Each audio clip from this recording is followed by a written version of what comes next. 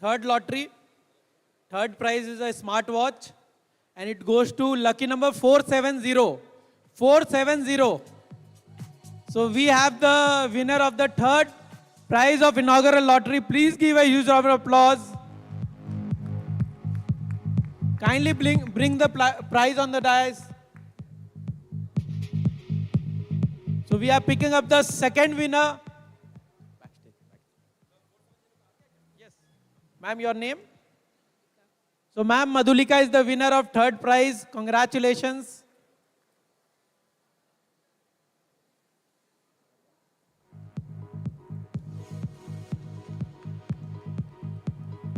Thank you. We have now picked up the second prize winner, serial number 5858. Serial number 58. If you are in the hall, serial number 58, Sumit Jaiswal. Congratulations. He is the winner of a mobile phone.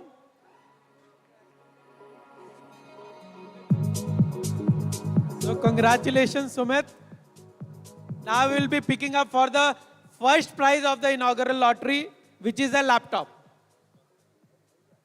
Serial number 1402, 1402. Serial number 1402. And we have the winner of the first prize.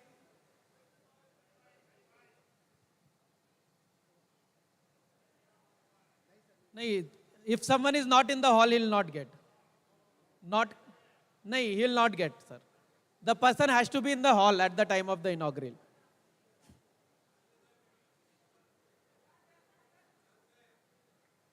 Serial number 8787. Serial number 8787. So we have the winner for the first prize.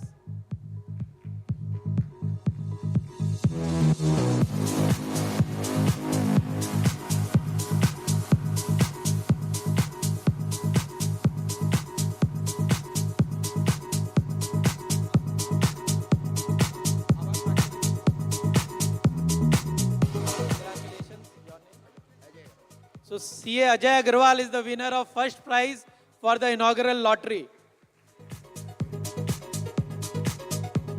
Thank you everyone for joining this inaugural lottery. We are starting in a few minutes.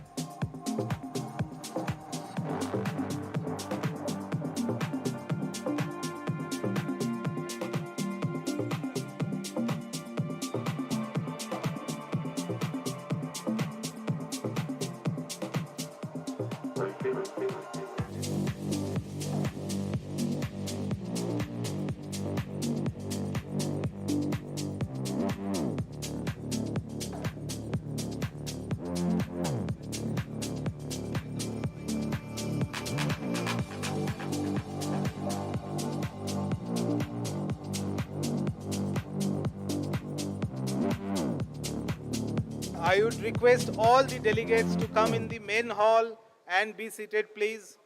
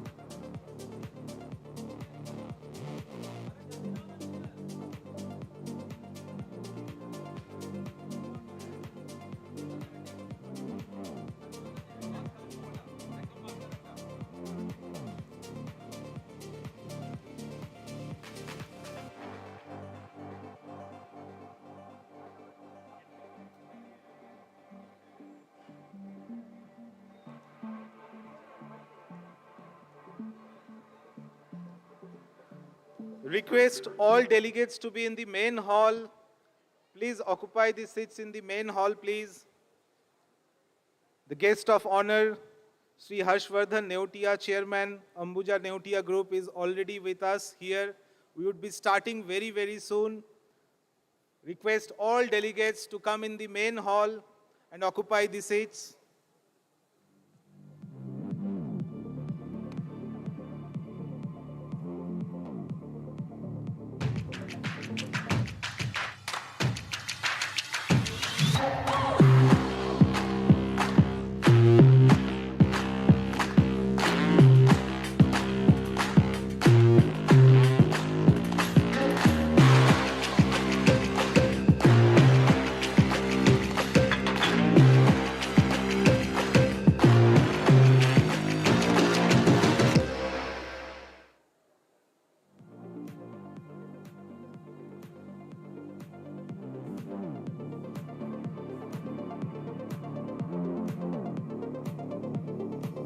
Request once again all the delegates to be in the main hall.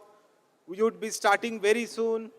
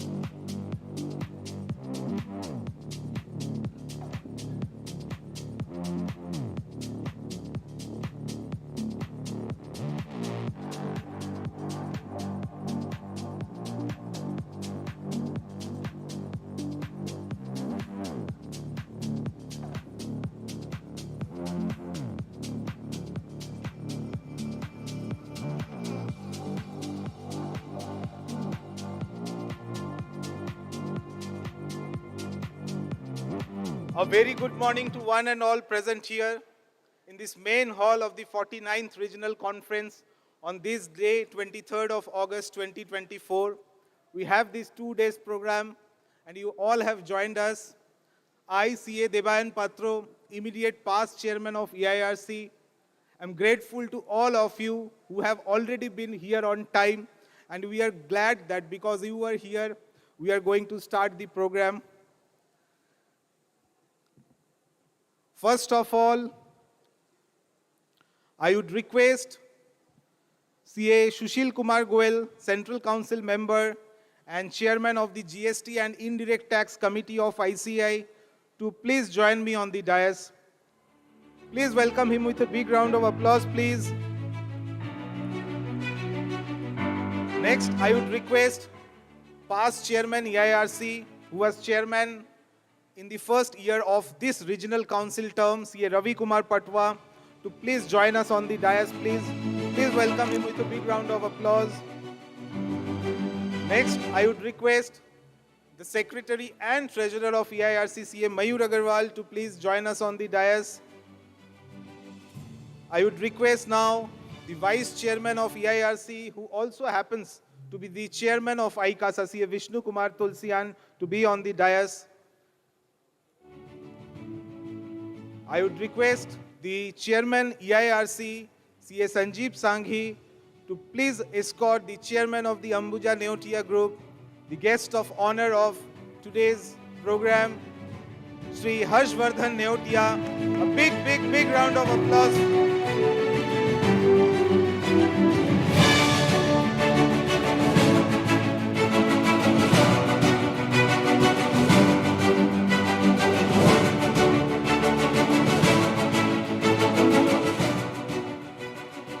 May I also request the delegates present here to let your friends and associates who are joining this program know that the inaugural has already started. And I would once again request the delegates who are not in the main hall to please come and join us in the main hall. May I now request to everyone to please rise up for the motto song of the Institute of Chartered Accountants of India.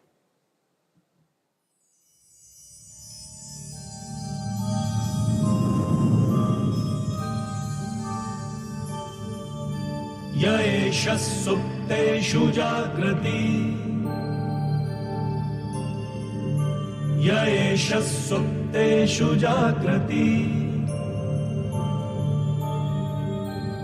कामं कामं कामं कामंशो पुरुषो निर्विमाणः निर्विमाणः तदेव शुक्रं तद्ब्रह्मा तद्ब्रह्मा तदेवामृतमुच्यते तस्मिन् लोकः शतः सर्वे तदूनात्यपि कश्चन एतद्वैता एतद्वैता एतद्वैता एतद्वैता एतद्वैता एतद्वैता.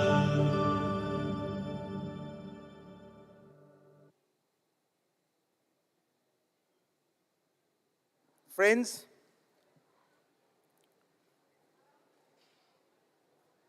while it is very difficult in this very big hall to recognize each one of you present here from the dais, but as far as I can see, we are very thankful to past president of ICI from our region, CA AC Chakraborty sir, for being amongst us here today. I can also see past council member of ICI from our region, CA Ramkrishna Agarwal sir. I can see past chairman, CA Mohitos Das, CA Sumit Binani. I can also see the ED Finance of Coal India Limited, CA Sunil Mehta. And I'm sure that many of our study circle leaders and branch leaders are already here, along with the study chapter leaders. Thank you once again for being here.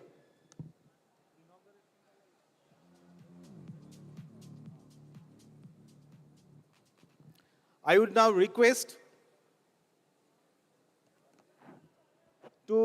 I would now request the console to please play the video of the 49th Regional Conference.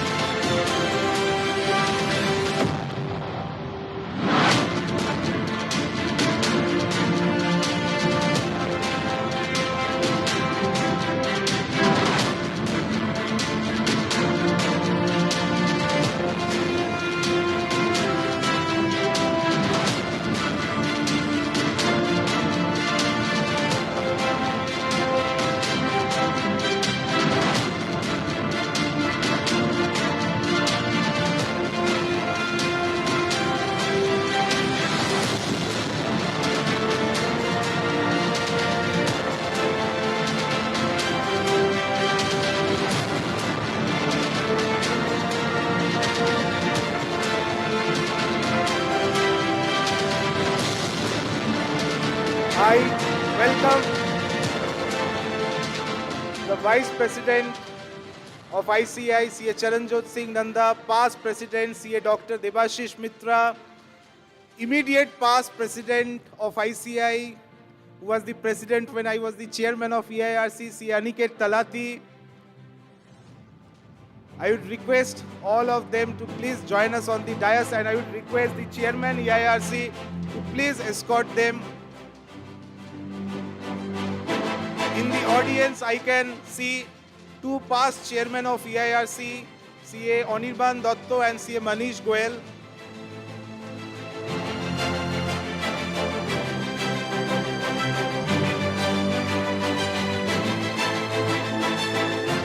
Please welcome the Vice President of ICAI, CA Charanjot Singh Nanda, with a big round of applause. We also have CA Dr. Debashish Mitra and CA Aniket Sunil Talati, past presidents of ICAI.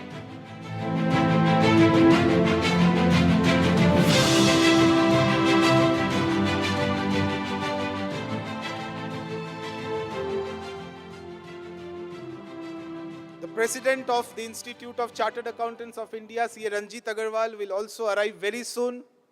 I also recognize the presence of past council member, CA Obhijit Bandopadhyay. And may I request the console to please play the vision of ICAI, the Drishti video.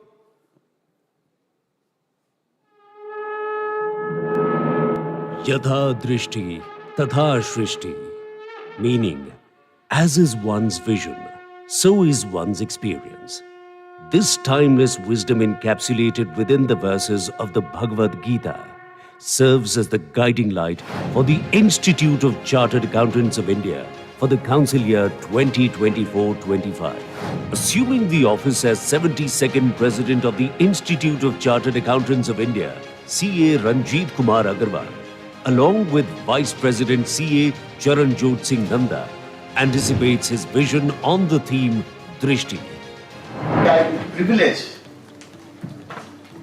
that I am assuming the responsibility of an institution which is not an institute, but over the last 75 years, which has become an institution in itself and which has become the world's largest accounting body. And I am the 72nd President of this institute, which is the world's largest accounting body. Drishti, which symbolizes a transformative journey, pulsating with innovation across the 7 pillars D, R, I, S, H, T, I. Drishti. One of the major focus areas this year is digitalization. Taking a lead in this area, ICAI has formed a new committee this year, AI in ICAI, to harness the potential of artificial intelligence to empower the profession and strengthen the operations and infrastructure in order to optimize productivity and meet the demands of a digital-centric world. Fostering research and development for capacity building, ICAI will further strengthen its research studies in the areas of accounting, assurance, taxation, finance, and business advisory services to provide conducive environment for research, development, and innovation. Integrity, which forms the core of the Institute. Recognizing this cornerstone of the profession, the Vice President of India, Shri Jagdeep Dhankar, lauded the unwavering dedication of chartered accountants to upholding the highest ethical standards. Ethics is quintessential to your profession to ensure trust and integrity in financial reporting, auditing, taxation, and consulting services. Out of experience, I can say, chartered accountants in Bharat have the highest ethics quotient. ICAI is extremely focused on adapting and upgrading the acumen and skills of the professionals in tune with the changing requirements in order to provide conducive environment for research, development, and innovation. ICAI is planning to establish new Center of Excellence pan-India. H in Drishti symbolizes hand-holding. As a trusted partner in nation building, ICAI provides guidance to MSMEs and startups, educating the masses through financial and tax literacy drive, assisting 2.6 lakh panchayats and municipal bodies towards strengthening accountability mechanism for good governance by providing certificate course jointly with the Office of CNAG to skill and train accountants at grassroots level. T signifies transparency, reflecting ICAI's commitment towards fostering trust and accountability while enhancing the quality of assurance services offered by its members. ICAI's pioneering initiative of UDIN for verification have instilled trust and transparency in the financial and auditing realms. ICAI ने यूडीएन यानी unique document identification number की शुरुआत की है। आपके व्यवसाय में प्रामाणिकता की बहुत आवश्यकता है। मुझे खुशी है कि आपकी यूडीएन के जरिए ये सार्थक प्रयास शुरू किया गया है। Independence I guides unbiased actions in the financial landscape. ICAI, the largest accountancy body founded on the bedrock of ethics, integrity, and independence, propelling India towards becoming an economic powerhouse of the world by 2047. With Drishti, ICAI envisions a golden period for the profession, shaping the future with innovation, integrity, and excellence.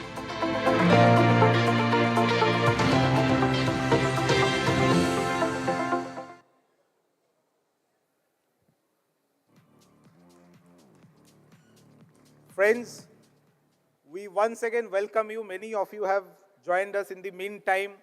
I also recognize the presence of another past chairman, CA Sunil Kumar Sahu. I can see many of the dignitaries and speakers who would be speaking in the main track and the other tracks in the next coming days. Our sponsors who have also joined us. And yes, of course, many of them, the volunteers who have been running pillar to pillar for the last few months to make this conference a success. Welcome to this conference. I can see past chairman CA Subhash Saraf and PD Rungta also having joining us. May I now request the chairman EIRC to felicitate the guest of honor, Sri Harshvardhan Neotia, chairman of Ambuja Neotia Group.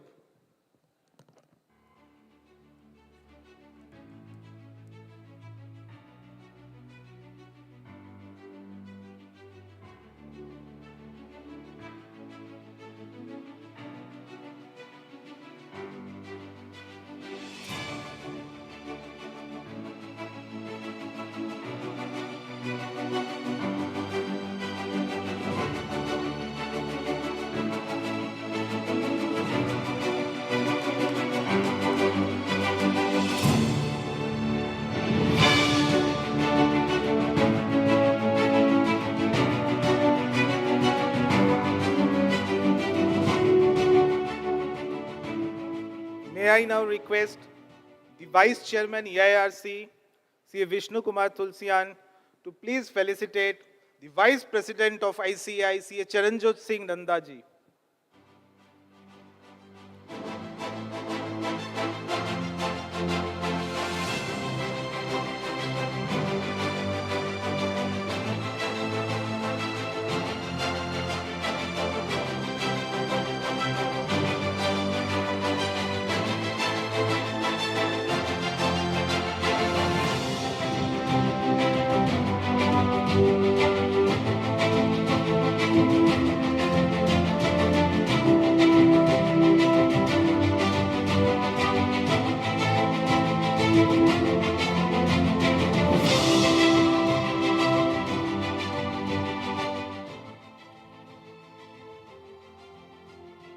Friends, before we proceed, let me update you that apart from the physical mementos that we are giving to the guests and speakers, we are also transferring a digital copy. It's not an image.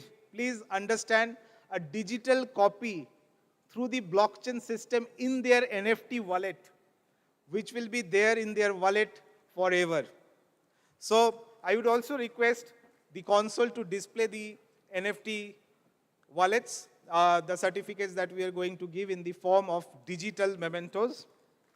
And may I request CA Mayur Agarwal, Secretary and Treasurer of EIRC, to felicitate the immediate past President of ICI, CA Aniket Sunil Talati.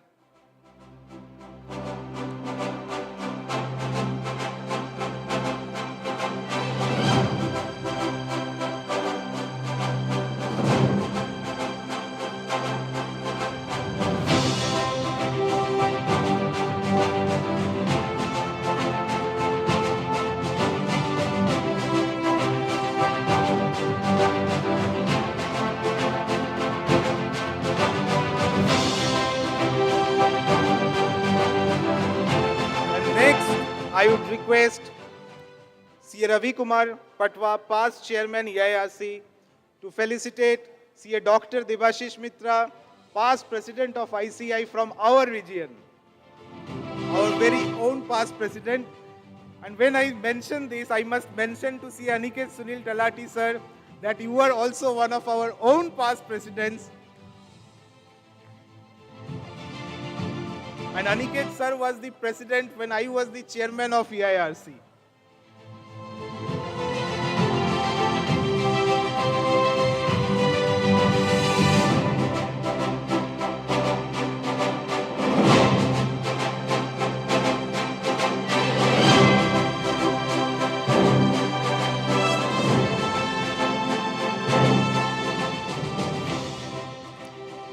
May I request C. Sushil Kumar Goel sir to stay here so that I can take this opportunity of felicitating him.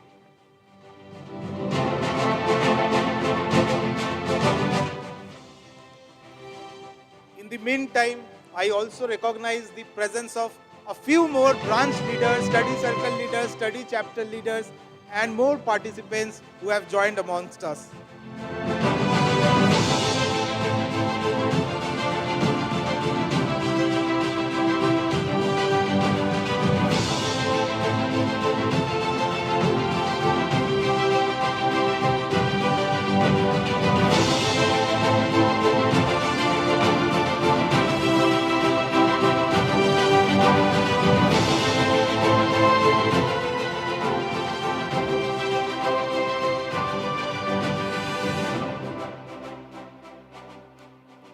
I would now request the person, the main person, the lead person behind the 49th Regional Conference, the chairman of EIRC, CA Sanjeev Sanghi, the technology man of the Eastern region, to please give the welcome address.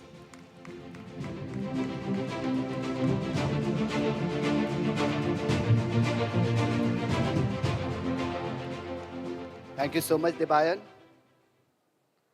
And a very, very good morning to all of you. Seated on the dais, the guest of honor, Harshvardhan Neotia ji, the chairman of Ambuja Neotia Group. We have our Vice President of ICI, CA Charanjit Singh Nanda. We had a very good time last evening, sir, and I still remember that. Our immediate past President, Aniket Talati, past President Debashish Mitra, the Vice Chairman of EIRC, Sushil Goel, the Central Council member and the Chairman of GST Committee, Vice Chairman Vishnu Tulsian, the Secretary cum Treasurer Mayur Agarwal, immediate past Chairman and the MOC for today's inaugural session.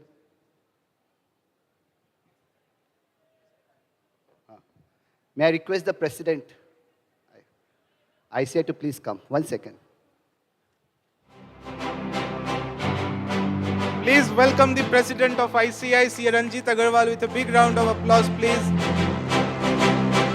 Request the Chairman EIRC to please escort him to the dais.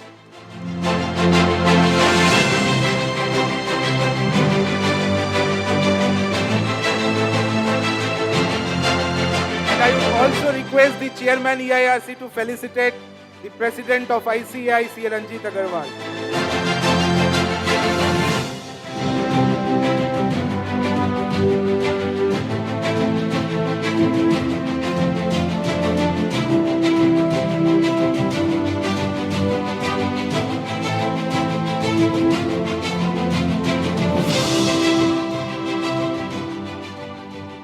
Let me once again apprise so that the President of ICI may also come to know that the memento that we are giving him in the physical form will also be transferred digitally into his NFT wallet through blockchain.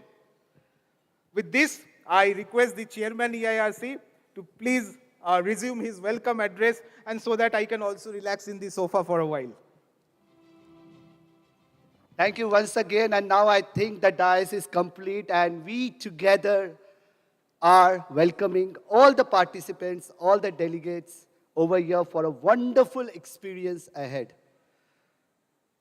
The President of ICI, CA Ranjit Agarwal, is right before us. We have already honored all the other dignitaries on the dais. We have our past President, A.C. Chakravarti, sir, very, very respectful. The past council members. We have the past chairman, branch leaders, leaders of study circle, leaders of chapters, members, delegates, students, industry, associations, ladies and gentlemen. We welcome all of you to this largest conference of Eastern India. And I would request all of you to give a big, big round of applause for this event, because this was a dream of EIRC. This was a dream of each and every chartered accountants of Eastern India to give an experience which you are going to witness in these 2 days. An experience matters. A value matters. An innovation matters. A vision matters. And that is what we together are going to do in next 25 years. Wherein we say that we matter. And when we are thinking about the theme of this conference, we just came up with this 2-letter, we. Because if we are looking forward to be the partners in nation building, if we want to take our country to be the most developed country of the world, the contribution of we as chartered accountant will be the most prominent. And let me tell you, in this conference of 2 days, it is not just about sessions. It is about an experience. An experience which we have seen across the world. An experience of having more than 75 speakers coming and trying to showcase all the different opportunities which a chartered accountant can do to give value to the clients, not just in this country, but across the world.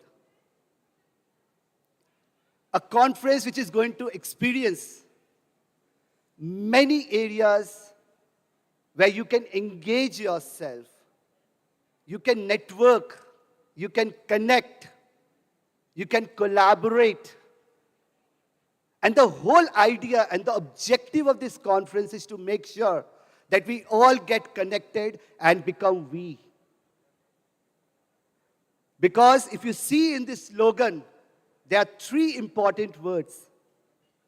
Adapt, and it is very, very important for us in current times to adapt with the change and transform ourselves like a caterpillar to a butterfly and innovate in whatever we do to give enough value to the client to say, bhai, tu cheez kya hai?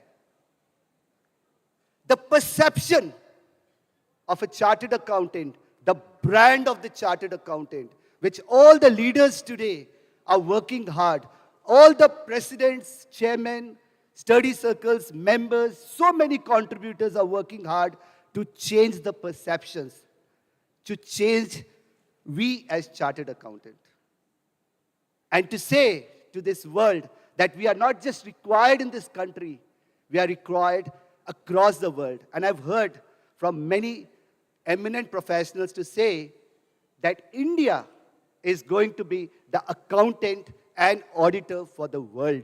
And that is what we all aspire to be. And for that, just three things we need to remember. Connect, which is what we want to do. We don't want all of you to sit and listen only to sessions. We want you to run around, see 5 panel sessions, live sessions, sumptuous food, live experience, Hum Sufi night, and there are many more which are going to be discussed by my other council members, the experience which we are going to see. But we want you to connect. We want you to engage with people around you. And we want to inspire them. Each and every one today sitting over here has to take an oath to say that when we talk, the way we position ourselves, the way we give a value, it should be an inspiration to others. It should be a person they will look forward to meet, they will look forward to welcome, and they will look forward to engage with. That should be our perception, and that should be created by all of us together. I once again thank so many people who are behind the scenes, for the scenes, and want to name one single student whose name is Somyo Jyoti Lahori. He's an intern and article working for 3.5 months for almost 12 hours a day to work day and night to bring all this experience with us, along with many volunteers, many members, my council colleagues, my regional council colleagues, my study circles, my chapter, my branches, everyone, whoever I called, came forward and said, yes, tell me what needs to be done, and we are there for this conference. So this is the beginning of a new area. This is the beginning of the new profession, and we all together can do it. Thank you so much.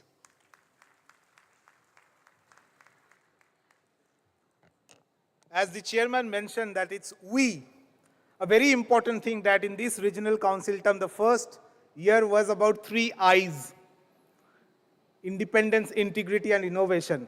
And in next year, I coined it as capacity building. And when we have already built our capacities, we found that collaboration was important, and all I's came together and became we.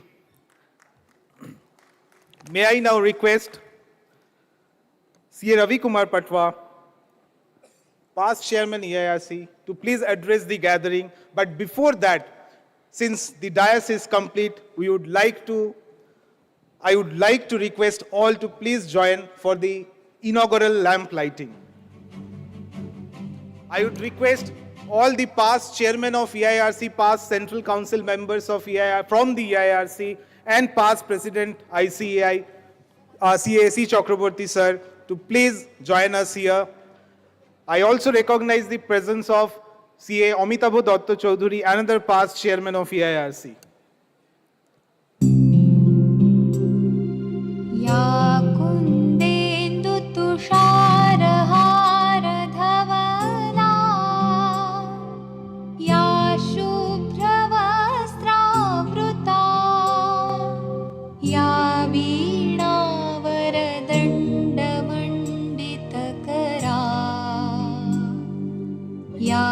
श्वेतपद्मासना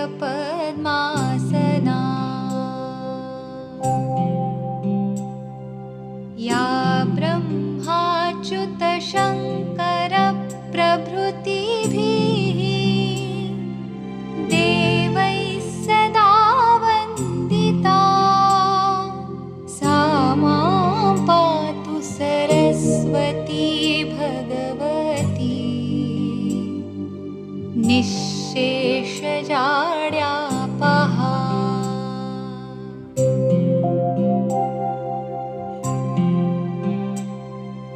शुक्लां ब्रह्मविचारसारपरमा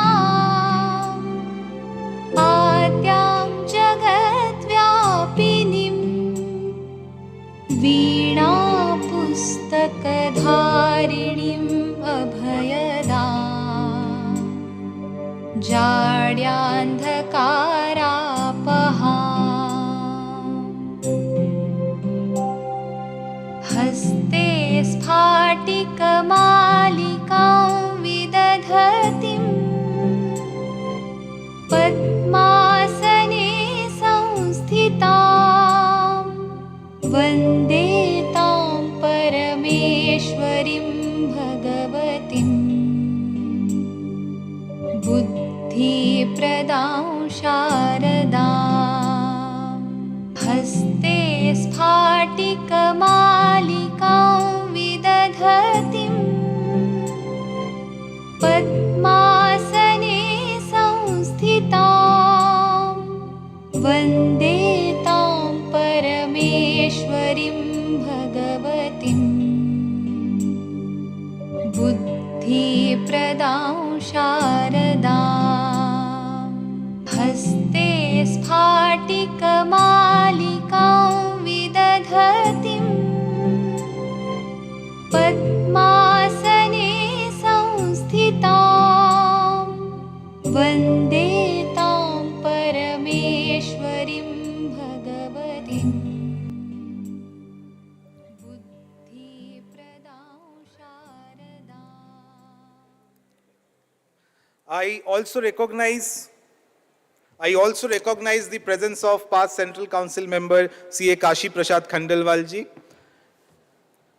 Now may I request past Chairman EIRC CA Ravi Kumar Patwa to please address the gathering. Thank you, Devan. A very happy morning to each and everyone present over here. Dignitaries on the days, off the days, friends, ladies and gentlemen. I'm sure you are thrilled with the 49th Regional Conference, the way it is unveiled. Let me take this opportunity to take you through what is going to happen in this main track, in this hall, during the next 2 days. After this inaugural, we will have a session on the reinvented professionals, where our immediate past president, CA Aniket Talati, will be there. Along with that, revered professionals like CAPR Ramesh and CS Ailesh Haribhakti will be joining us. We'll follow it up with a session on legacy leadership, planning for long-term success. And then there will be a training session on Tree Campus, a very small session, after which we will enjoy a very sumptuous lunch. And post-lunch, we'll reassemble here in this main track to witness a session on from automation to augmentation, how AI is empowering corporates and professionals. And then one of the most sought-after session by CAS Gurumurthy will follow that up with a session on the future of finance from Bahi Khata to AI, and after which you will be enjoying a high tea and then enjoying the foot-tapping music of Hum Sufi. We'll round up the day one with this, and then tomorrow morning, exactly at 9:55, we'll start the program, and we'll begin with a session on Go Global, Beyond Boundaries, after which there'll be a session on India's resilience to sail through global turbulence. and none other than Padma Shri Sri T. and Manoharan will be speaking in it. After that, a core session on GST litigations, and then corporate law, a panel discussion on corporate law from compliance to governance, which will be moderated by our past President CA, Dr. Debashish Mitra. And after that corporate law session, there'll be a lunch break. We'll follow it up with a session on audit trail documentation and its future. And then there'll be a session on international listing at GIFT IFSC. And then a session by CA Dr. Girish Ahuja on controversial issues on income tax. Let me also tell you that there will be other sessions. There'll be parallel sessions in track 1 and track 2. There'll be computer lab. All these details will be given by you, by other members of the regional council. Post the income tax session, we will have a valedictory session with a difference. Please do stay back for that as well. With these words, let me once again welcome all of you to the 49th Regional Conference. Enjoy every bit of it. I'm sure you will like it. Thank you very, very much, friends. Although I mentioned it as an address, what we had decided amongst ourselves is that to inform you about the various parts of this program one by one without talking about something else. So that is one reason why Mr. Patwa talked about the main classroom, the main hall, whatever would be happening here. Next, the one who is looking after the venue, CA Mayur Agarwal, the Secretary and Treasurer, would be apprising you about what else is happening here in this venue. So over to Mayur.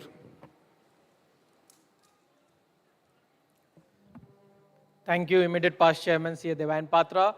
So good morning to all the delegates. Before I start the task which has been given to me, a huge round of applause for Chairman EIRC CA Sanjeev Sanghi and for all the delegates who have become part of this V conference.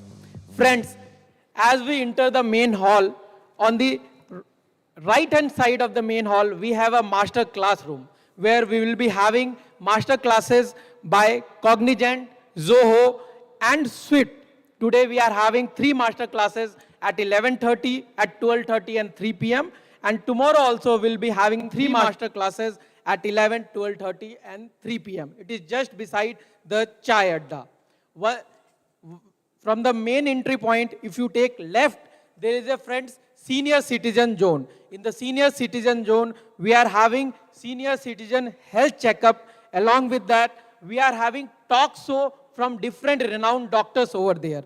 So we are having a neurology session at 12 p.m. today. Then we are having a cardiology session at 3:30 p.m. today.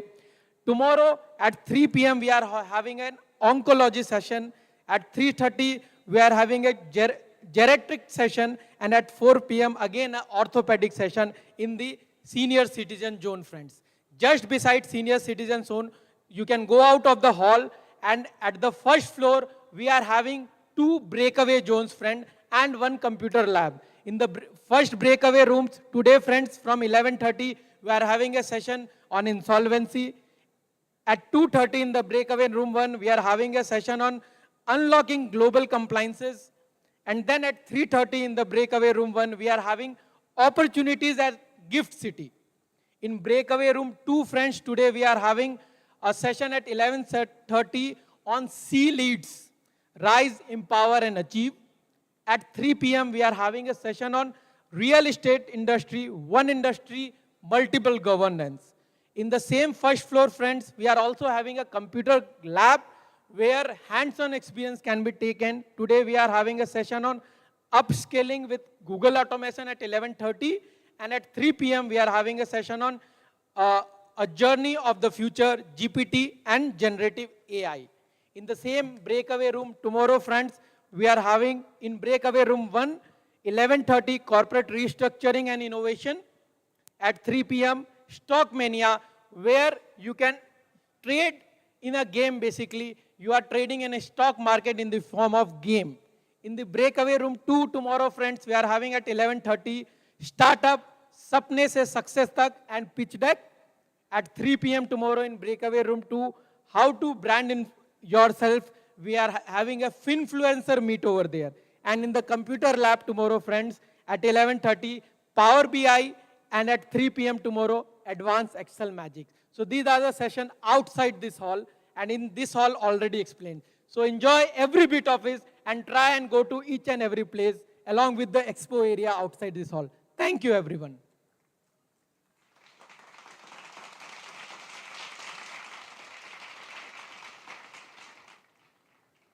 Now we will slowly move towards the Central Council members. And the Central Council has been always talking about women empowerment in ICAI. And I mention this because I can also see in the first row here, two branch lady chairperson, CA Janhavi Deo from Bhubaneswar branch and CA Rachna Rachaita Mohanty from Cuttack branch were the first lady chairperson of these two respective branches. May I now request CA Sushil Kumar Goel, Central Council member ICAI, to please address the gathering.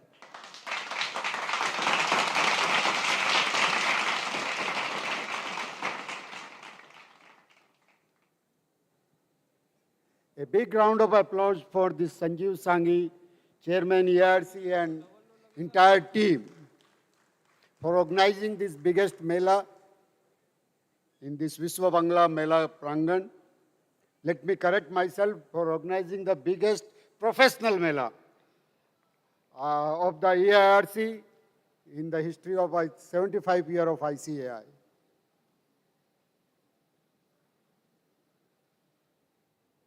Friends, we have with us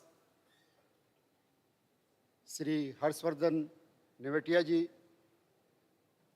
I must say Padma Shri Harshvardhan Nevatia ji, and we all, people of Calcutta knows him as a person in real estate, and Government of India recognized the Padma Shri for his outstanding initiative in the social housing, a big requirement for the country. Thank you, sir, for taking this initiative. CA Ranjit Kumar Agarwal, when he took the chair of president, he thought that everybody is talking about AI. So why not the AI should brought into the ICAI? Although it was already present in the name, but practically he is doing all sort of things that AI should become part of ICAI. Thank you, sir, for taking this initiative. And he's also taking a major initiative, which I always remember, that is the consolidation of CA forms. That is known as aggregation of CA forms, through which we can achieve the this bigger forms in India. Thank you, sir. We have with us our past president, CA Dr. Devashish Mitra, the World Congress president. One thing everybody knows about him, that he is World Congress president. But another thing which you people are not aware, that IFAC is not finding another suitable host other than him to organize the World Congress. And for the information of the House, IFAC till date not announced the next World Congress. After the World Congress, Devashish Mitra sir has hosted in the Mumbai city. Thank you, sir. We have with us immediate past President CA Aniket Talati, who decided to organize the GLOPAC, since the World Congress was not happening and it was not in the capacity of other professional bodies. You will pardon me for using these words. It was not in the capacity of other professional body to have a world level forum. So he decided and organized in Ahmedabad the World GLOPAC. And another information about the Aniket Talati, I must say, whatever initiative regarding the technology has taken in ICI, he always part of that, be it DLH, be it the SSP portal. Thank you, sir, for taking. And why I am saying so, once I was speaking in the World Bank program representing ICAI, and when I told them that so much technology we have already adopted, they all surprised to note that a professional body in India is adopted so much technology which they are still lagging behind. Thank you, sir. आप लोग सोच रहे होंगे नंदा साहब के बारे में तो बोला नहीं. नंदा साहब खुद के बारे में ही काफ़ी कुछ बोल लेते हैं, लेकिन नंदा साहब की एक बात हम सारे काउंसिल मेंबर हमेशा याद रखते हैं और मैं रिपीट करना चाहूँगा. नंदा साहब कहते हैं ये जो वर्ल्ड कांग्रेस और ग्लोपैक हमने किया, दुनिया में हमने अपनी ऐसी जगह बना ली, उसको मैं वो एक कपलेट में बोलते हैं, मैं उसको बोलना चाहूँगा कि आते थे न जवाब, उनके सलाम आने लगे, अब तो मेरे नीम के पेड़ पे भी आम आने लगे. So we always love to hear him. Friends, but I must say, present situation of the country, it is the best time in the country ever had, India have. There are 4 parameters why I am saying so. First is India is young. The mean age of India is 29. And this is the most advantageous position of for any country. That if mean age is 29, at that particular age, people start earning. So we must take advantage of this. And if you are not taking advantage in next coming 10 years, we are going to miss this opportunity. So we should start thinking not in a dimension that how to use AI. Rather, we should start thinking how to create AI. This is the requirement. This is the demand of the time, I must say. Another factor, India has eliminated the extreme poverty. This is, I am not saying, United Nations Development Program has mentioned it, that we have eliminated the extreme poverty and 415 million people have taken out of the extreme poverty. So if we are out of this, we can think about the growth. We can think about the growth. Another piece of information, my friend, all we know, the male-female ratio. Male-female ratio is not very conducive in our country. But you will be surprised to note the last index, which is informed that there is 1,020 female against the 1,000 male in the country. This is changed. This is changed now. And we are in advantageous position. Those days are gone कि लड़की पैदा हो गई. Now people are celebrating लड़की पैदा हो गई, कुछ ध्यान रखेगी माँ बाप का. लड़का का तो पता नहीं क्या करेगा. So this is advantageous position. This entire force of women, which is now more than male in the country, or more than the men in numbers, is added to the workforce in the country. They are now leading from front. President sir will definitely going to tell you about in ICI how females are going ahead. But if you take all these 4 factors, this is the most advantageous position in the country, and we professionals can lead in these situations and do miracles. Thank you.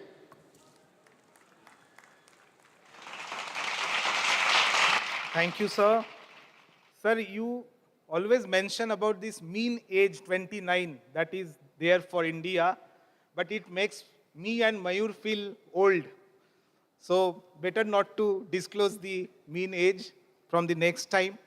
And during your speech, you were mentioning the highlight that we could get was of the World Congress that we can remember from your recent speech. So let us move to the World Congress President, CA Dr. Debashish Mitra, and let us hear from him now. Please, sir, over to you.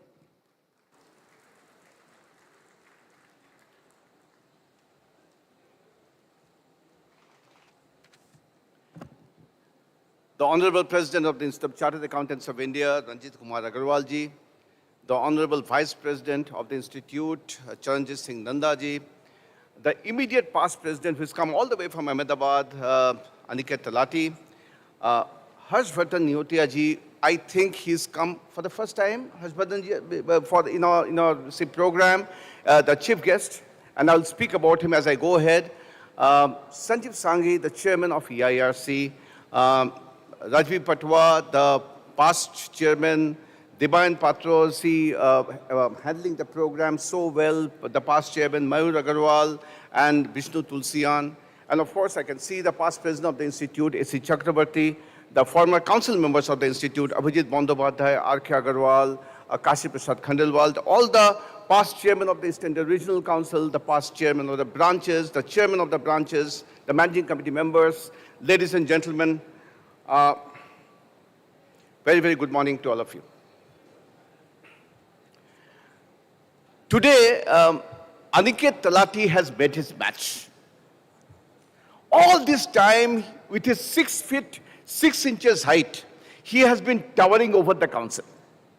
And there are people like us who used to run away from him. But then when I saw Mr. Harshvardhan Neotia today, you see, I think, you see, if you see them standing next to each other, you see, you'll find that, you see, he has met his match today. Aniket Talati. See, so many times. Harshvardhan ji, I have only 5 minutes. The president of the ICI will speak at length about the institute. Let me tell you, today, this 5 minutes, I'll just, speak to you only. Of course, the audience knows what I'm going to speak. We are not an association. We are not a club. We have been set up under an act of parliament. On the 1st of July, 1949, even before India became a republic. The first meeting of the council was held on the 1st of August, 1949.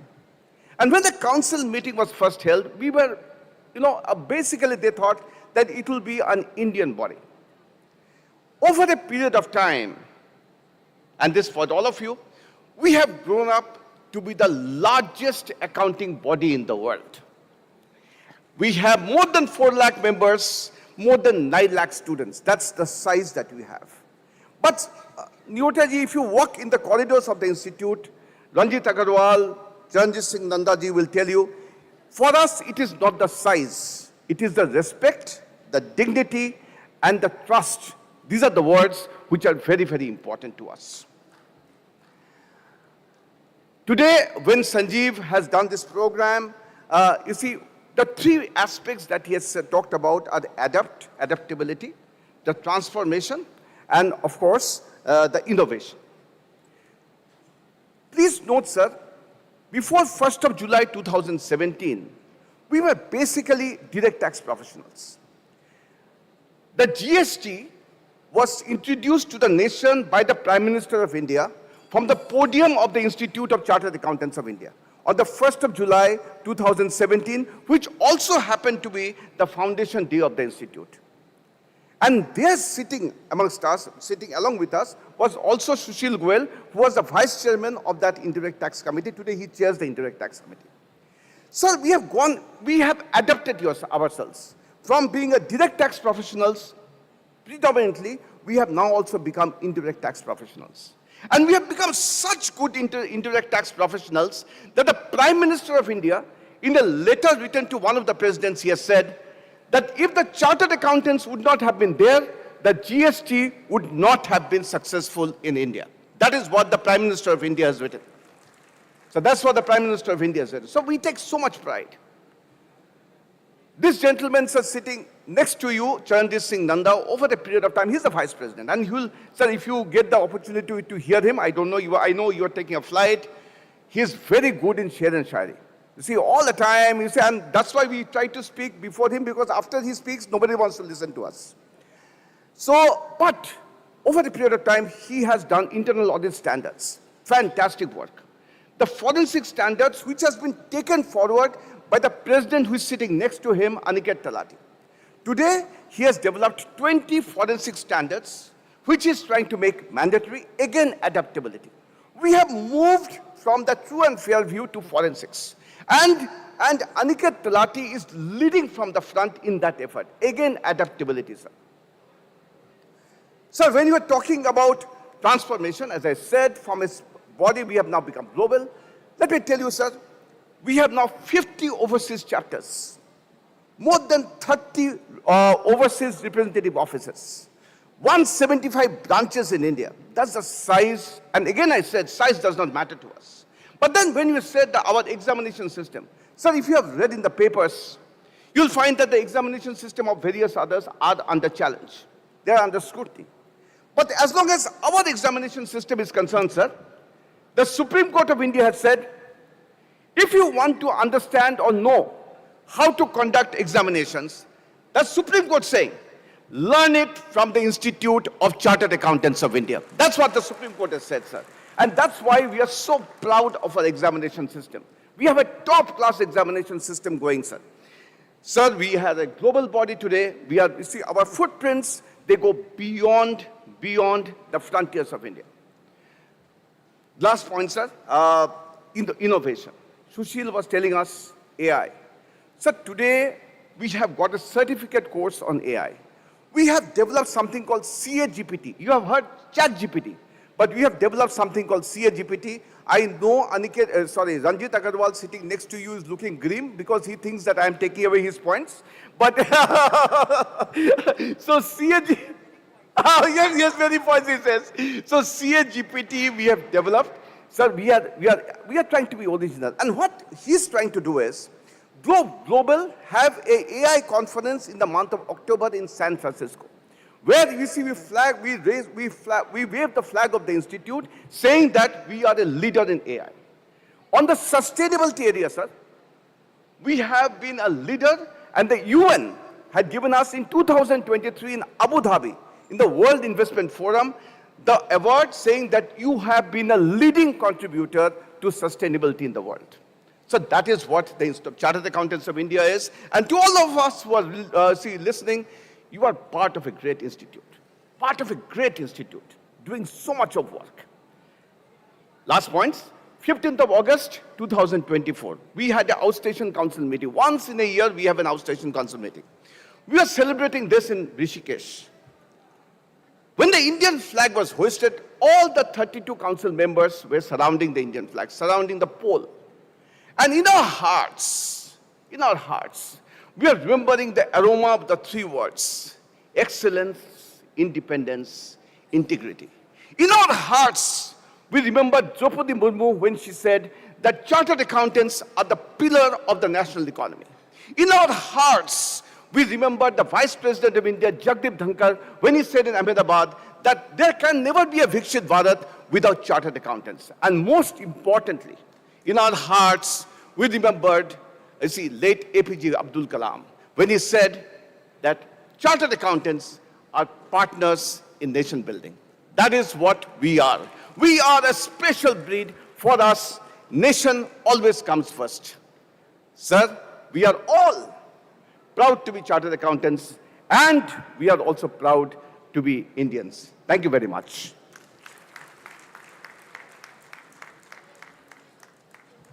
Thank you so very much, sir.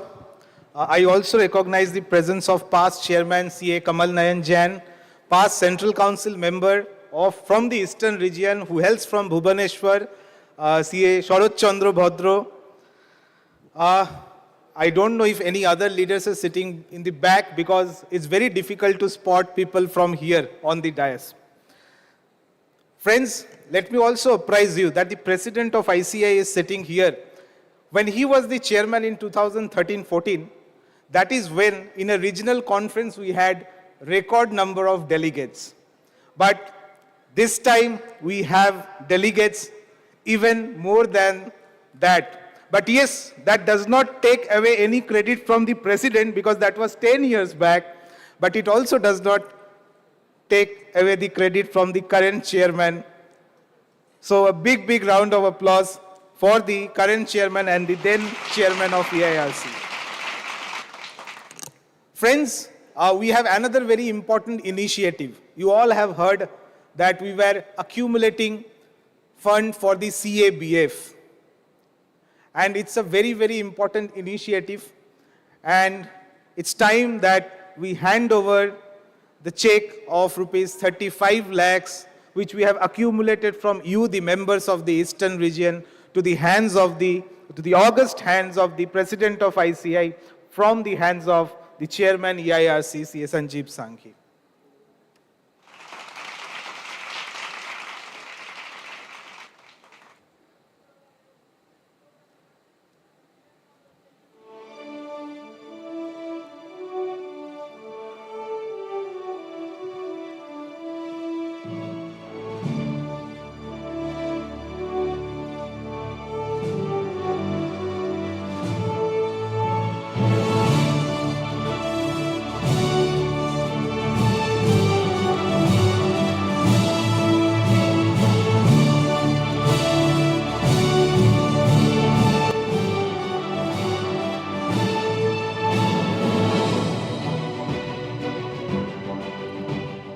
Friends, we will be hearing from the immediate past president in the next session.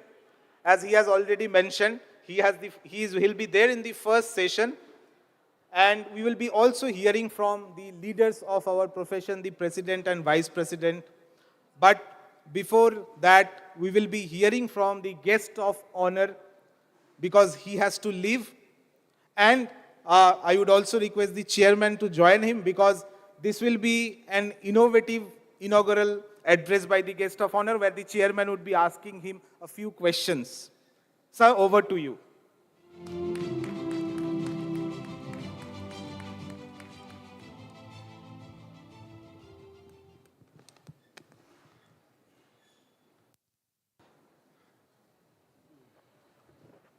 Good morning, ladies and gentlemen. It is indeed a great honor and privilege to be here on this very, very important occasion. I wish to felicitate and thank the Indian Institute of Chartered Accountants, their leadership at the central level, their leadership in the eastern region for organizing this amazing conference with so many participants in the city of Joy. And also, I wish to acknowledge the amazing amount of work that your institute and more importantly, your members do in nation building. We, as a business, are in real estate, hospitality, healthcare, and education. And I'm delighted to inform you that the leadership of all my businesses are by a very, very dedicated and committed group of chartered accountants. Their businesses are so diverse. I think one of the great learnings that I have had while working with my esteemed colleagues is that they are extremely adaptable. They can very quickly shift gears from one industry to another, and their ability to analyze and understand is extraordinary. So I have been privileged to become, in a sense, a reflected chartered accountant. I have not had to study chartered accountancy because maybe I was not good enough to do that, but I've really enjoyed working with them, and they remain to be a major pillar of our growth and success. I would just like to make an opening comment. We are all at a very interesting point in our country. As one of the speakers just alluded to, we have come a long way. A large number of our people have been pulled out of poverty. And we see that we are the fastest growing large economy in the world. There are also geopolitical factors that have helped India in some strange way, sometimes due to some negative events that have happened in other parts of the world. There is a push towards the China plus one policy for most international companies, and India seems to be a natural choice for being the second place to establish their businesses. The reforms that have happened, particularly in terms of GST, the digital stack, the infrastructure built in our country, provides a fantastic base on which to build our economy. We have the demographic dividend of a young population. I think we just have this for a short window of another 10 years before our population also begins to age. And finally, we have this great entrepreneurial tradition in our nation where we have always been creative, innovative. It's in our DNA. When you put all this together, it's a very, very opportune time to build and develop our country. And it would be a surprise if we were not to become all that Honorable Prime Minister is talking about in 2047. Day before yesterday, I was with Mr. Krishnamurthy Subramaniam, who has written a book on India at 100, where he claims that we are likely to be in excess of $50 billion economy by that point of time.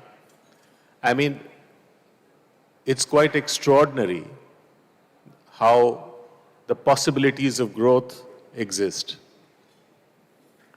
While all this is wonderful, the only point that we need to be mindful is there is a part of India that is perhaps not catching up fast enough.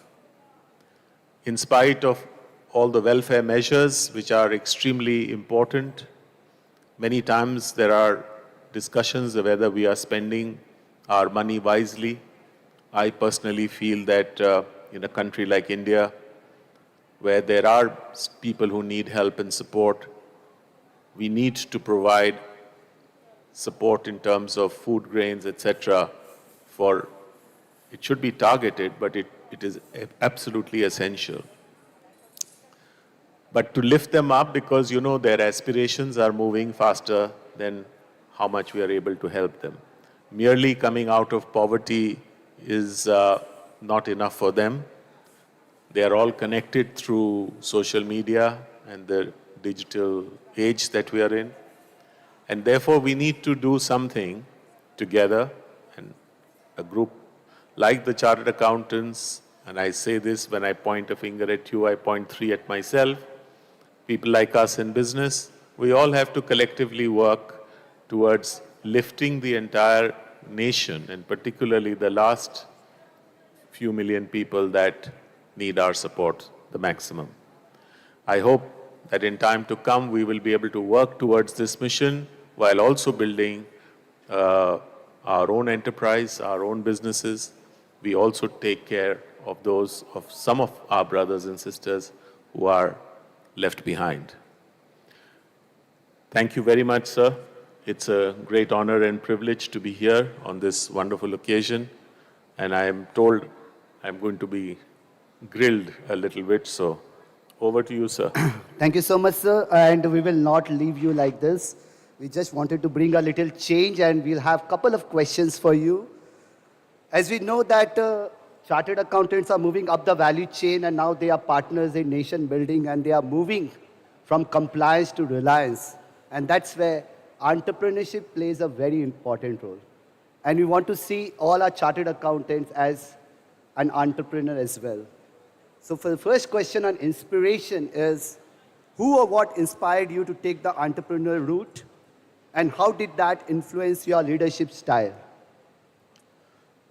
Well, you know, in those days when I was growing up, in Marwari families, it was understood that the son will follow in the footsteps of the father. So really entrepreneurship to me came naturally.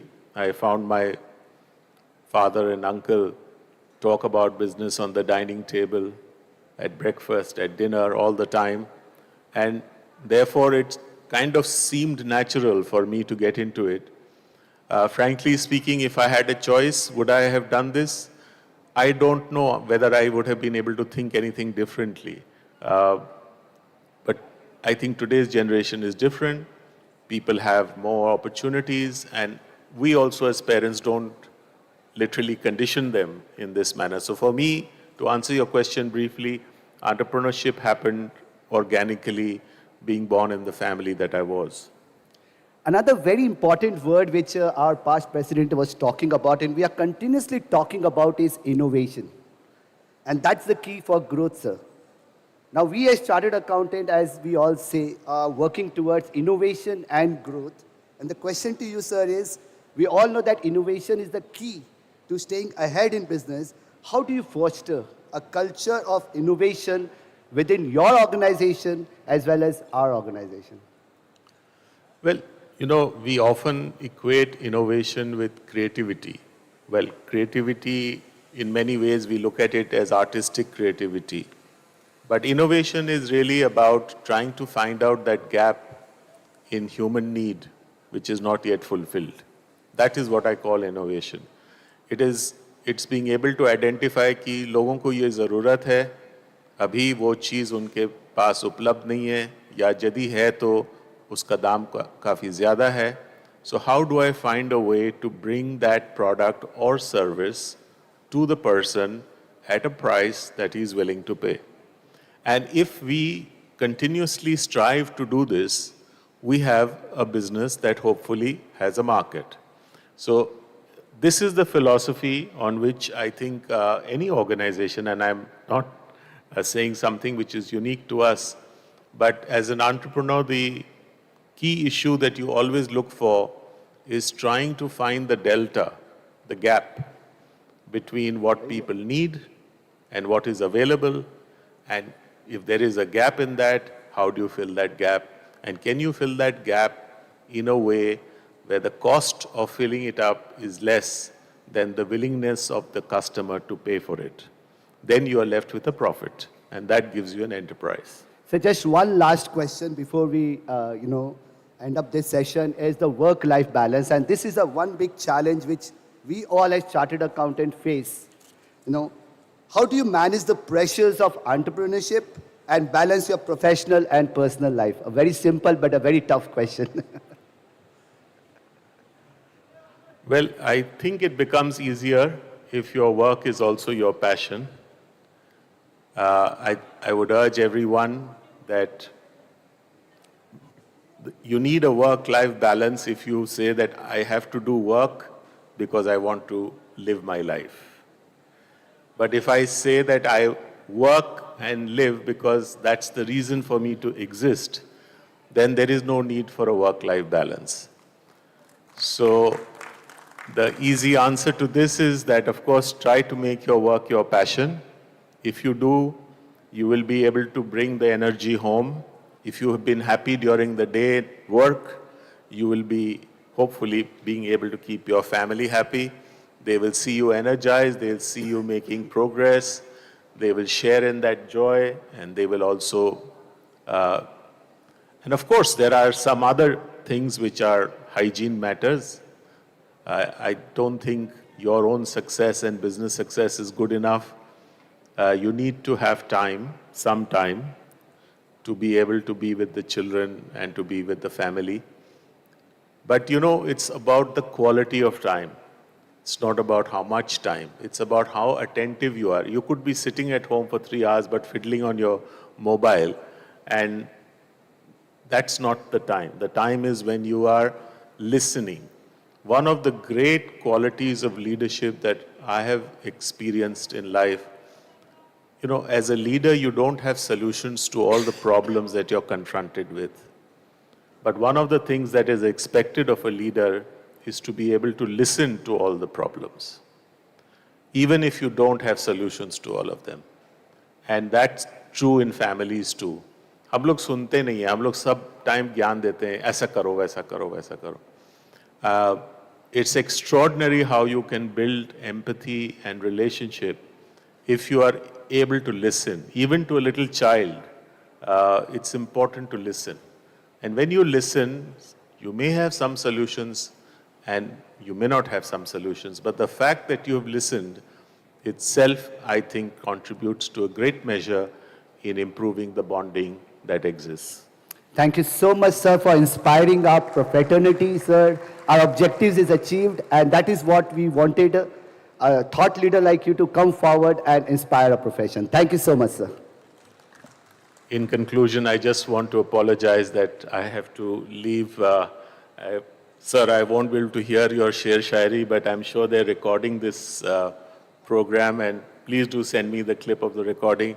I'd really like to go through it. Apologies, I have to travel, so please excuse me for leaving it.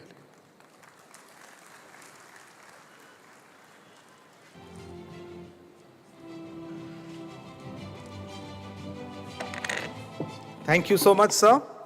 Before the guest of honor leaves, we would like to release the souvenir of this 49th regional conference, which you all will be getting in the digital format. May I request the team which has been working on the souvenir to also be present on the dais. CA Sarita Agarwal, Miss Annie, Mr. Bishnu Chaudhary, Miss Vijay Lakshmi Mishra.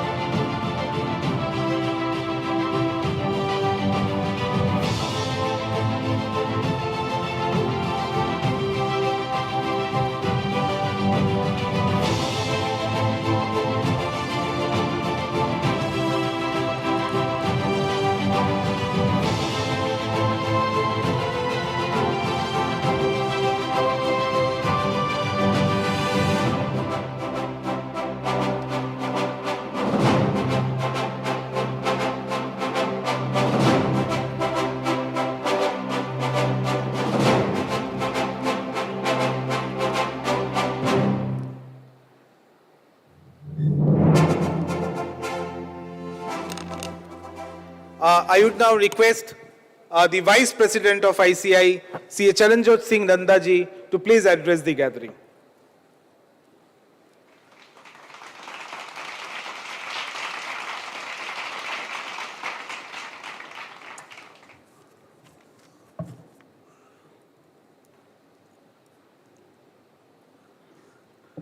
A very good morning, ladies and gentlemen.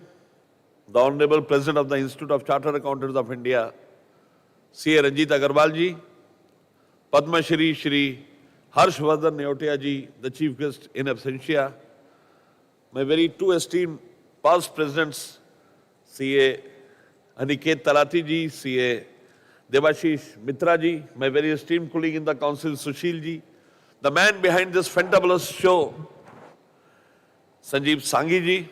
I can see Mr. Ravi Patwa, I can see Mr. Tulsian, I can see Mr. Devyan Patra, I can see Mr. Mayur Agarwal, and all past presidents, past council members who have come here to go home more enlightened. Ladies and gentlemen, the institute had a very humble beginning.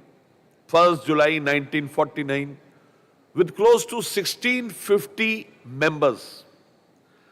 And I'm so happy today, excited today, that we have twice that members in this hall.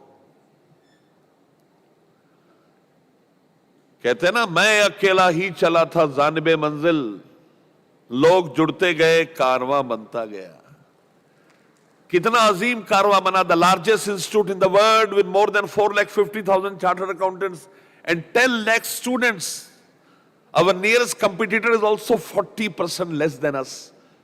Look at the momentous growth your institute is having today. Look at the way we are projected in the world. I have 3 points, simple points to discuss with you. The first, people say we are partners in nation building.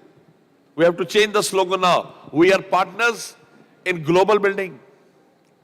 What Institute does for the first time, Institute is a great contributor in terms of technology. This program primarily is addressing technology. I want to tell you internationally, the entire world is driven in technology by India and particularly Indian chartered accountants. They are the drivers to technology, may it be artificial intelligence, blockchains, Internet of Things, data analytics. Anywhere you go in technology, system audits, cyber security audits, vulnerability audits. I'll give you an example. Last year, the Reserve Bank of India called us. I was the chairman, Digital Accounting and Assurance Board, which our honorable past president arose now. We sat, and when the tea came, the first thing which the officer said, he said, sir, I have a request to you. I said, please let me know. He said, in India, whatever system audit is done, whatever vulnerability audits, cyber security audit is done by any professional, may it be an engineer, ICWS, CS, it has to be regulated by the Institute of Chartered Accountants of India. I immediately retorted, I said, sir, our regulation does not permit us for this, we can only regulate chartered accountants. Now listen to his answer, he said, sir, when we propose that you have to be regulator, we have done our homework. We request you and mandate that you set up a Section 8 company and mandate all the professionals in cyber security information system audit through that Section 8 company. See where the institute is going.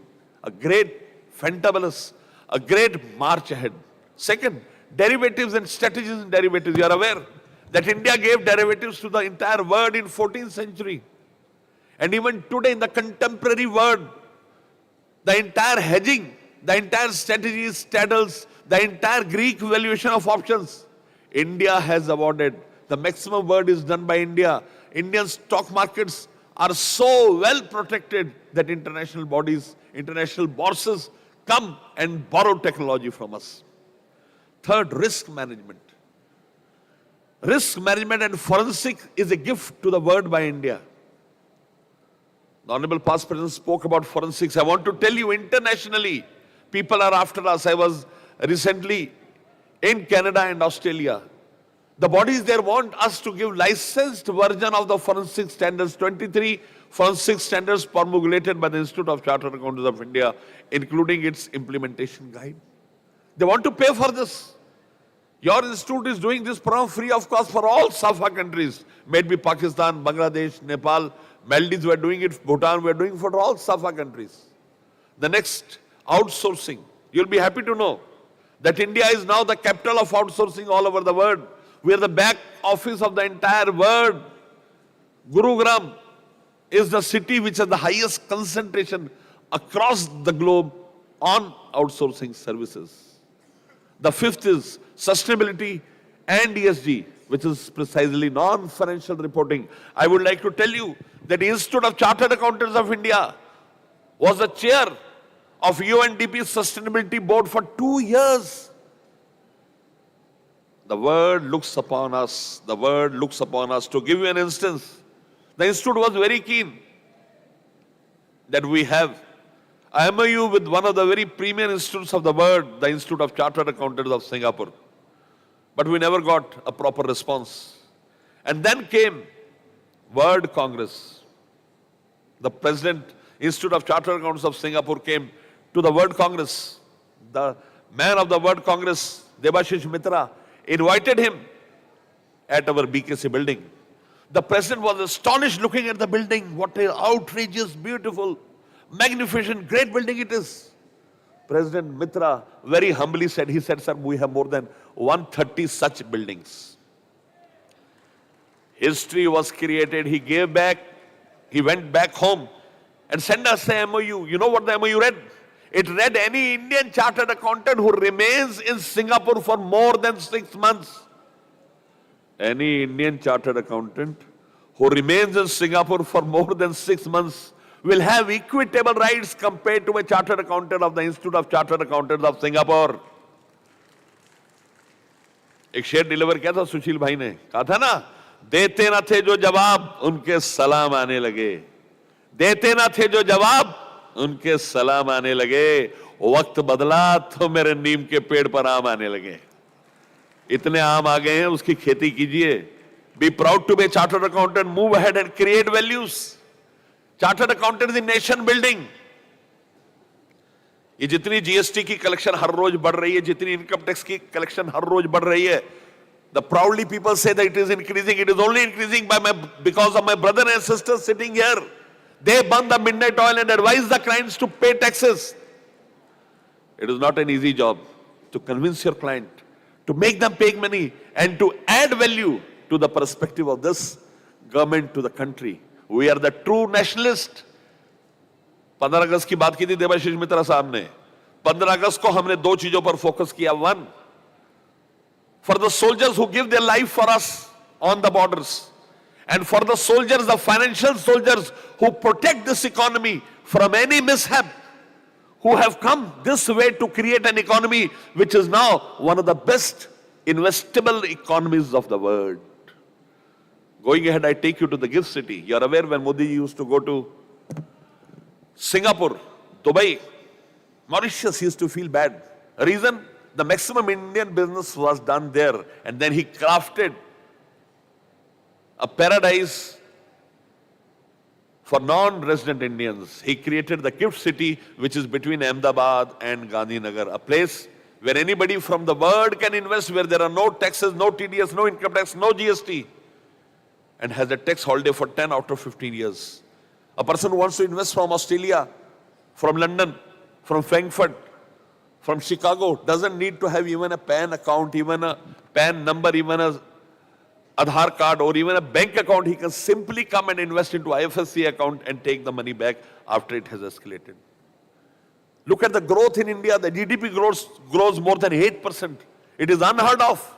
And chartered accountants are the backbone of the Indian economy. I want to discuss a recent judgment by Delhi High Court where they said Indian chartered accountants are the gateway to this great Indian economy.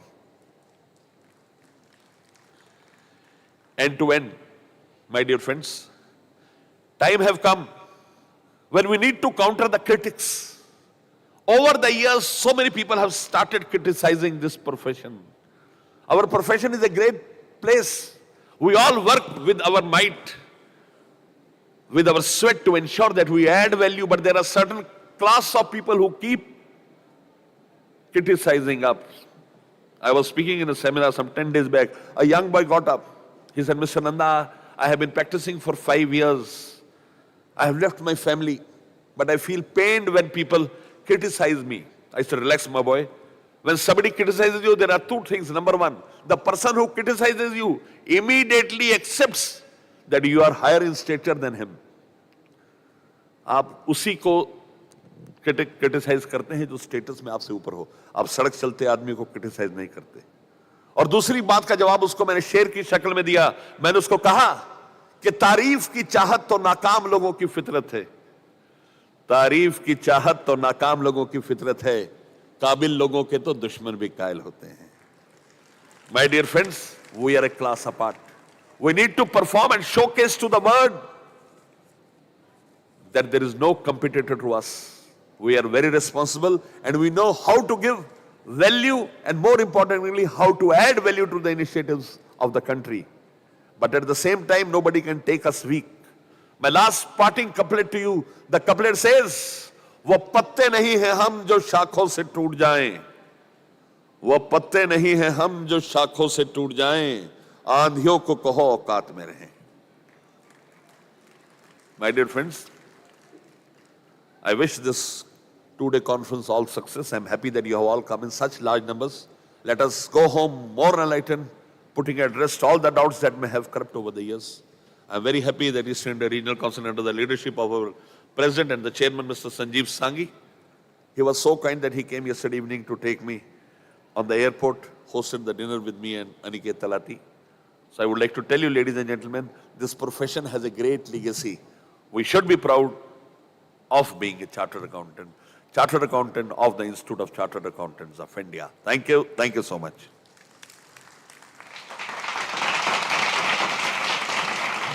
Thank you so much, sir. It's now time to listen to the President of ICI, our very own C. Ranjit Kumar Agarwal. Please welcome him with a big round of applause, please.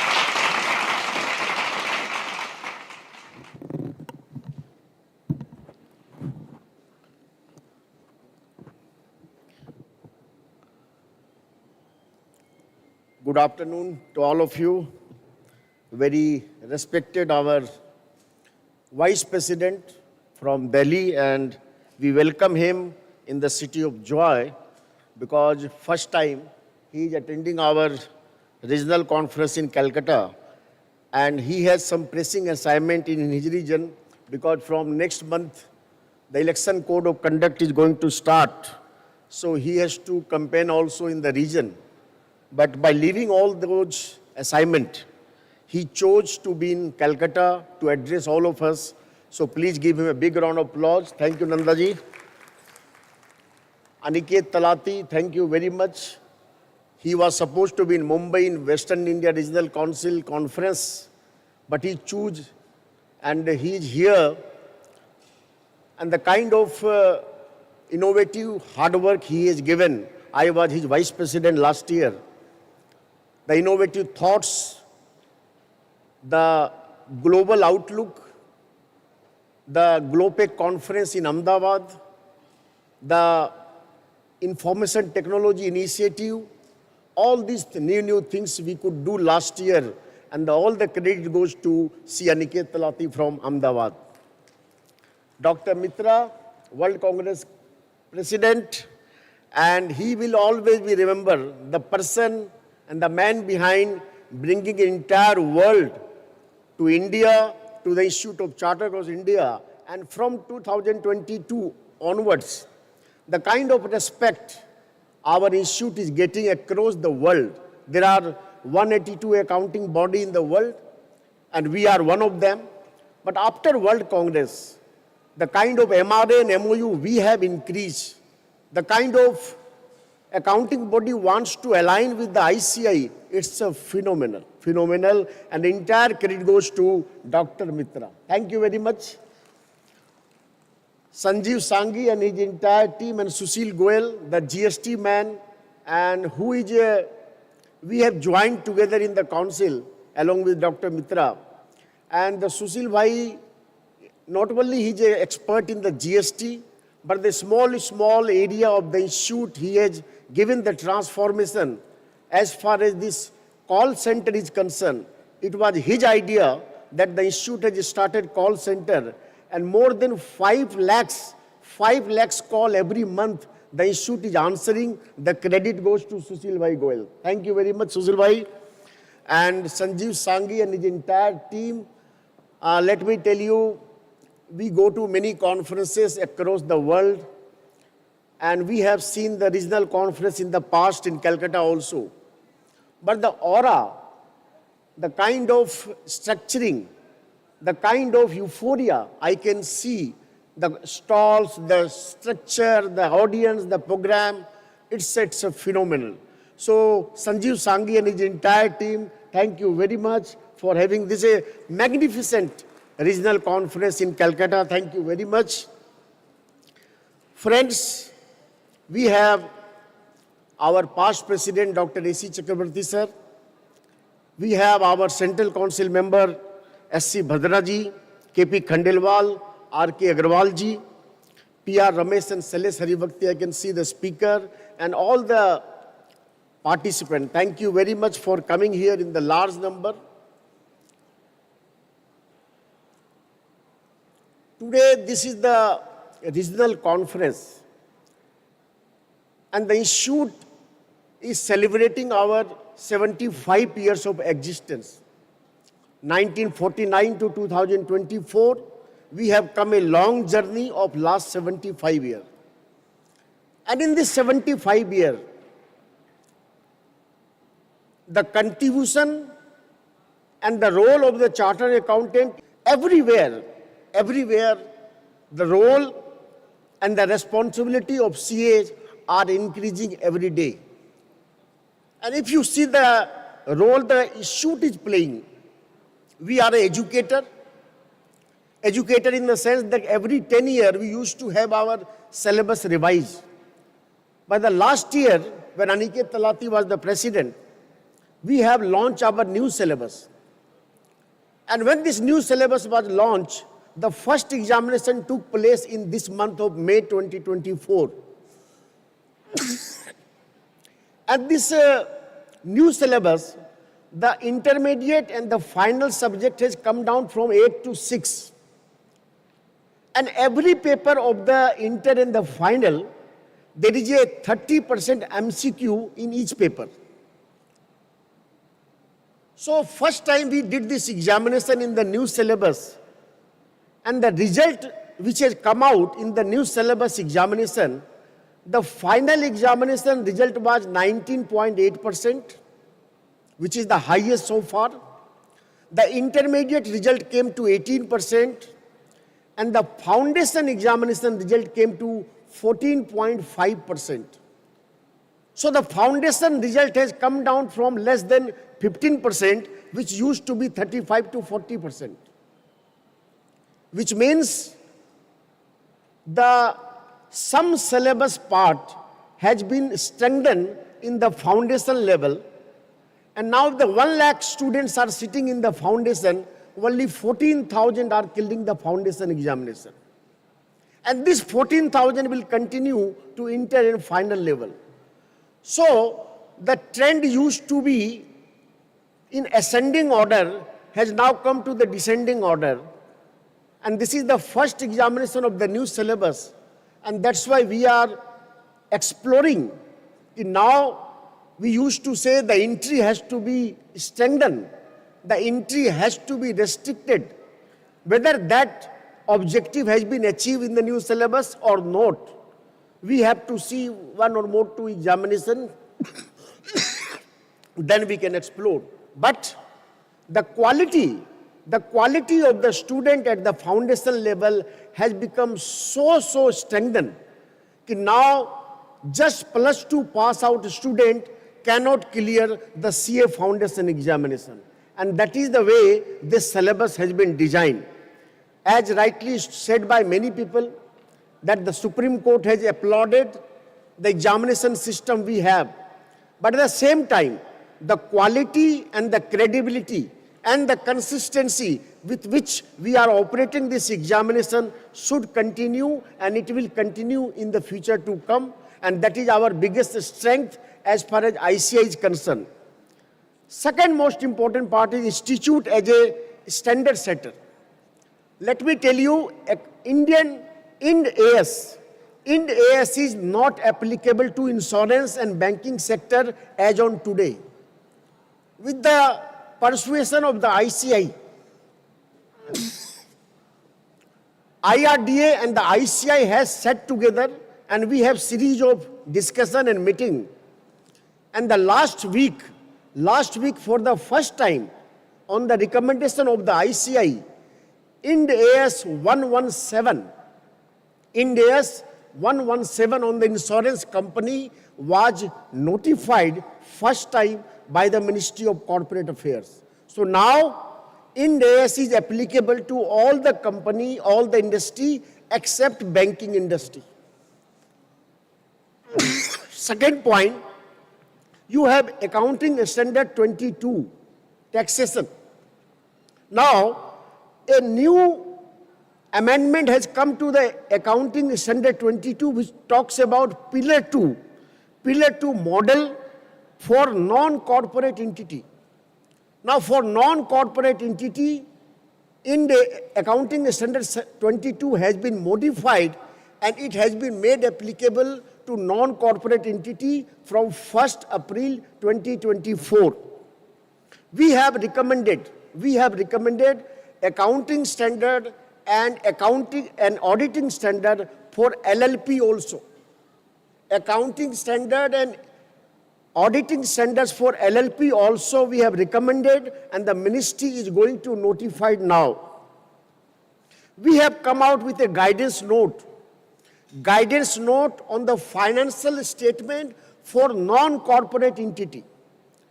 You may not be aware, we have given a format, a standardized format for non-corporate entity also. And for that, a guidance note has been issued recently by the ICI, and this will strengthen the standardization of the entire entity of India in a one format. If non-corporate entity also follow the format given by the ICI, a one format, entire data of the entire economy of this country can be collected and aggregated and can be given to the various stakeholders in one format. So this is the very important initiative by ICI, wherein guidance note we have also issued for standard on financial statement for non-corporate also. We have also working with the IBA and the group of a PSU banks, where a balance confirmation can be issued from a common portal. ICI, IBA and the banks are working on a common portal where all the balance confirmation of the borrowers can be accessed through a one common portal, and I'm very happy that ICI is taking a lead as a leadership role while formulating this kind of portal. One more important issue we have, say, that a issue has come out with an exposure draft on standards on less complex entity. Now, accounting standards are, people are saying, getting complex and complex. And there are many entities which are not required to follow these kind of complex accounting standards. We have come out with an exposure draft where whether we can come out with the standards for less complex entity. And for that, exposure draft has been given, and the last date for that comment on the exposure draft is 9th of September 2024. Moreover, you might be aware, the institute has given 16 sustainable reporting standards to the MCA. Now, that world is talking about financial reporting as well as non-financial reporting. Now, RBI has given a circular that if you want to give a credit to an industry, whether that industry should get the credit based on the carbon emission the industry is giving, or which kind of industry should get what kind of credit based on the CO2 emission that industry is producing.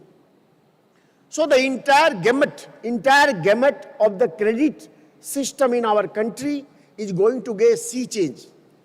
And for that sea change, the thrust area is on the non-financial reporting.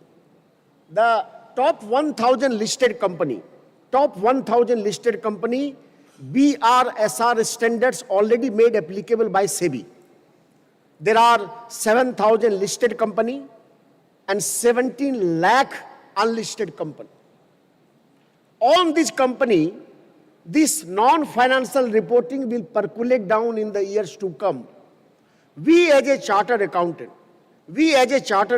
has to see whether the expertise we possess to report financial statement or financial data, the same amount of expertise we develop as far as non-financial statement is concerned or not. So we have a challenging task, how we can skill or upskill our membership at large on this non-financial reporting is concerned. And that's why the institute is having a certificate course, various program, various symposia on non-financial reporting. That is going to be the future of the profession, where non-financial reporting will be made mandatory for all the company put together. As far as institute as a regulator is concerned, you might be aware that peer review board has made it mandatory. Every firm having 5 partners and more has to get their firm peer reviewed by a peer reviewer. This has already been made mandatory to every firm having 5 partners and more. There are 96,000 firms in India. 96,000 firms comprise of 75,000 firm proprietorship firm. Now we have made a committee this year, aggregation of CA firm. Now aggregation of CA firm talks about this 75,000 proprietorship firm. If there is no second generation CA in the family, what will happen to the firm? What is the succession planning? What is the valuation of this property and aggregation? And that's why the council has decided that the merger, if you do the merger and if you want to demerge to get your old name restored, within 5 years you have to demerge. We have said, with 5 years we have lost in the council, the 5 year we have extended to 10 years. Now within 10 years, even you demerge, you will get your name restored. Second, you are a LLP. Now LLP, the partner can be individual. But as per law, LLP can also be a partner of LLP. So we have permitted one LLP also to become the partner of another LLP. So both the LLP, one LLP having another LLP as a partner, by having the strength of both the LLP, resource and the mobilization of the technical know-how, the LLP can bid for the bigger audit. At the same time, both the LLP can retain their individual identity. This is the steps in the direction to aggregate the CA firm in India. There are many other proposals going on as far as networking guideline is concerned, as far as international networking is concerned. All these things the institute is working. The whole objective is how to aggregate our 96,000 firm. And mind you, India is growing. Everybody is talking about the growth rate, $4 trillion, largest population. But as far as our CA population is concerned, we have 4 lakh CA, 1,60,000 in practice only, and 2,40,000 are in business, industry and startup. 2009, 5 years before, when the total membership of the institute was 2,90,000, the practicing member was 1,60,000.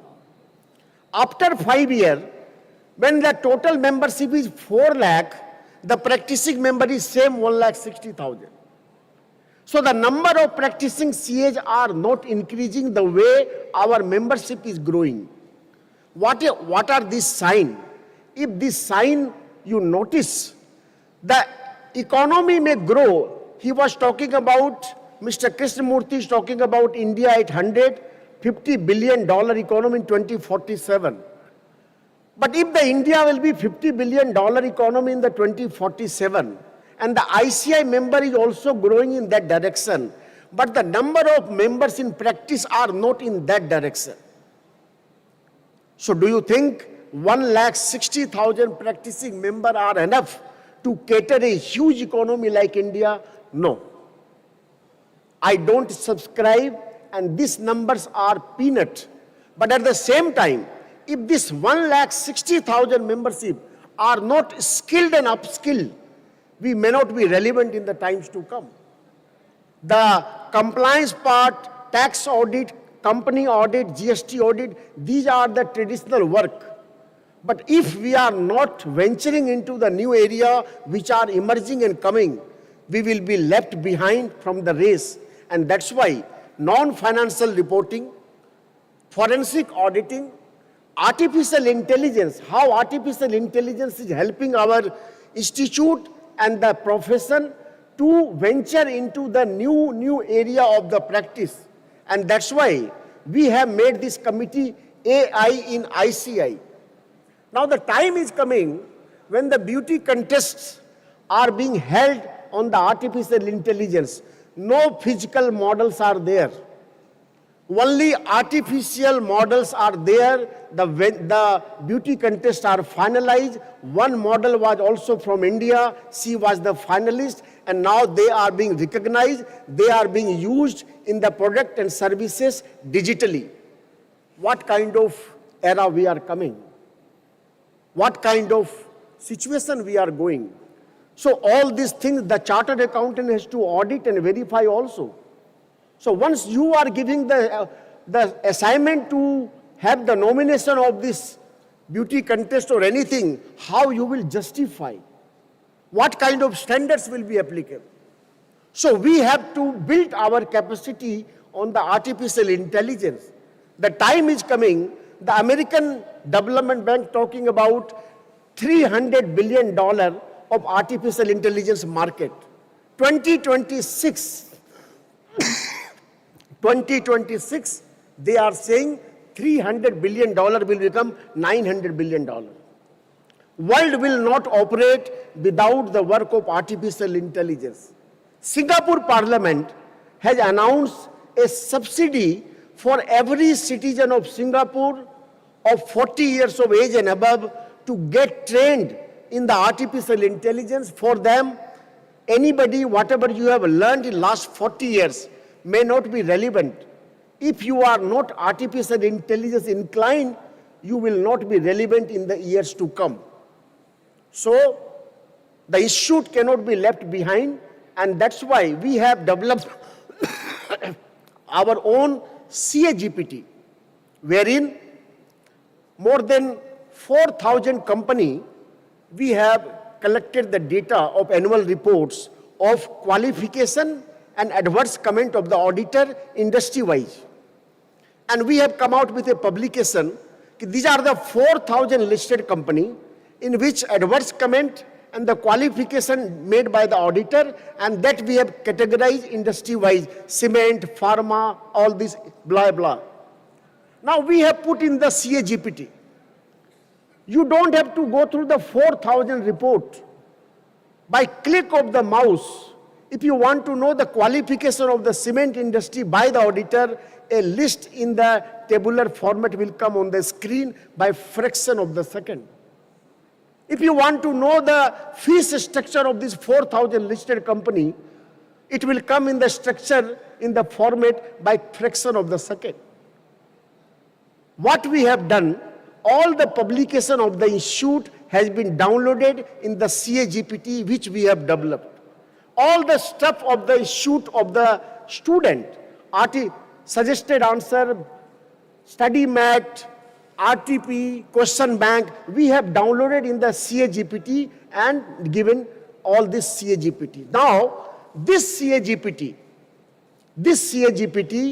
9 lakh students and 1.6 lakh practicing member, we have developed and already given free of cost. All we have already given free of cost so that you can use this feature while formulating your opinion as an auditor or as a student while passing the various examinations. So, artificial intelligence is going to play a big role, and as far as quality of the audit, we have a Center for Audit Quality. Center for Audit Quality talks about audit quality maturity model. Now, audit quality maturity model talks about what is the parameter on which you have to judge whether your firm is fit in the audit quality maturity model. There are various parameters. On these parameters, you have to rank yourself and you have to improve yourself. So AQMM 2.0, just in the last council we have released. We have given you 2 more tools. Excel tool for engagement letter.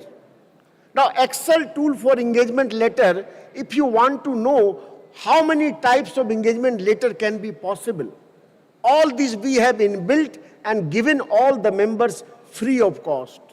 We have developed an Excel tool for materiality.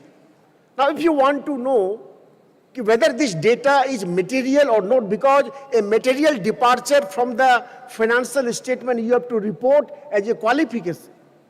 So we have given this tool to all the members whether this is a tool and you can judge this data is material or not.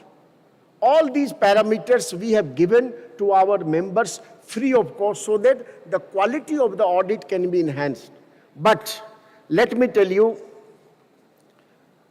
the institute is working on the line how the quality of the firm can be enhanced, how the firms can be aggregated. But at the same time, the expectation of the stakeholder, the quality and the quantity of the software the government is using to fetch the data. Now, even you know how many transactions you did, but the government knows more than that what you are doing.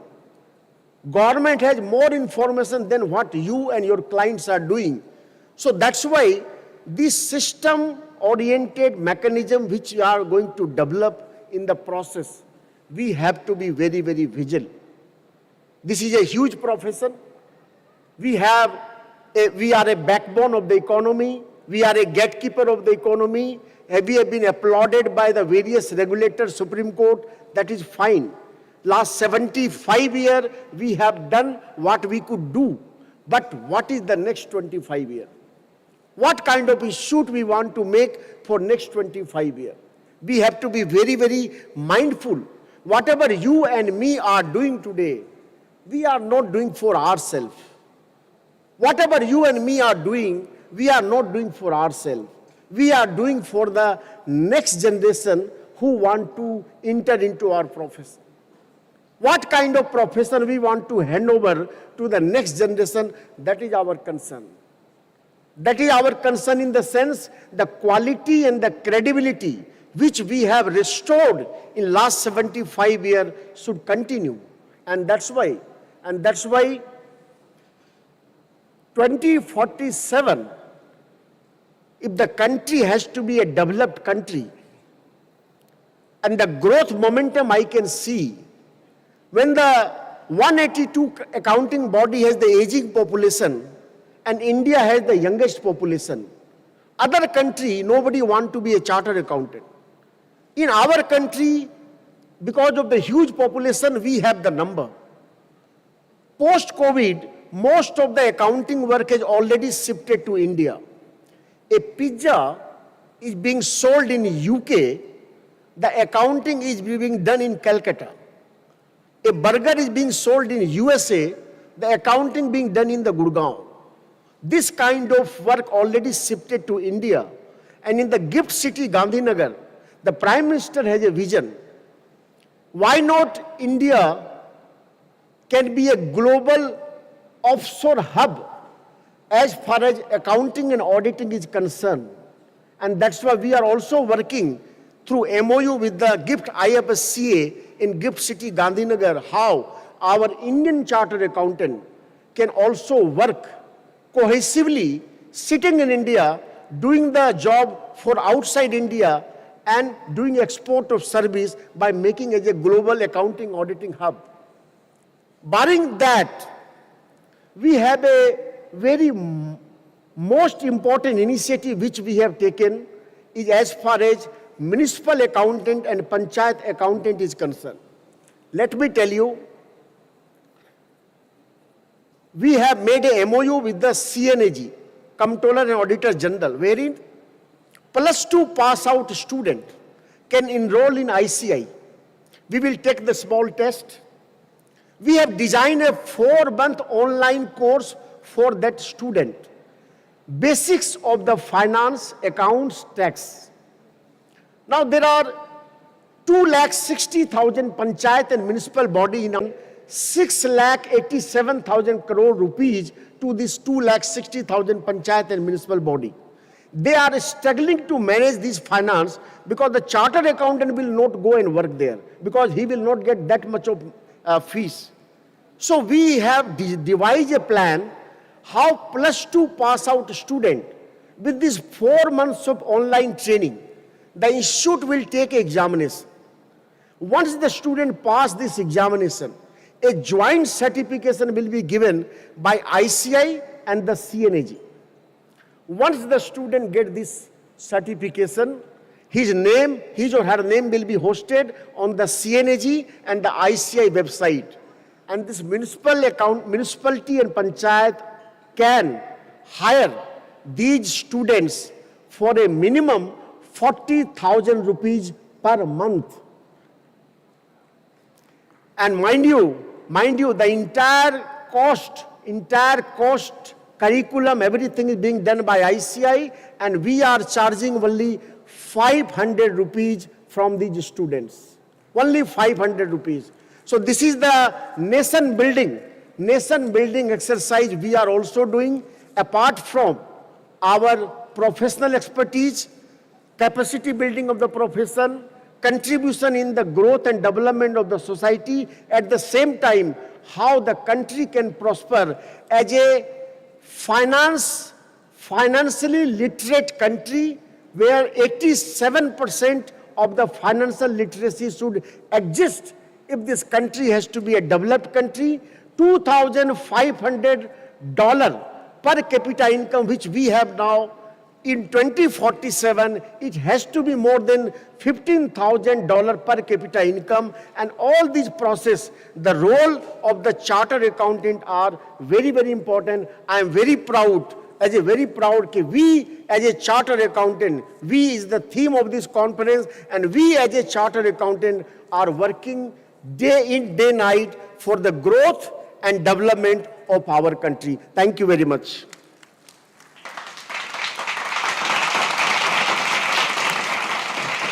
Thank you for apprising us of so many visionary plans that the ICI has and is executing. And the EIRC is also humbled to have the 3 presidents of the same Central Council term in the same dais, along with the immediate future president of the ICAI. May I now request CA Vishnu Kumar Tulsian, Vice Chairman EIRC, to please offer the vote of thanks.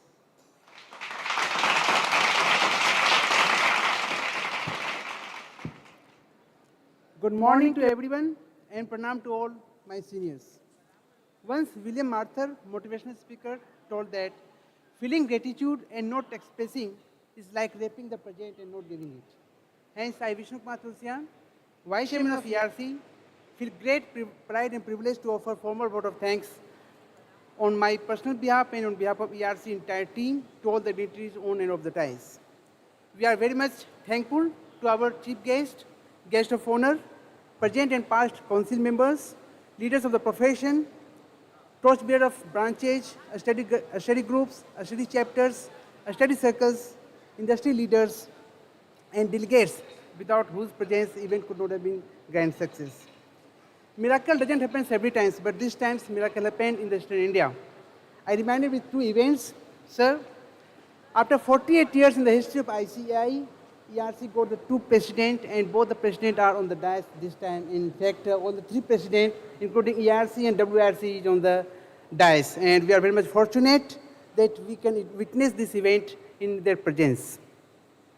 Secondly, exactly 2 months before, we had an Icai event, international conference in the name of Justice History, where we crossed all the historical presence, and as well as also this ERC event, we are crossing all the historical attendance. So this is also a miracle that we are having this time. Sir, you are our friends, you are our philosopher, you are our guide. So give a big round of applause for the dignitaries sitting on the dais, to President, sir, to immediate past President, sir, to past President, and to Vice President, sir, who are sitting on the dais. So please give a big round of applause for them. In absentia, I convey my vote of thanks to Harshvardhan Nevatia ji, the Padma Shri, who given very specific tips about the leadership quality, and that is was listening properly and giving proper time and quality time to the family also. So in absentia, we offer a vote of, we give a thanks to him for managing his busy schedule and came to us. To Charanjit Singh Nanda ji, the Vice President, whose anecdotes are very famous, not only to the listener but also at the corridor of ICI. So thank you, sir, for coming here and giving your precious time and inspired us for this event. And a specific thanks to Sri Aniket Talati ji, who chosen EIRC instead of WIRC, and he is here and gracing this occasion and witnessing this grand event into presence. Thank you, sir, for coming here.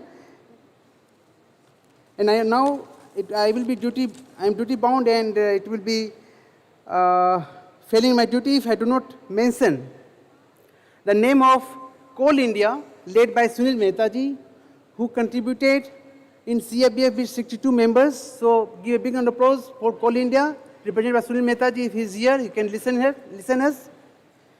To Lions Club, Mother Teresa, who has organized Health Club, just in the second part of this auditorium. To all the sponsors, being platinum, silver, bronze, and others who are on the backside, who has supported this event. To all the supporter staffs of ERC and ERO, and it is my apology if I missed someone. So thank you for that, for coming here. And I just mentioned one liner of the Amitabh Bachchan says that सबके आंखों में एक सपना होता है, उस सपने के लिए एक जिद की होनी जरूरी है। उस जिद के लिए मैं पढ़ता हूँ, आंखों में कुछ सपने लेकर, मुट्ठी में भरकर आशाएं, दिल में है अरमान यही, कुछ कर जाएं, कुछ कर जाएं। So give a big round of applause to Chairman C.S. Sanjeev Sanghi, the hero of this 49th Regional Conference. His visionary approach came to us, and the reality that we can see here, and thanks to all the team ERC that jointly we worked for last 3.5 months and making this a particular event a very grand success and the historical events. Thank you so much, sir. And now I request all are here, please rise for the national anthem.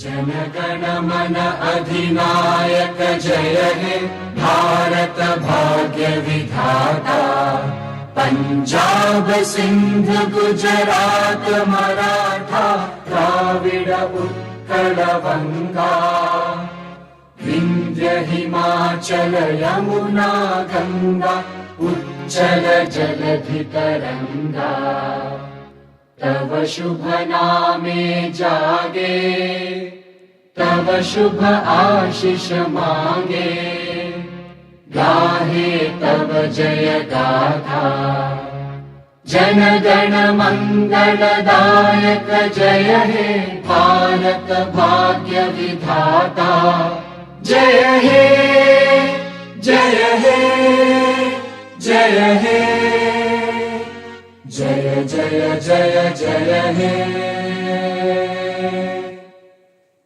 Thank you so much. Now I announce the conclusion of this inaugural session. Thank you. And we are going to start the next session within 2 minutes, so please be here and listen to the next experience.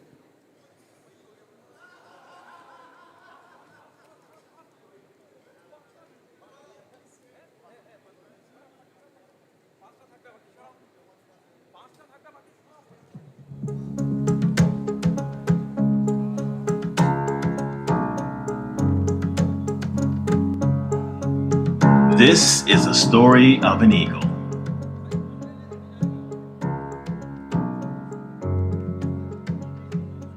An eagle has the longest lifespan of its species.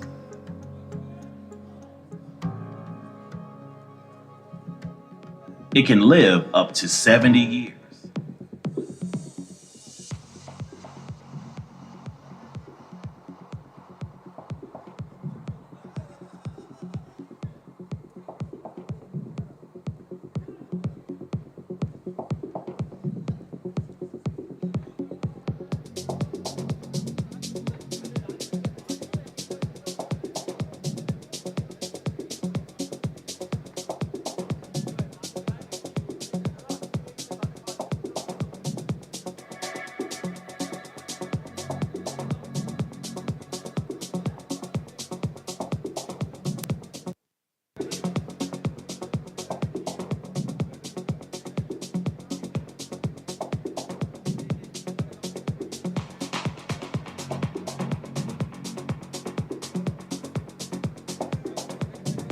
Friends, Tinsukia branch of EIRC of ICAI is handing over a check for CABF to the President.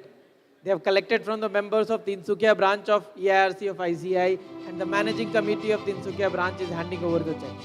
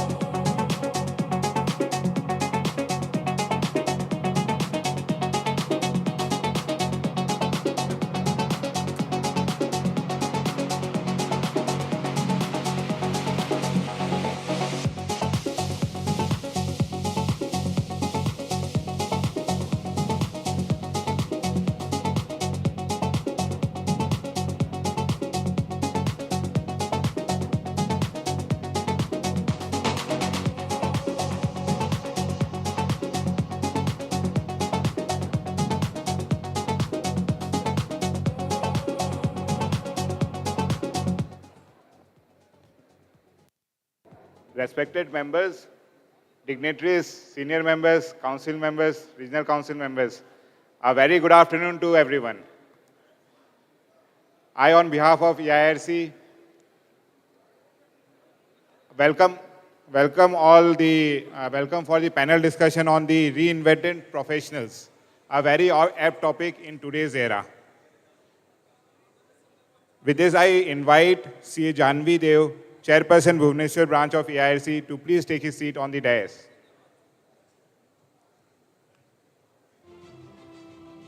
We have among us our esteemed panelist,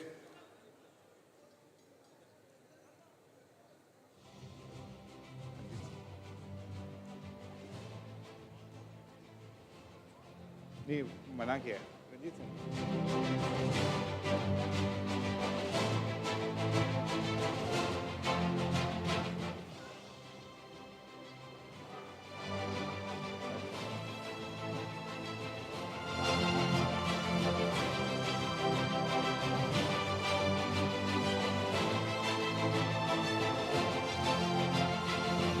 We have among us very known, renowned and esteemed panelist, CA Shailesh Haribhakti sir, Chairman Audit Committee, L&T Finance and many other corporate. I request him to please take his seat on the dais.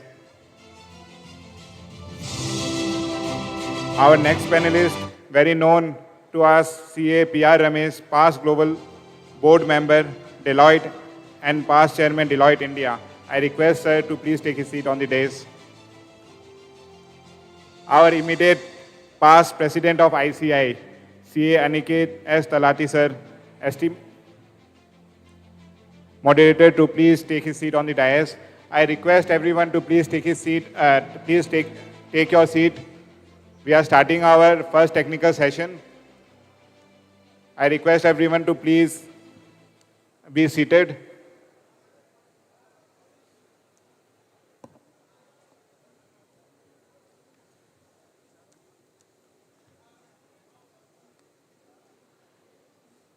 Now I request Manish Ji Goyal, past EIRC Chairman, to kindly help us in felicitating a token of love to our esteemed panelist, CA PR Ramesh sir.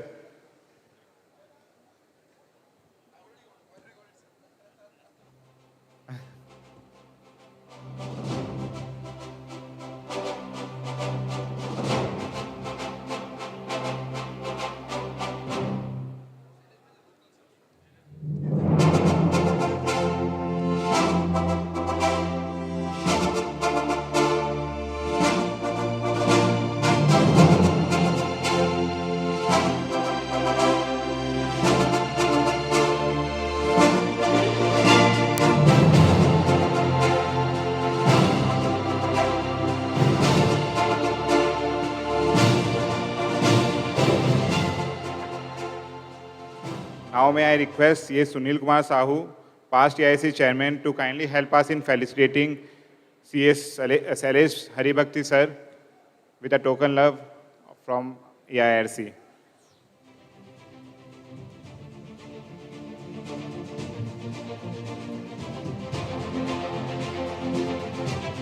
We have already felicitated our past President ICI in the inaugural session.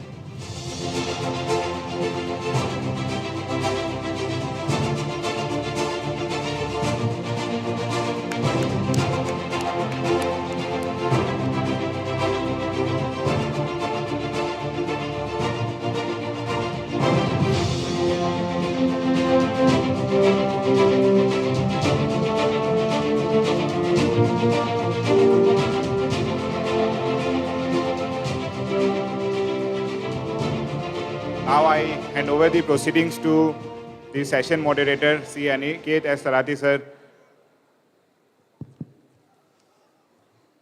All right, very good afternoon, ladies and gentlemen. I hope I'm audible at the back. A very good afternoon. I know we have started the session a little later than it was scheduled, but I trust the two gentlemen to my side with years of experience will be able to, in the limited curtailed time, be able to give you their insights, their vision about this very important topic that you see behind me, the reinvented profession. Friends, today in the inaugural session, you heard speakers prior to me, the President of ICI, Ranjit Agarwalji, whose region today we are. I was checking on the Institute's website and I realized that I am probably after 40 years the only president who has the pleasure of having his successor and predecessor both being from the eastern region. So East is extremely close to me and therefore delighted to be in your midst this afternoon. My predecessor, Debashish Mitra ji, is here, of course, who was referred to as the World Congress President. But believe me, he is much beyond, of course, that 4 days that we had in Mumbai. I think the leadership that he offered during the entire year in council and so much of guidance to me. Dr. Mitra, it's a pleasure and honor to be with you and to be your successor in this very august chair of the President of the Institute. The person who succeeded me, Ranjit Agarwalji, again, putting all his efforts, one of the most sincere and hard-working people in the council, even as a council member, used to be the first one in, and I think when he was the vice president, I used to say it, first person to enter the office of the institute, last to leave, putting dedicated efforts for the growth of the profession. The Honorable Vice President of the institute is here, Nandaji. The past President, Subodh Agarwalji, has joined us. Thank you so much, sir. Matter of great pleasure for us to have you. All the past council members, regional council members.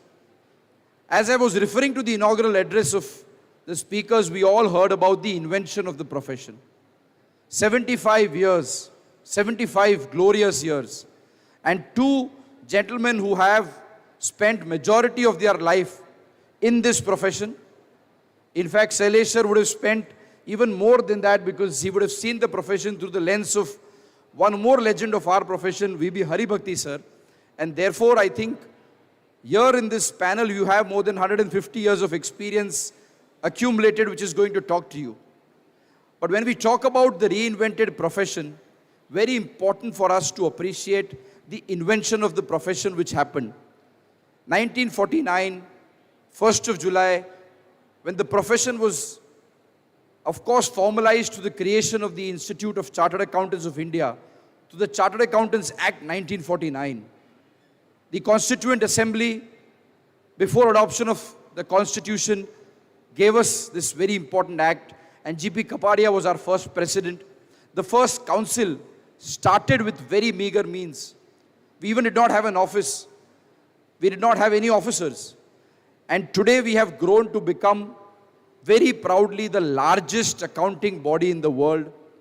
4 lakh plus members, close to 10 lakh students, and more importantly, in a very good financial, fiscal position, and also very importantly, in a very strong leadership position globally. Today we have Debashish Mitra ji, who represents us in CA worldwide. I represent the institute in the Confederation of Asia Pacific Accountants. We have a seat on the IFAC, the International Federation of Accountants. And therefore, I think 75 years have gone by with the institute establishing itself. But today, the topic very importantly is on how do you reinvent, after invention, the reinvented professionals. And as I go into this topic, talk about the reinvented professionals and how each one of you will have to reinvent yourself after the 75 years of this profession and maybe a certain lifespan of yours in this profession. I go back to again one very important aspect of our own profession. The emblem of the institute, which you see on the two sides on the black wall. You see Yaesha Supteshu Jagrasti, our motto, and above that you see the eagle. The soaring eagle, which is the emblem of the institute. The eagle, which 75 years ago has gone on to signify the importance of professionals and to showcase to the world the role of chartered accountants. As chartered accountants, we are expected to be eagles. Eagles, as you know, and my predecessor, Debashish Mitra ji, used to fondly mention about the role of an eagle. When it rains, when there is thunder, and you can see so much rain and thunder in Kolkata over this week. when it rains and when it pours, most birds will seek shelter, will go to their nest or will look for a place inside. Eagle, ladies and gentlemen, is one bird. When it rains and there is thunder, will soar above the clouds, go above the lightning, and see how I can raise my level. The eagle, ladies and gentlemen, is also the bird which has tremendous vision, and therefore, when it's going up in the sky and it spots its prey thousands of feet below, is able to have the vision and swoop down. So many articulate things that we have to learn from the eagle. And before I then have two stalwarts who have created a niche for themselves speak, small video that I would like to show you about reinvention, about recreation, and what we can learn from our emblem, from the eagle, from the Garuda. I would request the AV team, the audiovisual team at the back, to please play a short 2-minute video on the reinvention.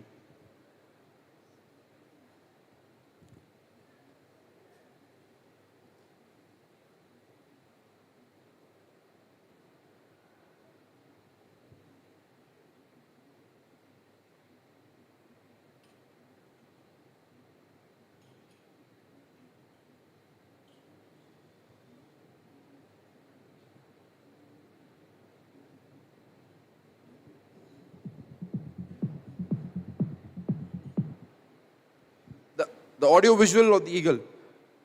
And as it plays, let me also very importantly mention about the two speakers, of course, P.R. Ramesh ji and Shailesh Haribhakti ji, who are here.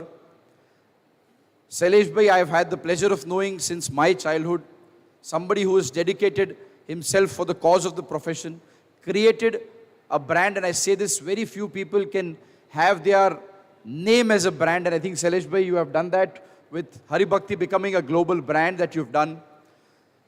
And I have the honor of knowing VB Haribhakti sir, Vishnu Dada, as I call him fondly because him and my grandfather were in the council together.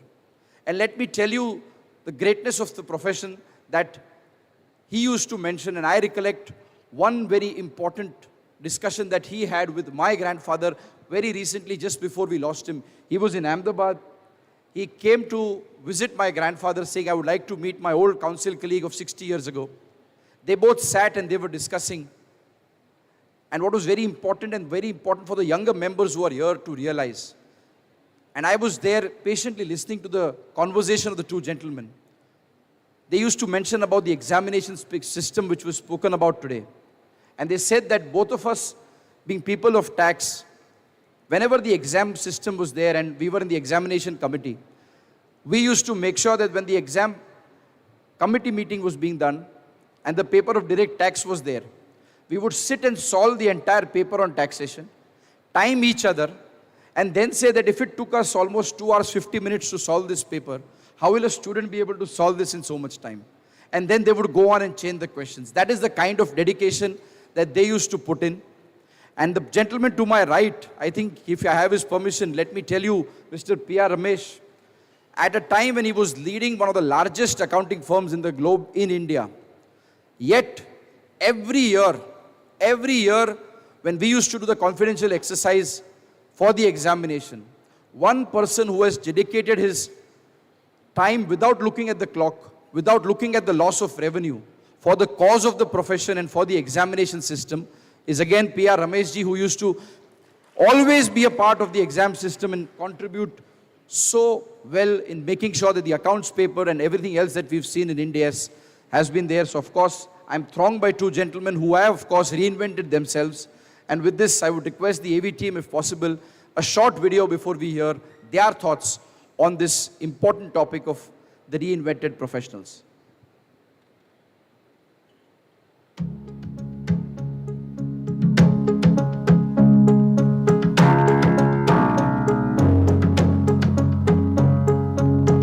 This is a story of an eagle.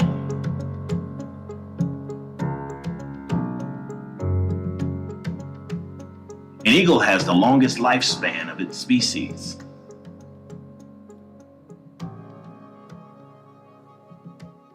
It can live up to 70 years. But to reach this age, however, the eagle must make some tough decisions. In its 40th year, its long, flexible talons can no longer grab prey, which serve as food.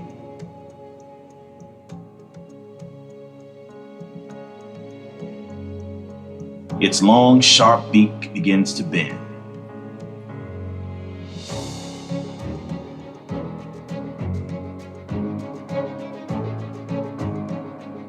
Its old, aged, and heavy wings, due to their thick feathers, stick to their chest and make it difficult to fly. There are two options: die or go through the painful process of change. The process requires that the eagle fly to a mountaintop and sit on its nest.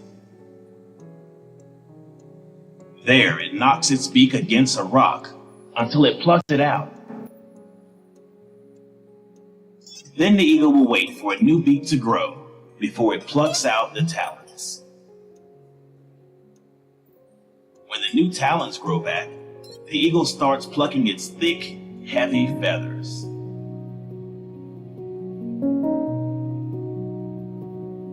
And after this, the eagle takes its famous flight of rebirth and lives for another 30 years. Why is the change needed?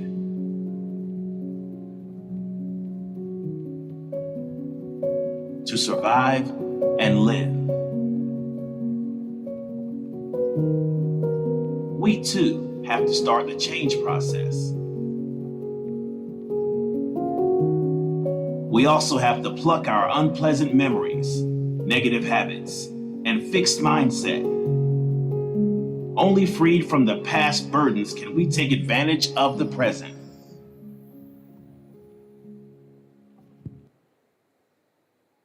And so, I think we start this very important session of the reinvented professionals taking inspiration from our emblem, from the Garuda, the eagle, which has a life of 70 years and then has two options, as the video said, either to die or reinvent itself.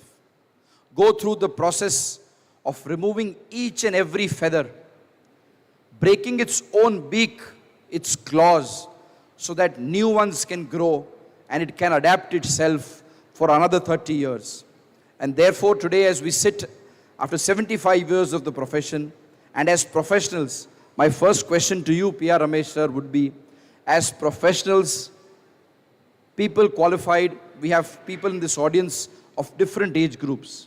But if you have to put the profession in general, we started maybe as a tax practice, moved on to audit.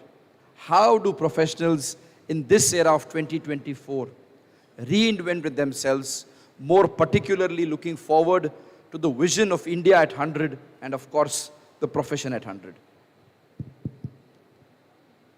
Thank you. I thought Sailesh Bhai would be the opening batsman. This sudden change in batting order has caught me off guard.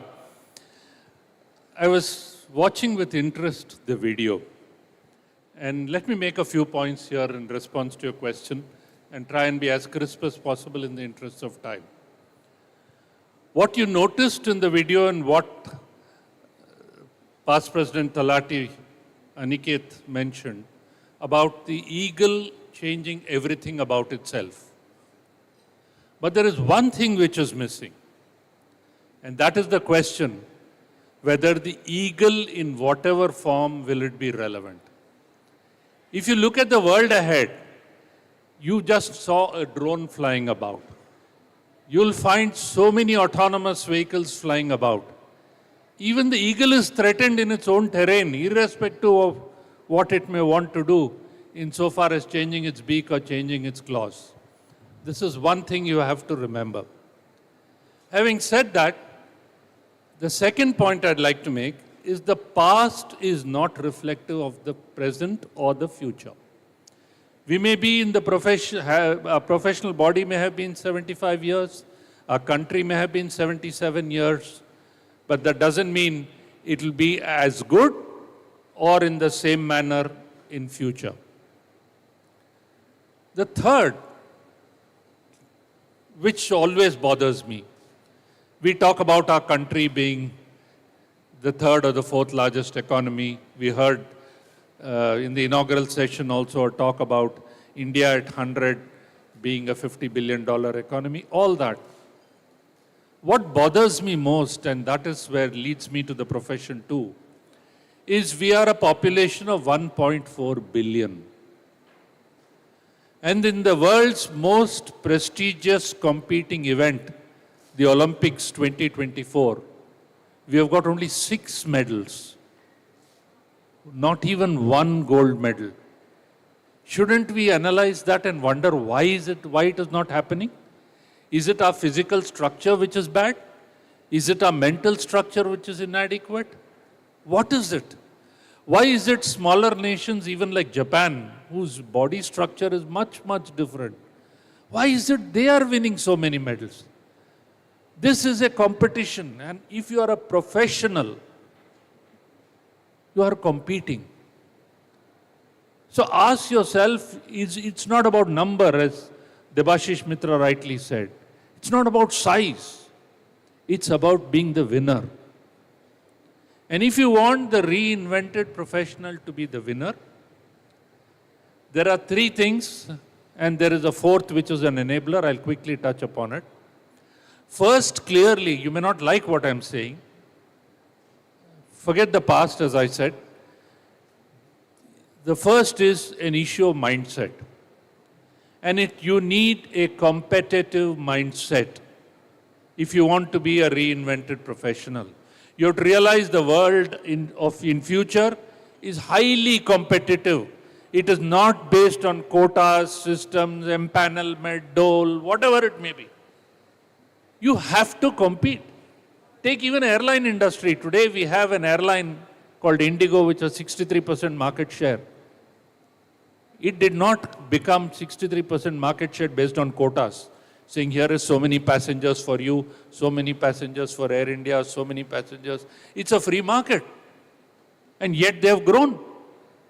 Why can't we change our mindset to say, I want a competitive mindset? And the reality will be competition.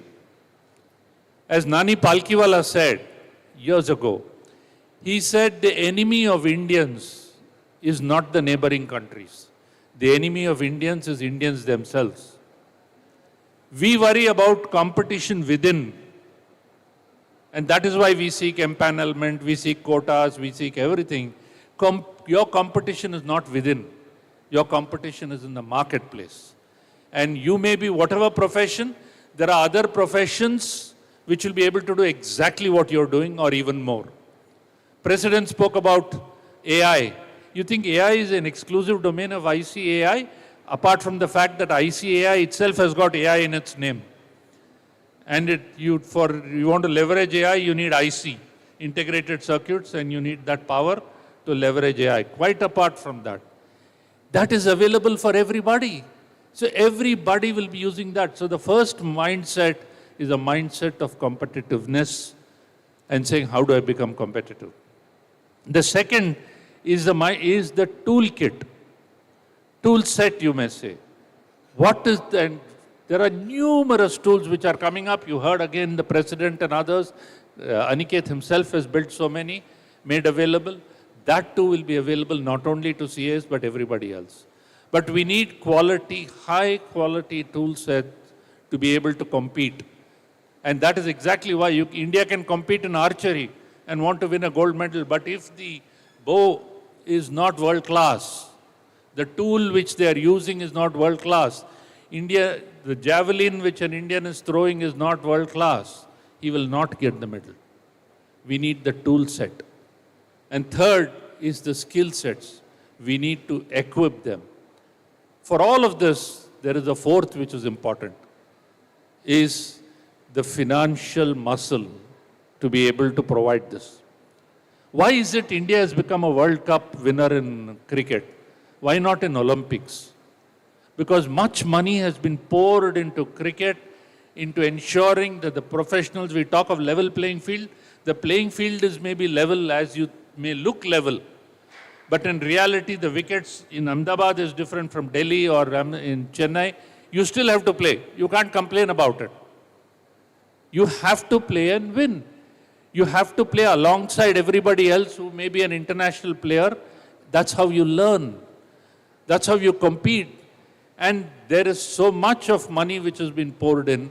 Professionals are equipped financially, and therefore they are able to invest in themselves, whether it's health or toolkit or skill sets, and compete with the rest of the world. I'll pause here and I'll come back.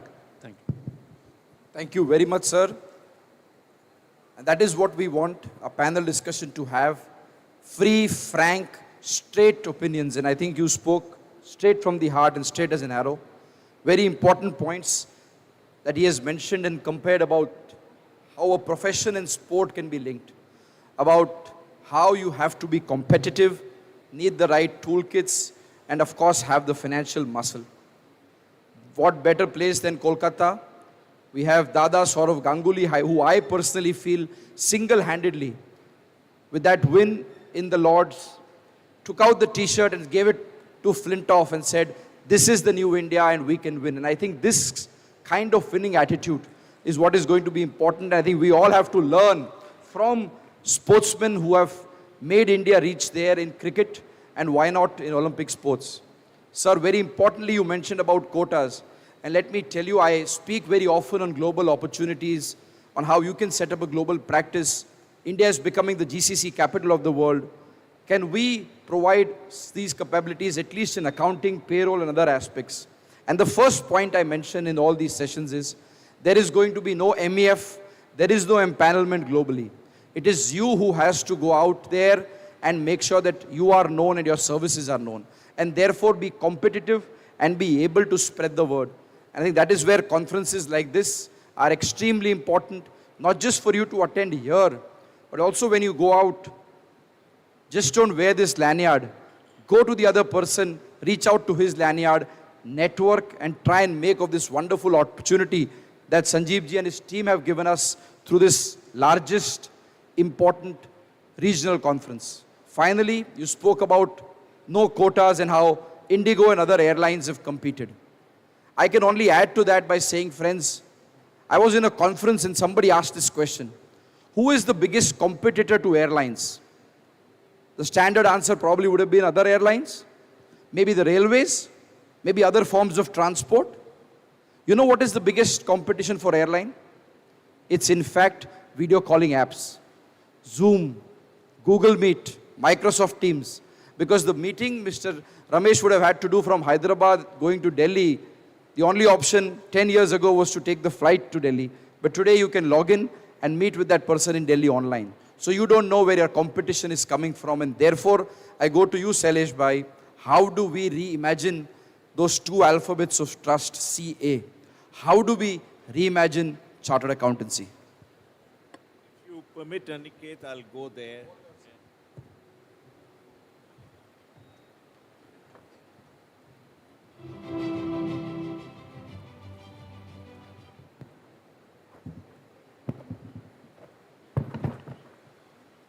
Ladies and gentlemen on the stage and in this fantastic audience, I'm not as competent as my dear friend P.R. Ramesh, who can answer any question at any time. The lesson my father, who Aniket referred to, taught me very early was that you will have to work very hard all your life. And that is the one lesson that I practice every day. This morning, I woke up at 4:30, as I usually do, to absorb two podcasts. One on what is happening in the quantum world, and the other one trying to figure out what is the true way that science will evolve to make our country and our world very different from what it is. And I think that's the context that I would love if each one of you sitting here this vast, fantastic source of human power. Lead with love, but do it with total dedication and do it with great hard work. So let me give you, I'm not going to talk about the past. So many people have talked about it. I would, following the Advait philosophy, recognize the value of the past, stand today in the present, but talk only to you about the future. And the future India has is to achieve net zero, not by 2070, but by 2047. Imagine each one of us contributing to that goal. 1,000 gigawatts of renewable energy needs to be created. The transition to green technologies has to be absolute. Carbon will have to be sequestered and will have to be converted to energy if we have to survive as a human race. We'll have to participate in revolutionizing agriculture. And so I was very happy when our president talked about the way we are empowering our profession or parts of our profession to work in rural areas. Because what we will need to bring in is a revolution of natural farming, agroforestry and permaculture enhancement, biodiversity protection, and a completely technology-driven agriculture. India is the only country on this planet which can grow its agricultural output by 10x. And we are the only profession which can 10x our own productivity and our own ability to earn a surplus if we participate. So transform your thinking from becoming an expert in one or the other competency, but dedicate your mind and your attention to delivering outcomes which are exponential. What other outcomes do we need to deliver? We need to transform waste management in this country. All our landfills are full. And we need to make sure that every one of our thousands of landfills get converted to a garden. Something that has been demonstrated in 2 places only that I know of in this country. But we can do it to more than 10,000. We need to have complete, comprehensive removal of plastic from all our public spaces, particularly our water bodies. And we need to have circular economy solutions to tackle what we are creating as 140 billion people waste. Water sustainability. We need to lead wherever we are to ensure that rainwater harvesting happens, water recycling and reuse becomes the norm, and river and wetland restoration happens. I chair the Watershed Trust of India, and we have transformed desertified landscapes to absolutely green, brilliant agricultural oases. That is what turns me on as a chartered accountant. And that's what should turn all of us on. That we can transform what we see and make sure that it lasts. Create green infrastructure. We need to produce only green steel and cement. And that's where we as chartered accountants will need to play a phenomenal role. We'll need to make our urban development sustainable in every sense of the word.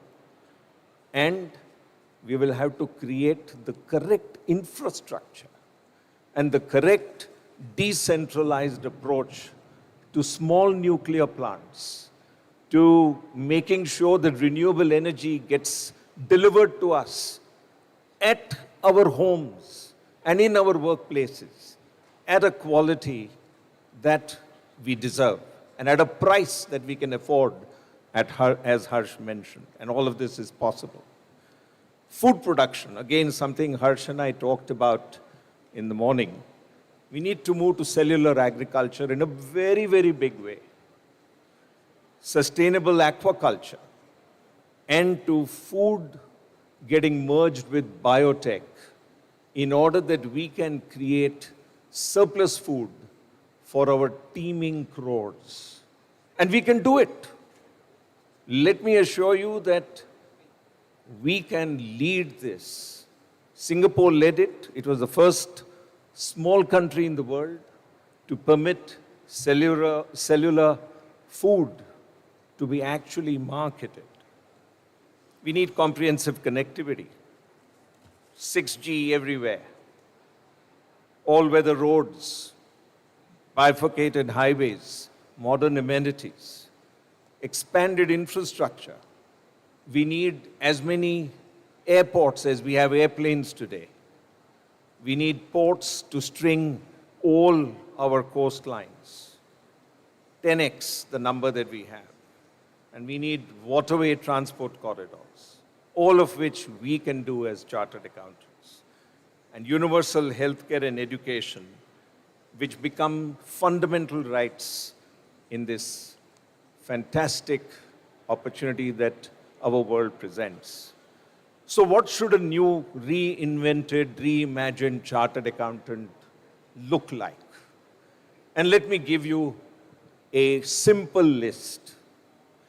Each one of you must become a machine learning and AI expert. AI has gone through 10 phases. What the whole morning has been spent on is phase 1. There are 9 more phases until we reach what is now known as godlike AI. And I'm going to speak about it tomorrow at the WIRC conference.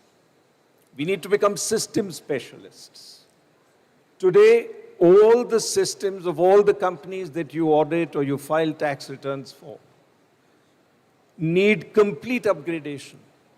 And the only way you can do it is by using an AI, by harnessing it and bringing it to become your companion.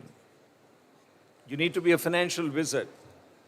Again, as Aniket said, we need financial resources, and PR also mentioned the same. We need money, and we need money to play its role. We need to become super educators. We need to become experts in governance. We need to breathe, live, demonstrate, articulate, and transform sustainability.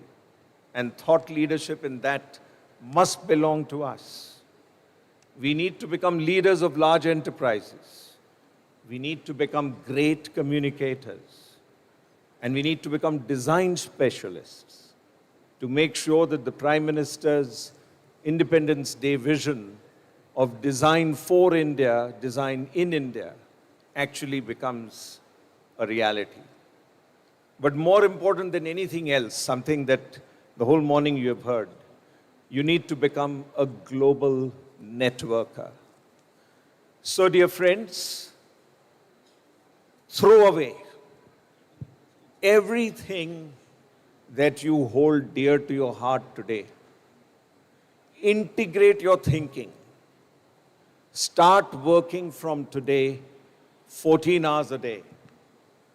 Hard work never killed anybody.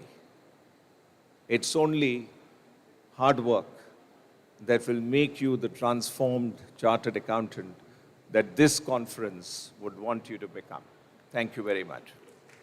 Thank you very much, Shailesh Bhai, for those very thought-provoking words of where India has to go and what opportunity, of course, lies ahead in terms of 2070 goals that we should achieve by 2047, ESG, and the impact it is having globally on the profession.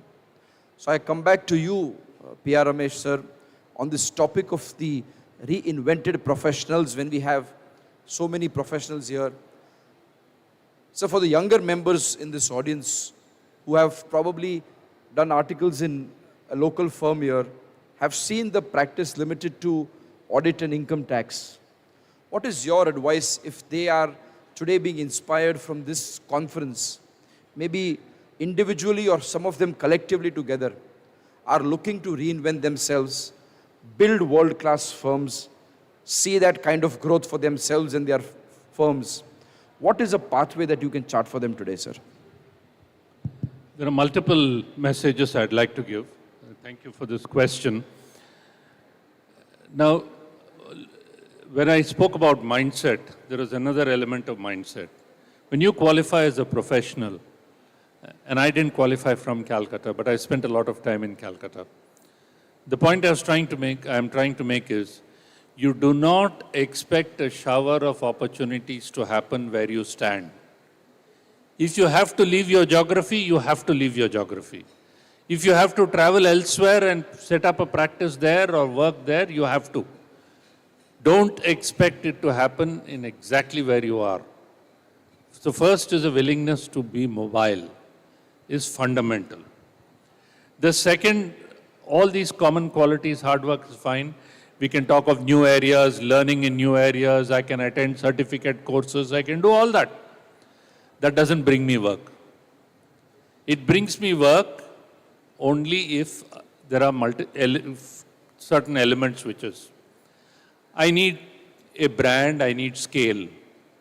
I can't alone. People don't employ solo easily. More importantly, and a very strong message I want to give at this conference, is I need financial muscle. I have just qualified. I am not born from a rich family, but I'm a rank holder. I have attended courses, I've acquired knowledge. How do I build my practice? I can't even afford a proper office space. I can't afford equipment. I can't afford the toolkit to compete with others.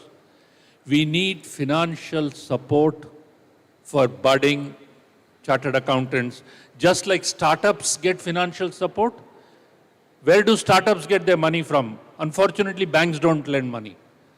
It is private equity which lends money to startups, knowing that one day this startup will produce the returns which will then make everybody a winner, not just the startup, but also the investor.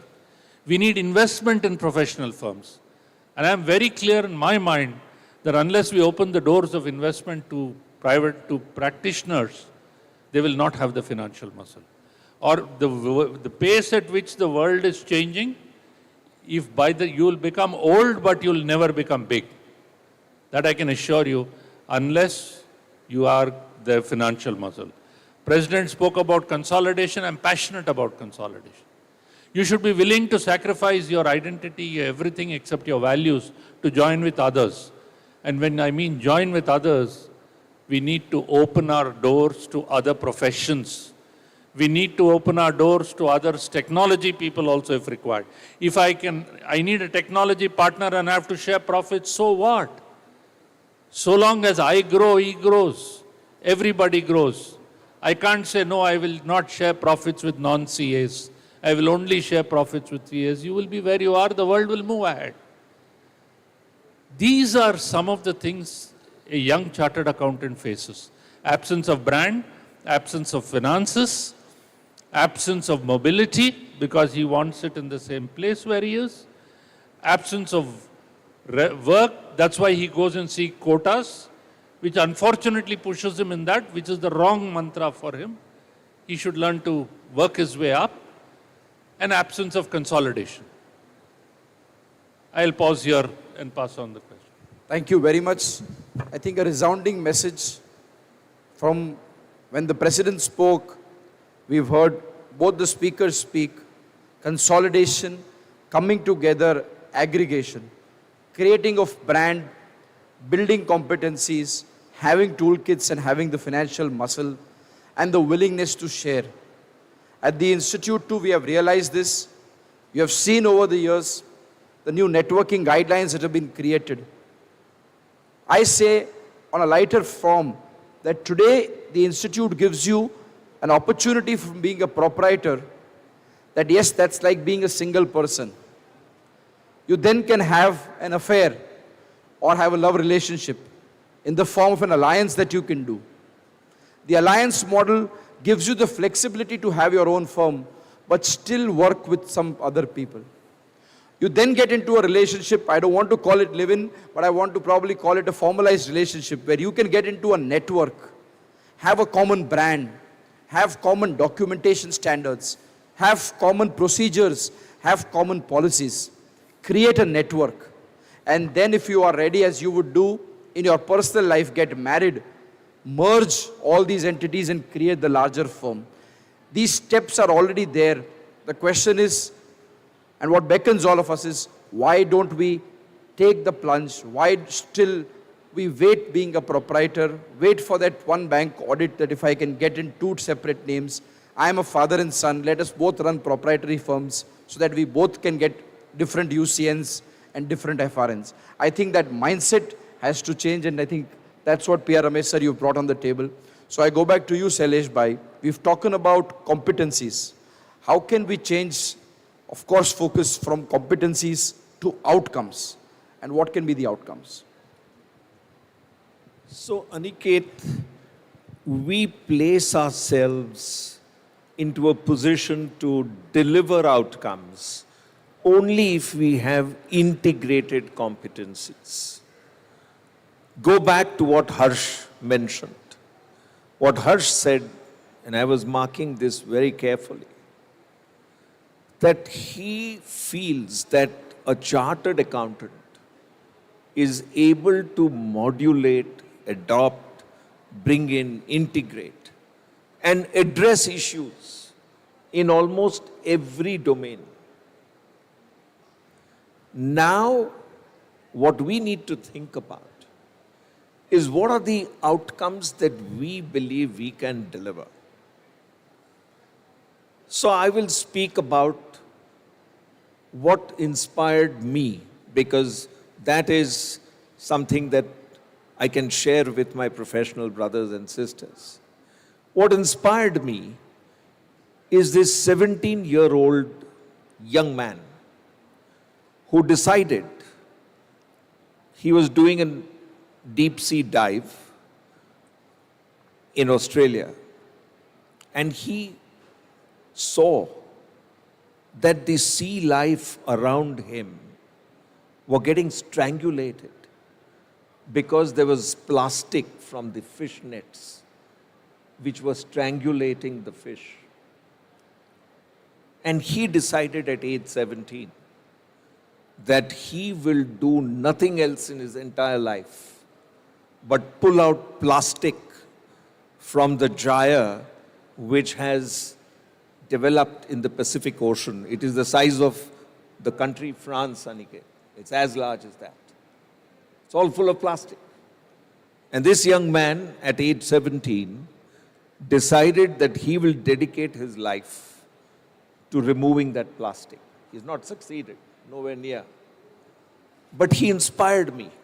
When I spoke to him and spent 2 or 3 hours with him, we decided that we need to do something in India. And that is why we established Bharat Clean Rivers Foundation, a Section 8 company, to do on a much smaller scale and a much more limited scale what the ocean cleanup is doing internationally. But each one of you will come across such experiences in life which will help you focus your mind that here is an outcome that I can make a huge difference to. Give you another example. This morning, while I was here, I got a message from a gentleman who's called Amitabh Unstoppable. He comes from Ahmedabad, Aniket.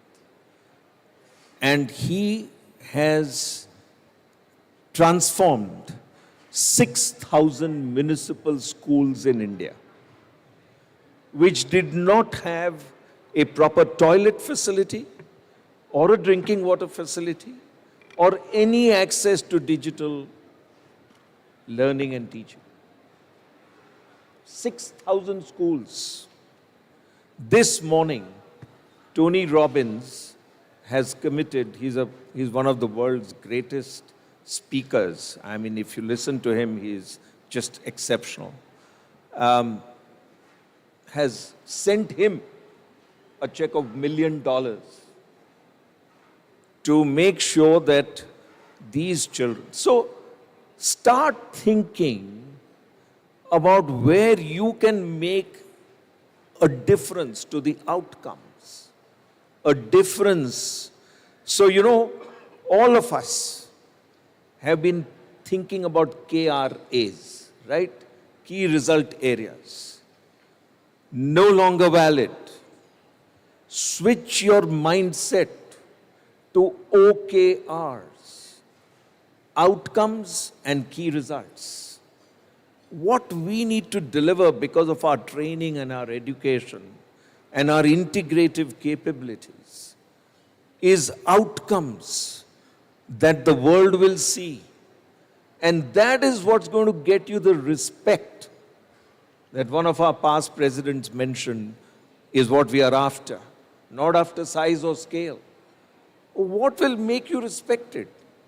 It will be the example of an Amitabh who has transformed 6,000 schools, or the example of a Boyan who has now got a team of 120 people who are dedicated to the purpose of pulling plastic out of the Pacific Ocean. And he has got funding from all the big foundations on this planet, simply for the asking. That is what I would like to leave as a message today. Focus on outcomes. Focus on OKRs. The world has shifted. Get to OKR. What a fantastic message, Sailesh Bhai, and I think a good learning for all of us. Move away from KPIs and KRAs, as the board discusses, to OKRs, outcomes and key results. And I think if we focus on outcomes, life is going to be different. Outcomes are going to be different and results are going to be different. Before we conclude this session, and I know we have Subodhji and other speakers who are going to be there. Again, a reinvented professional in Subodh Agarwalji, practiced in the traditional areas, come in solvency and IBC, was able to see that yes, as a reinvented professional, becoming a past president, having led this great institution, yet pivoted, changed, and what an inspiration today, one of the most recognized insolvency resolution professionals in the country. So sir, you are also an inspiration here, and thank you for being part of this. So I think as I end, maybe one or two questions from the audience for the panel that you have on this topic of the reinvented professionals.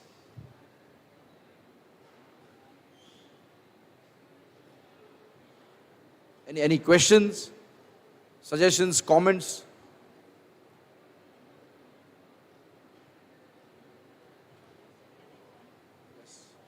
So I think you've all heard from the two stalwarts, and I tried to give my 2 bits of information of how the reinvented profession is going to be.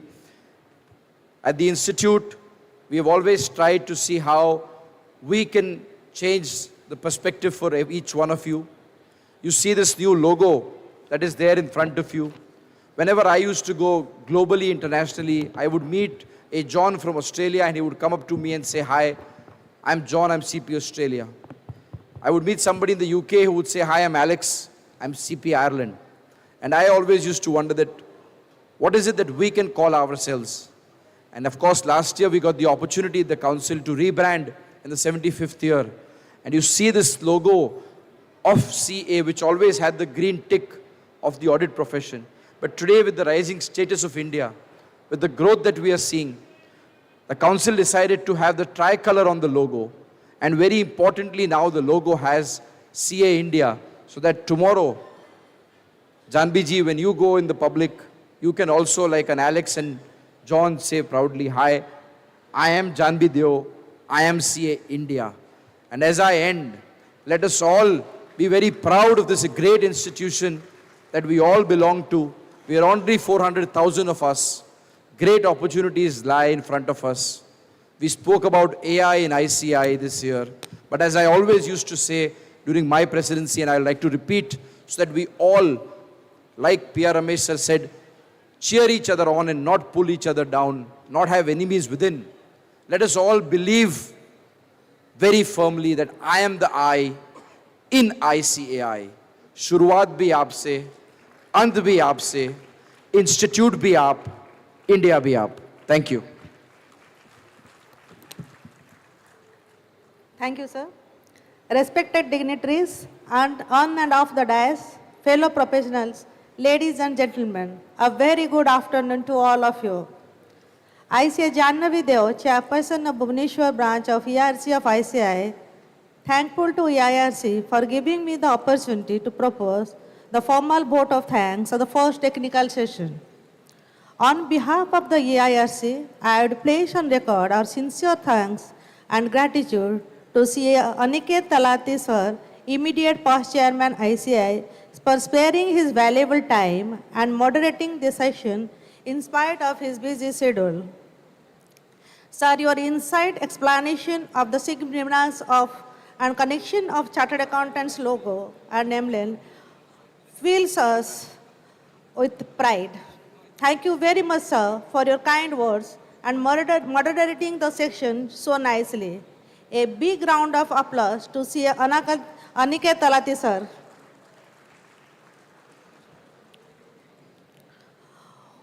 We are very much thankful CA P.R. Ramesh, sir, past global board member, Deloitte, and past chairman, Deloitte India, for sparing his valuable time as panelist.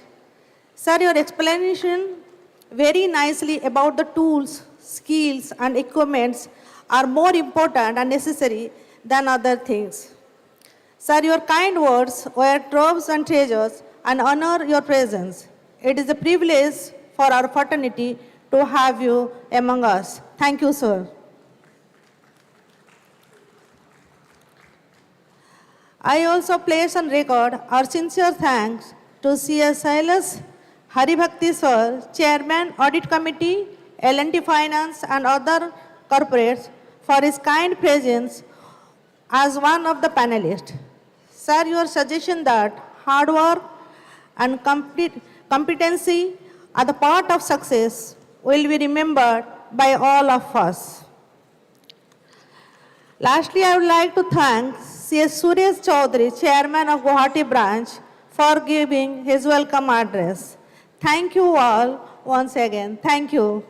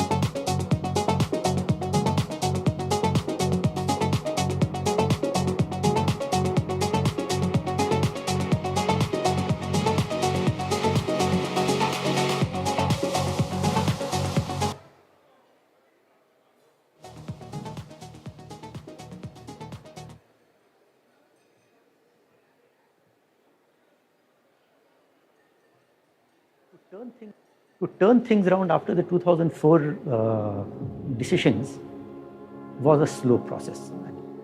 I would say it took us close to 7-8 years to recover from it. It just needed tremendous patience and tremendous stubbornness. When people lose fundamentals, you lose a lot.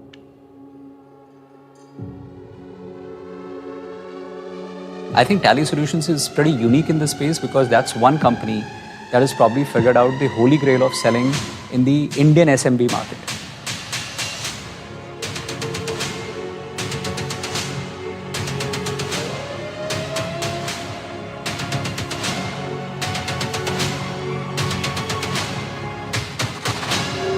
Good afternoon, everyone. Now we're waiting for the next session.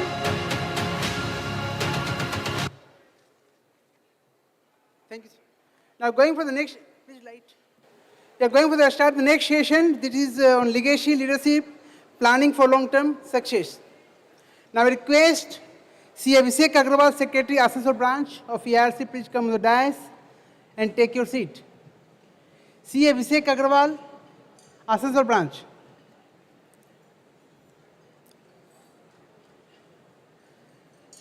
I request our esteemed speaker, Padma Shri Bharat Goenka sir, Vice Chairperson, Tele Solution, Lifetime Award from NASCOM. Please come on the dais and sir, take your seat. Saber, please escort him. Thank you so much, sir. I request distinguished Chairperson, Session, Sri C. A. Subodh Kumar Agrawal, past President, ICI, to please come on the dais, sir.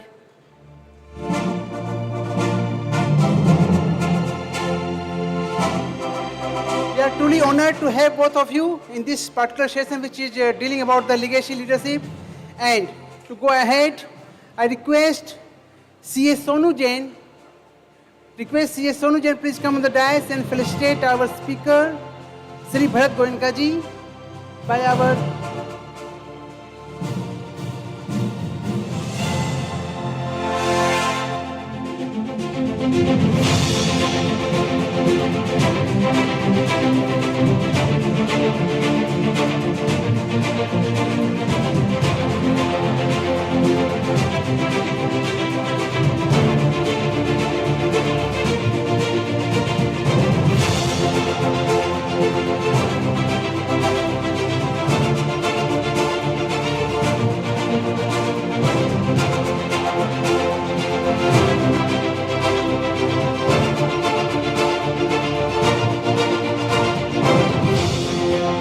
give a big round of applause for him.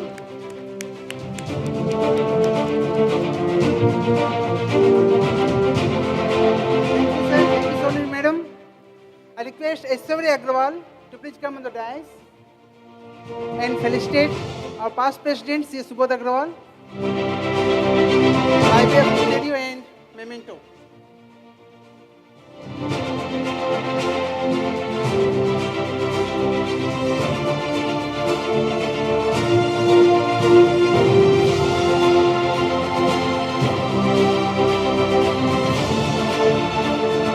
I request the audience to please give big round of applause for him.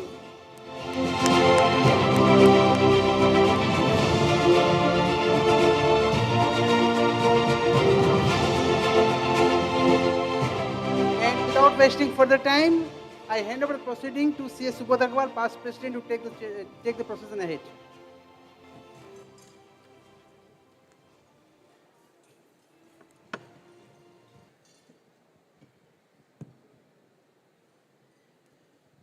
Hello. Thank you, Vishnu. Friends, the gathering, the audience is thinning down. I was talking to Goenka ji that we have to bear with this because we are trying to venture into their time of lunch, but still, since we also understand, so we should appreciate that at least those people sitting here and outside also there are screen, they will be able to get benefit of what Goenka ji is going to talk on legacy leadership. Friends, if you look at the topic of the theme of the conference, that is adopt, transformation and innovate. Probably there could not have been better theme than this particular theme. And if you talk about the project today, this current session, legacy leadership, planning for long-term success. This conference theme gel with this particular session theme, legacy leadership. Legacy leadership cannot be achieved unless and until there is adoption, there is a transformation, and there is a innovation, my dear friends. Now coming to the what is legacy leadership. Probably most of us, the chartered accountant, may not be understanding what legacy leadership is. We have heard leadership. Can one of you tell me what legacy leadership means, which Goenka ji is going to tell us, the success which he himself imbibed, and probably that is the reason that the organizer has thought him the best agile speaker on this legacy leadership. Friends, before I hand over Goenka ji to deliberate on legacy leadership, I would like to only tell about what legacy leadership is. What do we mean by legacy? Legacy, generally we understand legacy, which has come from my father, which has come from my grandfather, and which I will be going to give it to my son. I mean, that way the legacy goes on. So what legacy leadership indicates? It is a model and philosophy. It is a model and it is a philosophy which focuses on creating long-term and lasting impact on the organization for the time to come, not for today only, for the time to come. And the impact of the legacy leadership, it need to transcend, it need to carry for over not only the tenure of the current leadership, but going forward, it need to go to the coming generation also. Friends, it involves planning for long-term success, and it is the value and culture that is to be imbibed in the organization, and the strategic direction that will continue to guide the organization and the team therein.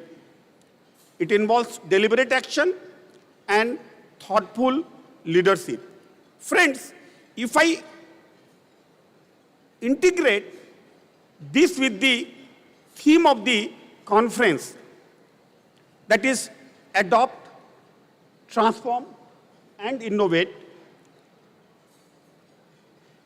with the legacy leadership, the organization can remain resilient, competitive, and they can not only survive, but thrive also, only if there is a adoption. Whatever changes are there that is adopted, the organization keep on changing and transforming itself, and whatever innovations are coming in, it is being taken as an opportunity and adopted. So legacy leadership is a mandatory which Goenka ji himself has created. And today, probably if we talk about the accounting software, probably whichever software the people are using, they talk about Tally. The moment we auditor go to some organization, we first talk about, आप क्या Tally हमारा दे दीजिए. He may not be using Tally. They may not be using Tally, but Tally data हमको दे दीजिए. It may be ERP, maybe Tally ERP or other ERP, but मेरे को ये दे दीजिए. Some of the examples of legacy leadership. I will start with Kolkata. Mother Teresa. May not be business, but it's legacy leadership that has transcended the culture of social service among the downtrodden. The other legacy leadership, we can talk about Infosys. I'm not talking about the Tally. Tally, the Goenka ji will be going to tell us about what Tally is. Infosys, the legacy leadership. If I give you example, Bill Gates, Microsoft, the brand that has been created, and that is a legacy of leadership that has given, transcended to the coming generation. Now, not much speaking on the topic because I'm only chairing the session and I'll be commenting on what Goenkaji is going to speak. I'll invite Bharat Goenkaji, Padam Shri Bharat Goenkaji, to give his views, his deliberation, his point on legacy leadership. Thank you. Yeah. Thank you.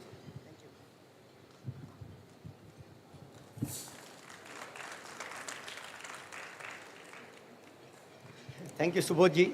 That was, first I'm very humbled, so thank you so much. And thank you, all my friends, for those who have been willing to sacrifice a little bit of your lunchtime. I will try to see that you get your food very early. I personally believe that the reason why I was chosen to speak on this subject is because of my bald head and white hair, rather than anything else. I'm in that age group, for those of you who are curious. I just recently started my 64th year. So I'm in that age group where there are several people in this room who still consider me that young man, and there are enough of you where I am more than double your age. So when we talk about some of the topics here, it's going to really span across how do you bridge these 3 generations associated with the concept called success. Since it is called a technical session, I first want to spend just 2-3 minutes on the technical definitions of success. And some of these are lessons which I learned from my father. So from that perspective, completely Subodhji, yes, it is a legacy concept. The word success is defined as, did you achieve what you aimed for? So it doesn't matter what you aimed for. If you achieved it, that is success. From there you move to what should you aim for and why? That is the heart of what we have been living for the last, at least I've lived for the last 45 years of my life, and which is living, aiming for growth. What do you mean by aiming for growth, and why do you want to aim for growth? One of the favorite lines that Papaji used to have, कि जैसे जैसे उम्र बढ़ती है, फलके में तो घी भी कमती पड़ती है. तो किस लिए? Why are you wanting to grow? And therefore, you are not growing, you are not chasing growth because you need more money to spend, because as you age, you will need less money to spend, but yet you will chase growth. Because growth is the fundamental definition of happiness. The technical definition called happiness is when you go from one state to a grown state. So when a family grows, a new child is born, everyone is happy. When a family shrinks, a dear one passes away, everyone is sad. That is literally, genuinely the technical definition of happiness. And therefore, everyone perpetually should aim for growth. What type of growth? That depends upon individuals. Some people want to grow their reputation. Some people want to grow the size of their organization. Some people want to grow the types of areas that they are dealing with for their known set of clients. Some people want to grow the total number of clients that they have. The side effect of any of these growths are, incidentally, you will also make more money. That is a side effect of this growth. Yes, there are also people for whom growth is simply earning more money and not the cause of the growth. Because the causes of the growth will be your reputation and so on. So that was the first starting point of to say that once we are mentally anchored, I know I'm rushing this subject, but I just want you all to dwell upon it a little bit whenever you can, that we define success as achieving what we were chasing, and the statement is, what should you chase? And you should chase some form of growth on a perpetual basis. That is what led to 3 or 4 very important lessons which one imbibed from father, experienced in life, and which is what I want to share today. See, it is very obvious that whatever you aspire for, so let's say you are aspiring for any one of those growth parameters, you will have a plan and you will have some action. There's nothing new about that. There's nothing that anyone else can teach you about that. So the question to ask is, and the lesson which was taught to me was, no amount of aspiration, no matter what you are wanting to do, whatever you are wanting to achieve, and no amount of planning will get you the outcome. It is only action which will get you the outcome, which is also a very simple thing. So the question was, what prevents us to act? And the lesson was, not that you don't have an aim and not that you don't have a plan, but most people don't plan for the aim, they plan for the guarantee of that aim. So you do not act until your plan can be guaranteed to success. But you can never guarantee success. And because you can't guarantee success, you don't act, because you keep searching for that perfect plan which will guarantee success. But success is in the future. No one knows that future. So that was the first critical lesson actually, that yes, have an aspiration and settle in your mind what your plan should be to achieve that and act on it. Don't keep searching for an excuse to not act by saying, I don't think this plan has the guarantee of success. No plan will ever have guarantee of success.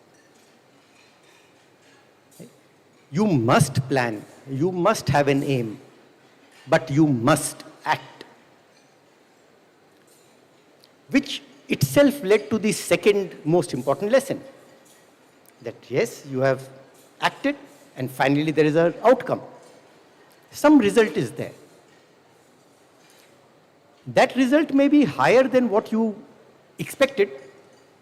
That result may be more or less what you expected. Both of them will make you very, very happy and make you very proud of what you attempted. Or it may be lower than what you expected and you will be disappointed. And the lesson had been, don't take credit for the great things which have happened, and don't push blame for the fact that something didn't happen. It's human nature to do that. It's human nature that when something good happens, we take credit for it. And when something bad happens, we always have a reason why it didn't happen. Right? That you wanted to grow, you wanted to add more customers, more clients to yourself, but what can I do?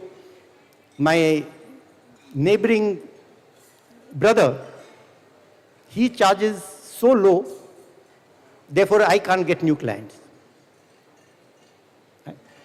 And therefore, instead of chasing the growth of your reputation, where you can charge a premium and still get clients, you land up blaming the circumstances which has prevented the outcome. Many times success happens without your doing anything.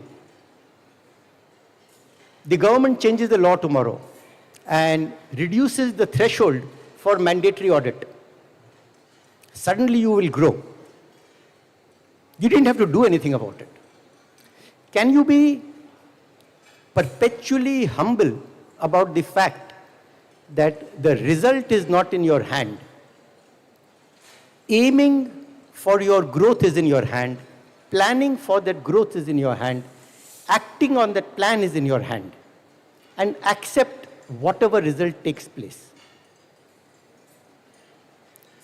What was the critical statement inside that accept whatever result takes place?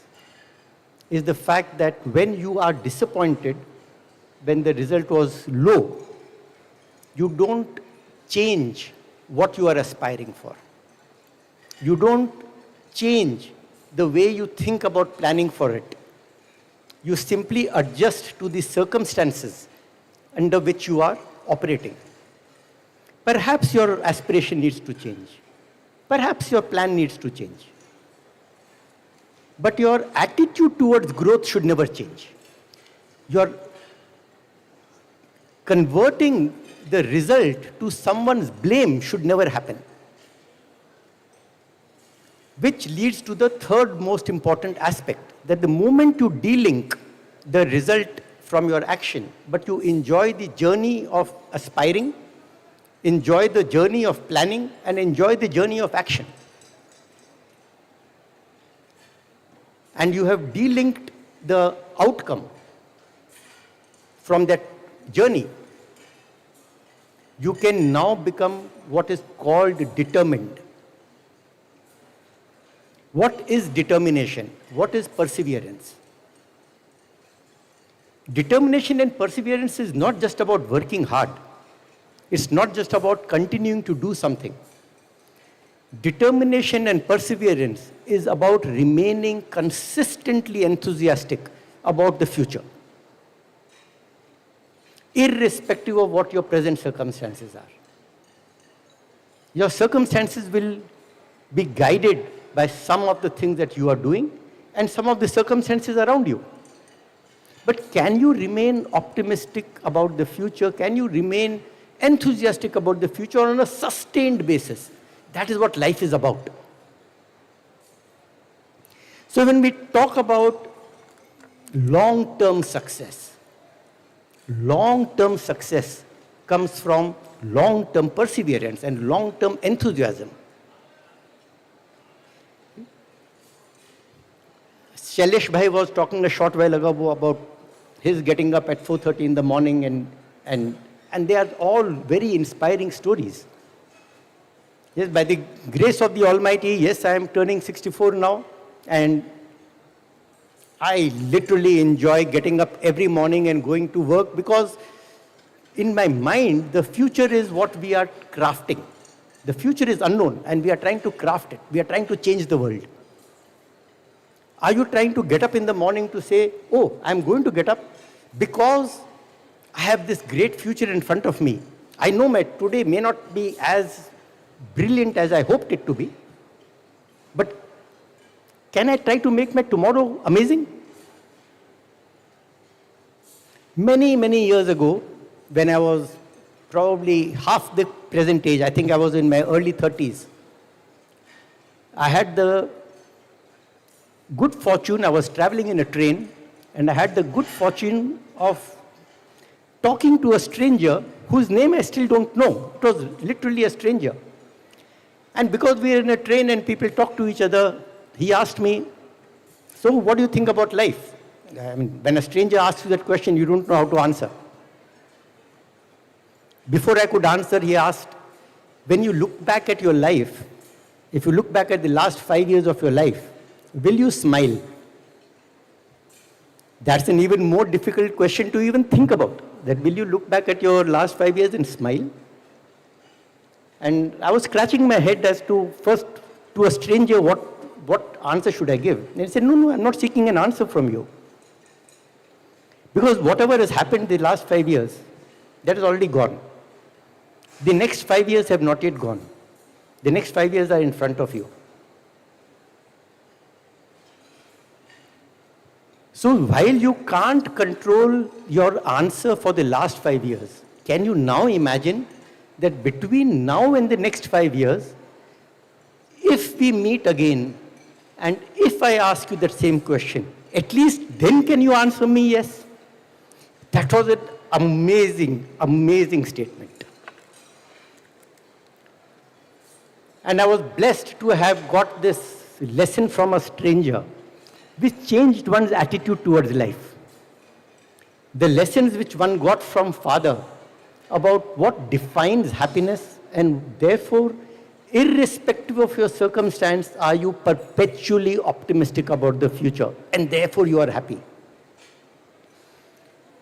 Because of your optimism about the future, are you perpetually planning for that future? Therefore you are happy. And are you ensuring that you are acting upon your plan and not just actually becoming unhappy by saying that, you know, I have this great idea, I have this great plan, but what can I do? Yeah? That's one of the most common problems, because we start trying to guarantee that future. We don't try to chase it. Chase your future. Don't look for guarantees. There's no guarantees of life. Life is not meant to be a guarantee. Life is meant to be lived. These lessons have helped me in my journey of Tally.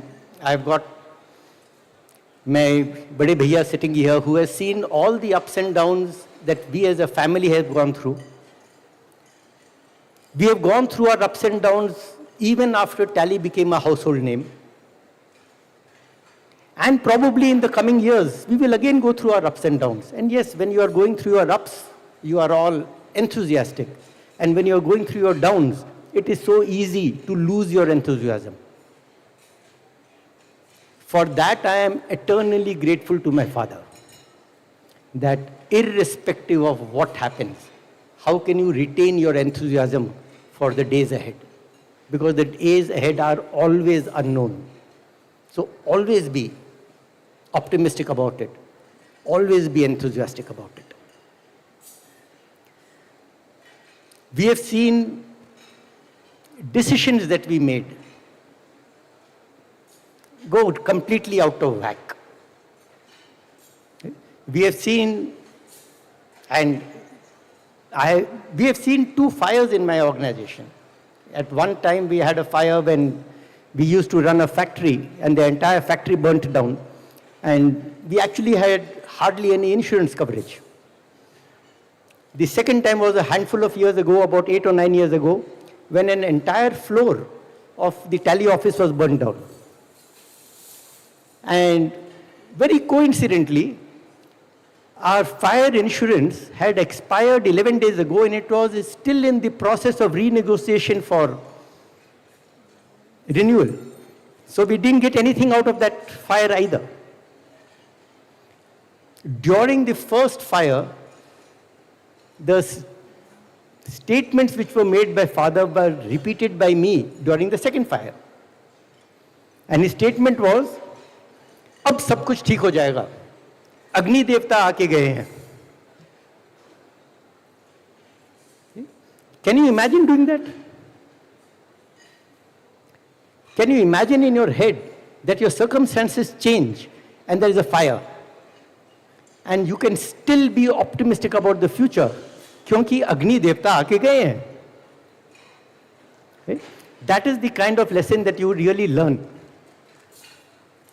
So I wish all of you the very best in life. It's a great life. Chartered accountants have probably never had it better. And chartered accountants will probably never have it better in the days ahead. You all have been an amazing profession with an amazing reputation. Hardly anyone has got the kind of pedestal that you have got. Hardly anyone has got the kind of trust that is put on you by literally both sides of the table, where both sides of the table have this huge mistrust. The government on one side and businesses on one side. And both of them have a common anchor of trust, which is you. What greater pedestal do you have than that? Okay? Build on that pedestal. Aim for your growth. Plan for it. Chase it. And be happy for the rest of your life.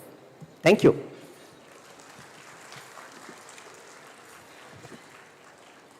Thank you, Bharatji.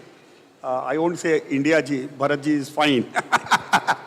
Though he is not an Indian man, he is an international personality. Legacy, truly in true sense, we can get replicated from Tally. I mean, the ups and downs, in whose life ups and downs are not there. But we are there, we have to learn from our ancestors also. My father was class 2 pass, but I have learned a lot from him. I may be a chartered accountant, but I owe everything to him, even though he was a chartered accountant. Other than chartered accountant, there are many other things which he inculcated, which he gave into me. And I'm sure my son, my next generation is going to take it from me also. The take-home point that we can take it from Bharatji, that perpetually optimistic about the future. That's the first mantra for legacy leadership. Unless and until you are optimistic, you can't do anything. I mean, the first thing. And you need to bring in the passion into you, into yourself. Yesterday I was talking to my daughter who is a chartered accountant. I was asking, बेटा कुछ points दो मेरे को legacy क्या होता है? Truly speaking, honestly, legacy leadership I didn't know, but after this topic was given to me, I tried to browse and I asked my daughter. My daughter, she gave me 4 points. Number 1, focus, bring the short-term and long-term goals in front of you. Work on short-term goal, keep in mind the long-term goal. Probably tell you what is today could not have been if they have thought only for long-term goal, unless and until they would have the short-term goal. Number 2, clarity in communication. That I used to when I was used to be the council member. Whatever language you understand, please speak. That confidence. Lalu Prasad used to be the best speaker in India, even if he used to speak in Hindi or Bihari. So that second thing. Third thing, focus on sustainability. Whether your business, your profession will sustain or not. Focus on sustainability. Fourth is Kaizen costing. Kaizen costing. It's a Japanese word that keep on improving the quality, keeping your costing in control, and last and the most important, other than perseverance, hard work, everybody will talk about. Without that, everything will fail. Without that, everything will fail. The gentleman Bharatji is 10-year-old. 64, that is 10-year-old. But still, he is a hard-working. If you would not have been hard-working, the new version of Tally, that is ERP, every day you will find something new would not have come. It does not mean that he has to be a mutia. Sir पे झोली लेके चलना है. Hard work means whatever way you can do the hard work, sitting in your chamber, guiding your teams of 1,000 people. And the last is, identify your character, don't change it, unless and until you feel, yourself you feel, it is required to be changed. That is every day morning when you woke up, introspect yourself and see what you are. And you feel, नहीं, भरत जी बड़े होंगे लेकिन भरत जी के कारण मेरे को change होना है, नहीं. But if you feel there is required some change in you, because that is there in Bharat ji and which can help you in achieving your short-term and long-term goal, please try to change and keep a target of 5 years, 4 years, 3 years, 2 years. Don't try to get changed in one day. My experience has been, if you keep in mind the good things, it will come over in 1 to 2 to 3 years. With that, I will conclude the legacy leadership. The message that we have got from Bharat Goenka is fantastic. Let us try to adopt and try to be, we will be very happy if some of us can bring that kind of legacy leadership after 5 years or 10 years or 15 years down the line. Thank you very much. Over to the organizers.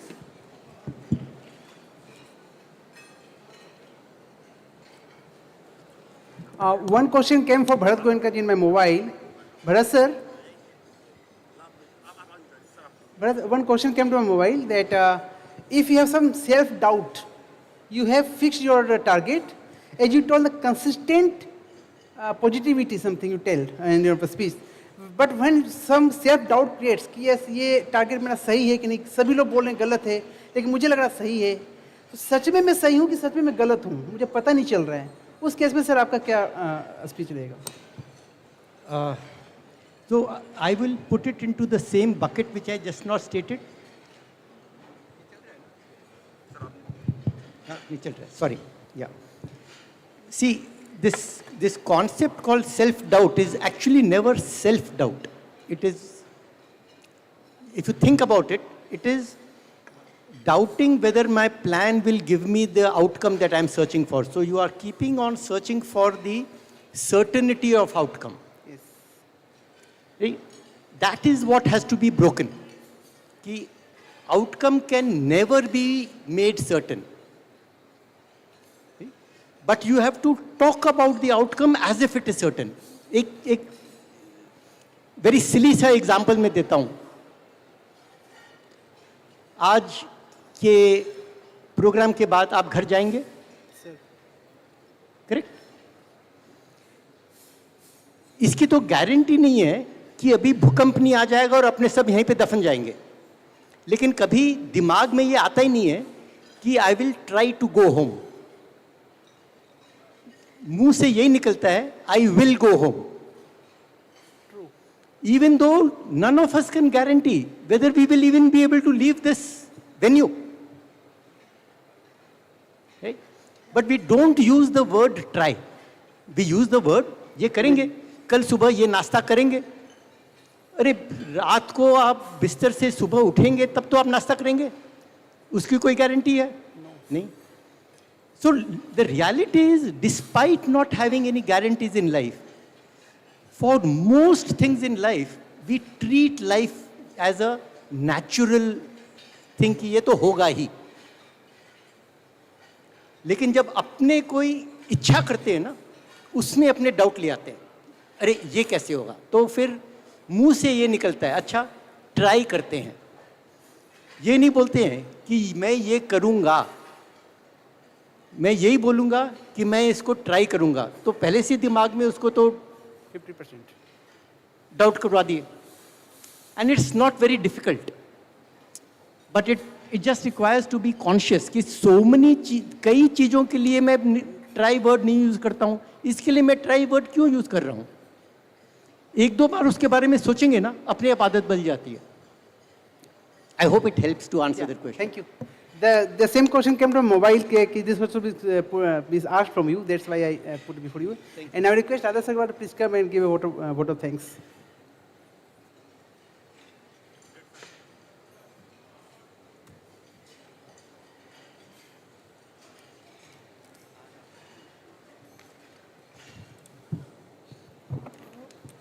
Good afternoon, all of you. Thank you, EIRC, for giving me this opportunity to offer a formal vote of thanks to this very interesting topic on legacy leadership, planning long-term success. I would thank CA Subodh Agarwal ji, immediate past president of ICAI, for helping us understand what the term legacy leadership is. I would like to thank Padma Shri Sri Bharat Goenka ji on deliberating on this topic and helping us understand the word success and how we can plan for a long-term success. Thank you, sir, for enlightening us on how to create a brand or a success which can be there for not one generation but for multiple generations. Thank you, sir. And with this, I would like to thank all of you for being a patient listener for this session. Thank you.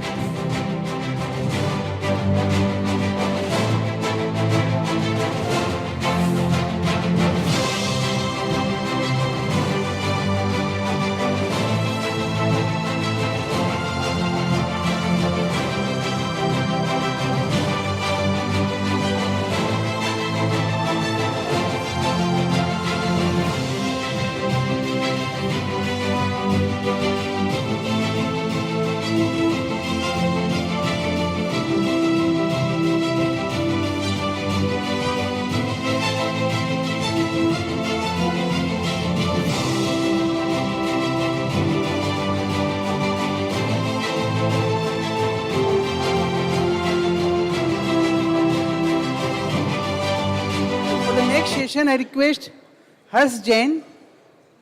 If he's in the hall, please raise your hand.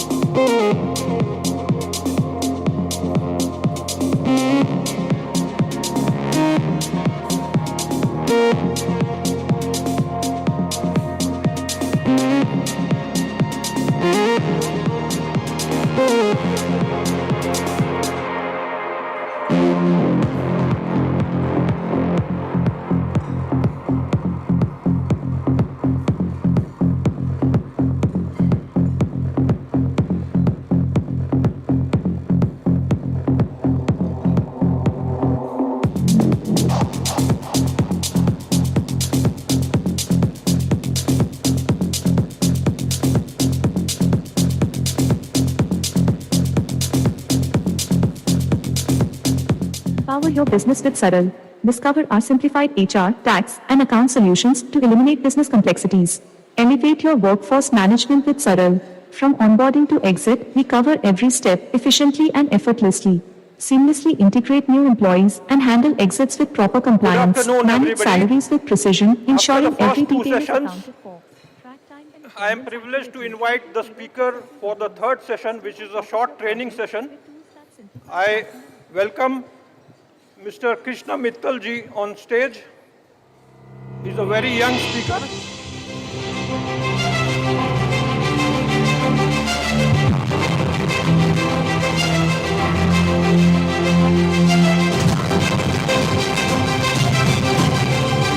I call upon Mohammad Sikandar sir to facilitate him with a bouquet and bank.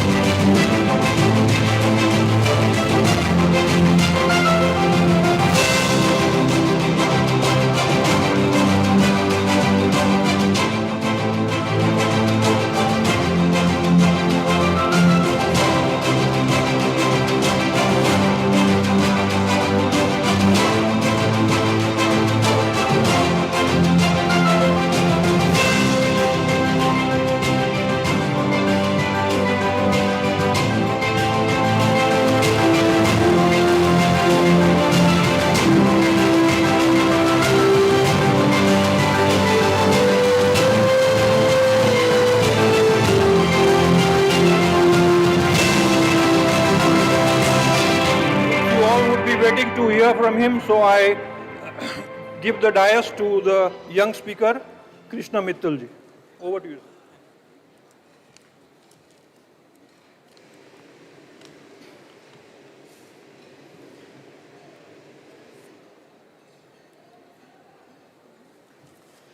Good evening, ladies and gentlemen. I'm thrilled to introduce you to the Tree Campus Academy app, a platform that's revolutionizing the way we learn English. Before I start today's presentation, let me introduce myself. I am Krishna Mittal, studying in class 10 in La Martinia for boys. I started this initiative because of a certain chartered accountant. He grew up in Rajasthan and went to a Hindi medium school. When he came to Kolkata to pursue his chartered accountancy, his first challenge wasn't the study of accountancy, but instead it was to learn the medium of communication and English.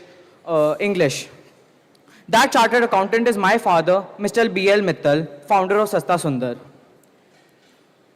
So Tree Campus offers free, real-time online classes led by expert instructors who are always there to support and correct you, whether you're just starting out or looking to refine your skills. Tree Campus makes English accessible, effective, and convenient. And this app is free and will always be free, ensuring that everyone, regardless of their background, has the opportunity to learn and grow. We were honored to receive this award from Jagran Josh for innovative use of science and technology at the Education Summit and Awards 2023 back in March. Tree Campus is more than just an app. It's a gateway to a world where Hindi and Bengali speakers are smoothly transitioned into confident English communicators. We believe that language should never be a barrier to success. And through Tree Campus, we're breaking those barriers. Before we move on, let us take a moment to listen to Mr. Prashant Kishore's powerful message on the importance of English.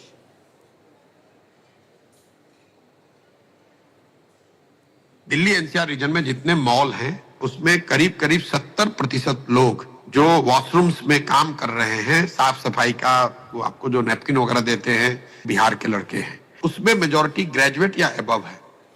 इसके मुकाबले उसी mall में जो लोग salesman हैं, sales girls हैं, वो लोग 12th या उससे कम पढ़े हुए हैं, लेकिन उनको दो चीजों की समझ है, कंप्यूटर और अंग्रेजी।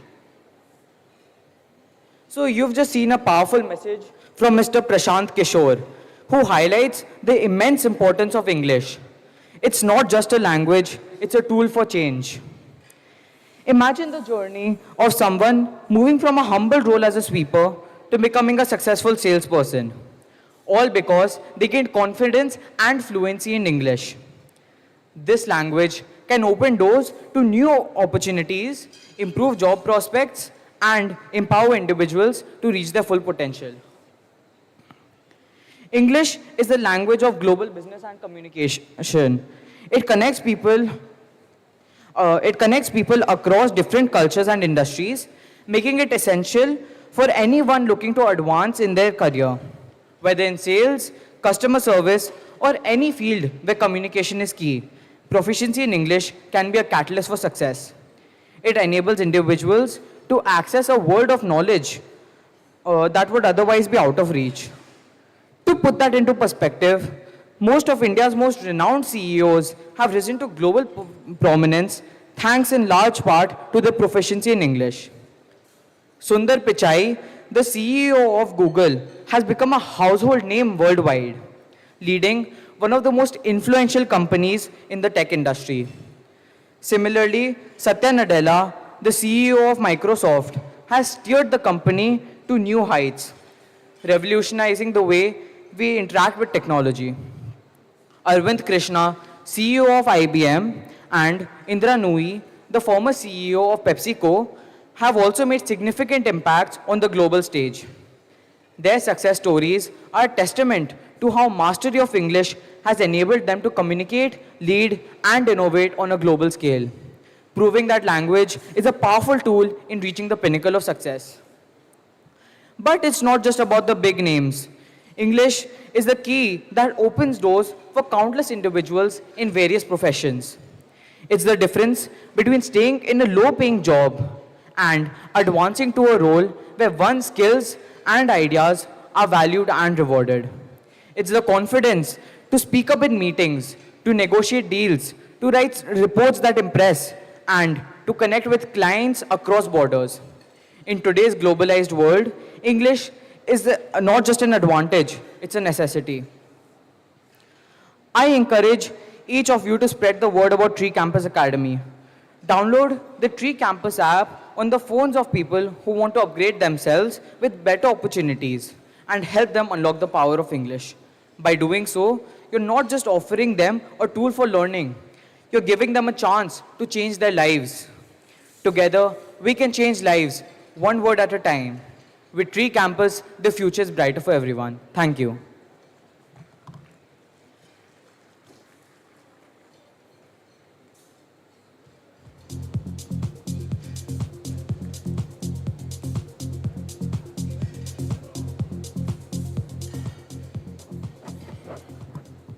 I am proud to deliver vote of thanks on behalf of EIRC to a very young speaker, Krishna Mittalji, who is the co-founder of Tree Campus, for such an insightful and different presentation.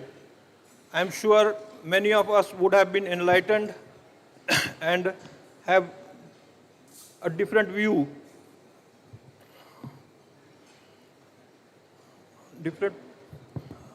I thank EIRC for providing me this opportunity to address this gathering and being part of such a wonderful event. Thank you.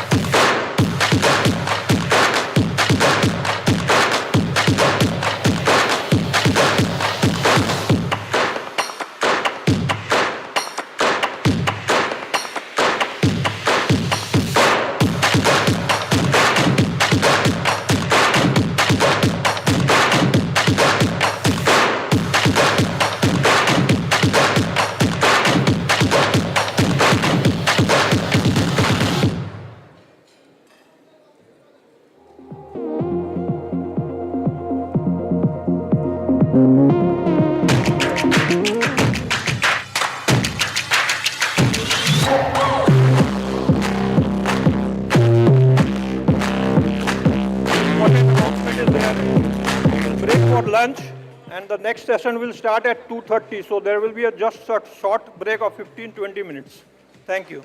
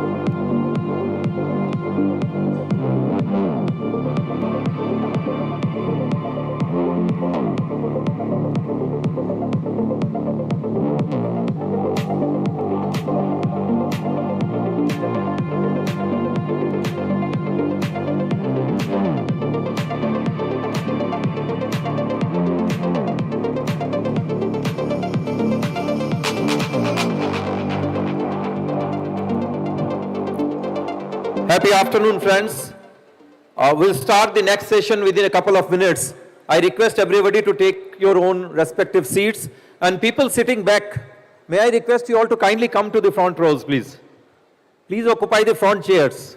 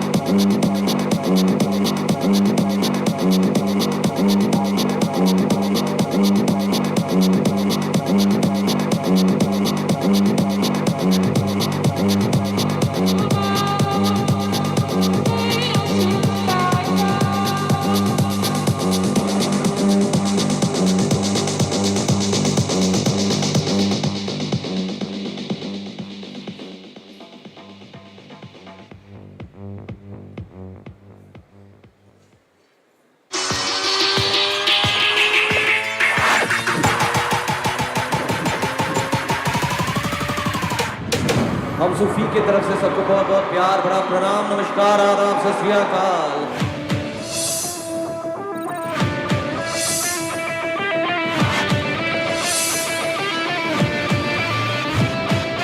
Please welcome you all to the magic of Sufi.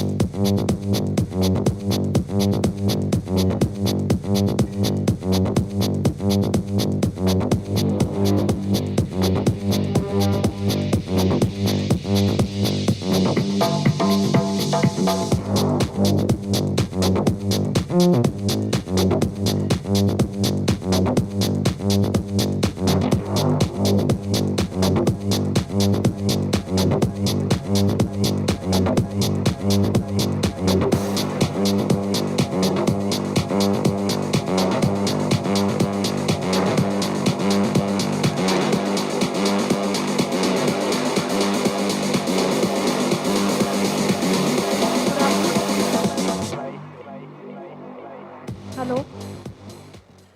Good afternoon, everyone.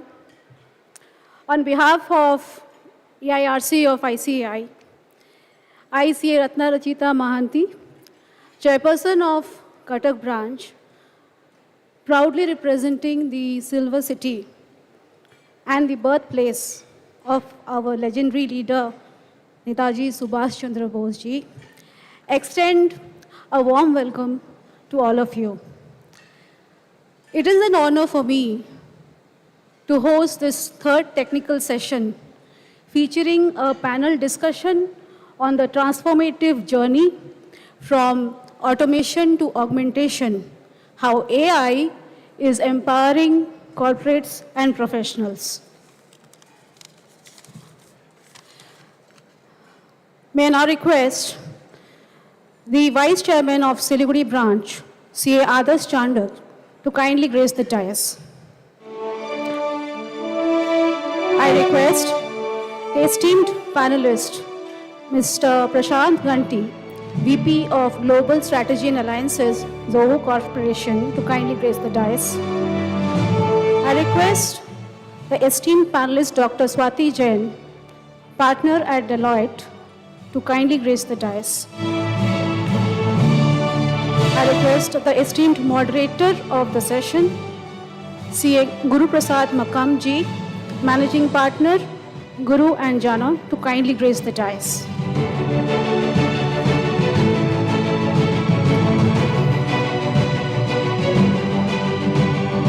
I now request CA Dilip Mahanti Ji, past Chairman, Cuttack Branch, to come to the dais and present a memento to CA Guru Prasad Makam Ji as a token of our love and affection on behalf of EIRC of ICAI.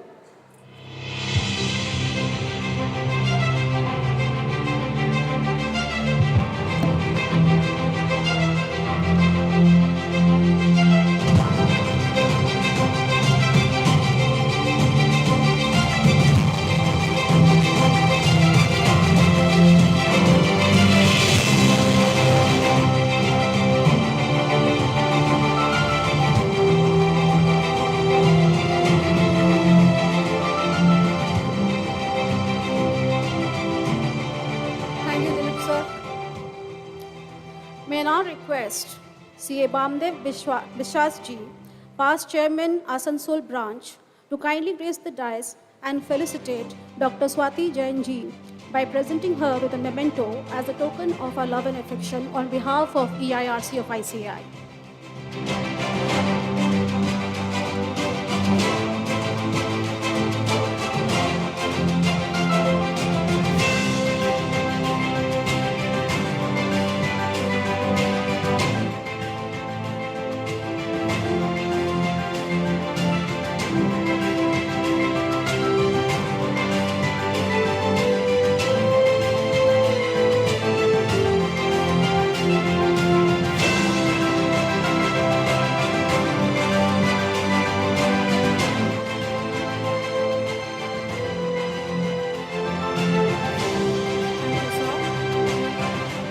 We now request CA Rakesh Jain Ji, past Chairman, Rourkela Branch, to come to the dais and felicitate Mr. Prashant Ganti Ji by presenting him a memento as a token of our love and affection on behalf of EIRC of ICAI.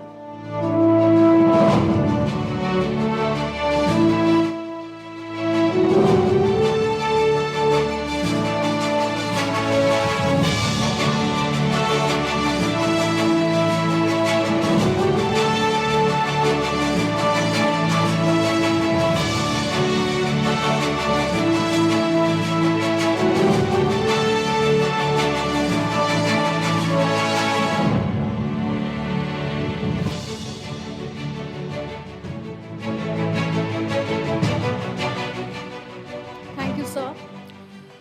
Ladies and gentlemen, in this rapidly evolving digital era, artificial intelligence is not just about automating processes, but is also augmenting human capabilities, enabling humans to achieve unprecedented levels of efficiency and innovation. Today, we gather to explore how AI is reshaping the corporate landscape and empowering the professionals to stay ahead in this competitive world. Let us delve into this insightful discussion and unlock new perspectives that will shape the future of our profession. I now hand over the proceedings to CA Guru Prasad Makamji, the moderator of the session. Thank you so much. Namaste Ratna ji, thank you very much. Welcome back after the lunch session. If anybody of you sleep, it is the mistake of Sanjeev and also Ravi Bhaiya. They have fed you so much that after that we have to conduct a session on artificial intelligence is quite a task. So what we all three decided is I represent the profession in the sense of practice. I'm a practicing chartered accountant. Swati Jain represents the corporate. She's an extremely technology-oriented person. And to my right is the gentleman who represents all of us. That means he represents Zoho, he represents the profession, he represents even matters relating to corporate. So we'll have perspectives from all the three sides. How we would like to break up the talk is initially I'll speak for 2.5 to 3 minutes. Thereafter I'll hand over to Swati and then Mr. Ganti. We'll all speak for 2.5, 3 minutes. I have a list of pre-cushioned questions. All of them I've chosen questions which are very suitable to them, but I've changed some things which are suitable to us. So we'll forget them for some time. So we'll try to see what is best suitable for us. And from my starting note, the entire world is already artificial intelligence. We all are already seeing it. People at my age are in Facebook, youngsters maybe in Instagram. That's a part of artificial intelligence either which ways. We are all in the world of income tax, GST, 90% is already there. Not that it is something new. We have already seen it, we have been living with it, we have been happy with it. But the only thing is we have not identified ourselves that this is what is artificial intelligence. The simplest example I could tell you is if you are doing a Gmail or if you are using a Microsoft Outlook, you write a mail, "Dear sir, please find enclosed, regards." The moment you don't do that, there is no enclosure. The tool will automatically tell, "Hey boss, there is no enclosure." It is as simple as that. We have been living with that. The only submission I have to this August gathering before we move ahead is don't jump too fast. It becomes too difficult for you to grasp so many technology changes. We are in a profession where taxation is there, GST changes every month, corporate law changes every week. So as it is, the changes are too many. When you come to forums like this, you see hundreds and hundreds of tools, hundreds of new technologies, but at the same time, you cannot grasp everything together. It becomes so difficult if you start looking at, I'll implement this, I'll implement that, I'll implement that too. Finally, you'll end up implementing nothing. So my sincere urge to all of you is, in the entire 2 days of this magnificent event, pick up 2 or 3 which you will genuinely implement. Live with that. Eat that. Devour that. And that's how you get into technology. You can't do 200 things at a time. Many a times it happens that you are married. The moment you are married, you will see somebody else, "Arey yaar, if I had got this, it would have been nicer." Then you again jump once more. Baaju wala padosan acha lag raha hai. That is exactly what happens in technology, that you get into one tool and automatically you see one more tool which is better. Then you see one more tool which is better, and tools are coming every day. The more you jump in tools, it will only make a fool out of you. Stick to some tool, be loyal to that, wait for some time, sleep over it, let it yield return on investment, then add one more. So mostly that could be the realm of all the discussions we'll have today. I'll try to stick, I presume all of us are in practice, many of us are in practice, few corporates are also there. So we'll try to keep our talk as much as possible in such a way that we are already using it, or we may land up using it. And I'll try to moderate in such a way that I can give you some tips telling that, look, this is where we can tell what Swati Jain is using or what Mr. Ganti is telling. These are the options we could see. I'll hand over to Swati with this, and let's see how we can manage this next 45 minutes to 50 minutes.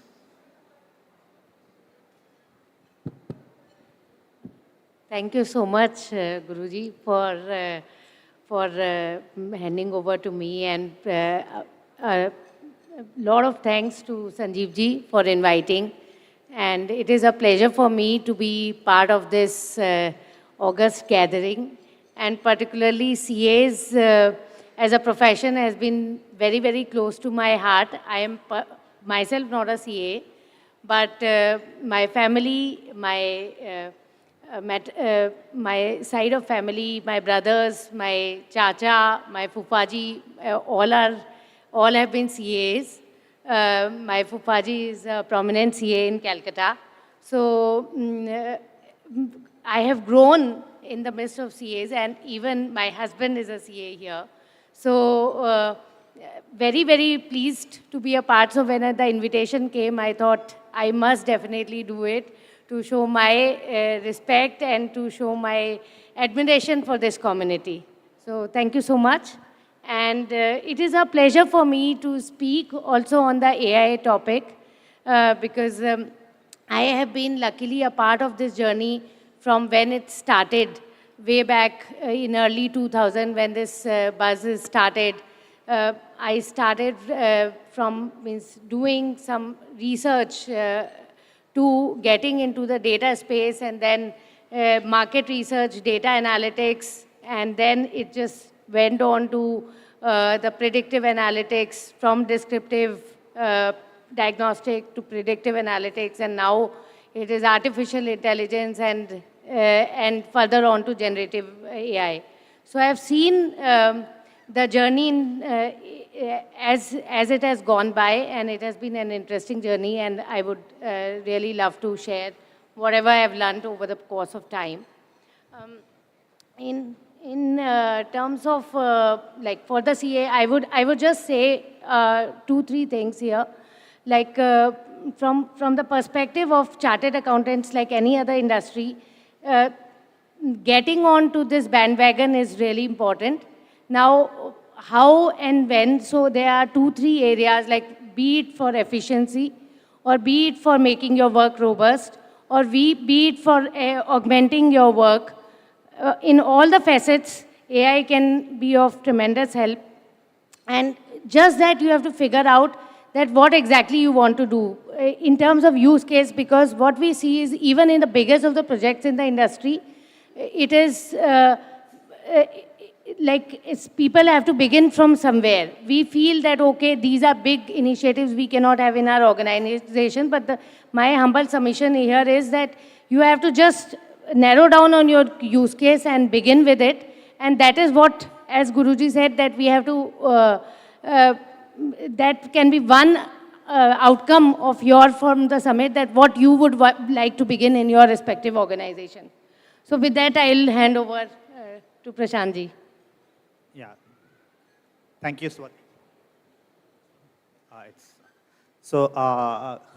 Good afternoon, everyone, and it's my pleasure being here. I want to thank EIRC for having me here. A quick round of what I have been doing all this while. So I have been into financial technologies my entire career for the past 25 years. See how, right from banking to accounting, how technology is implemented. For chartered accountant professionals, I represent the technology side. For technology professions, I represent CS. So I try to sell the other way around to each profession. So now, to capture the zeitgeist of the times, AI. So I was also talking to my colleagues. Cloud technology has been there for 10, 12 years, much more than that. In fact, 2005, we launched our first product in cloud at Zoho.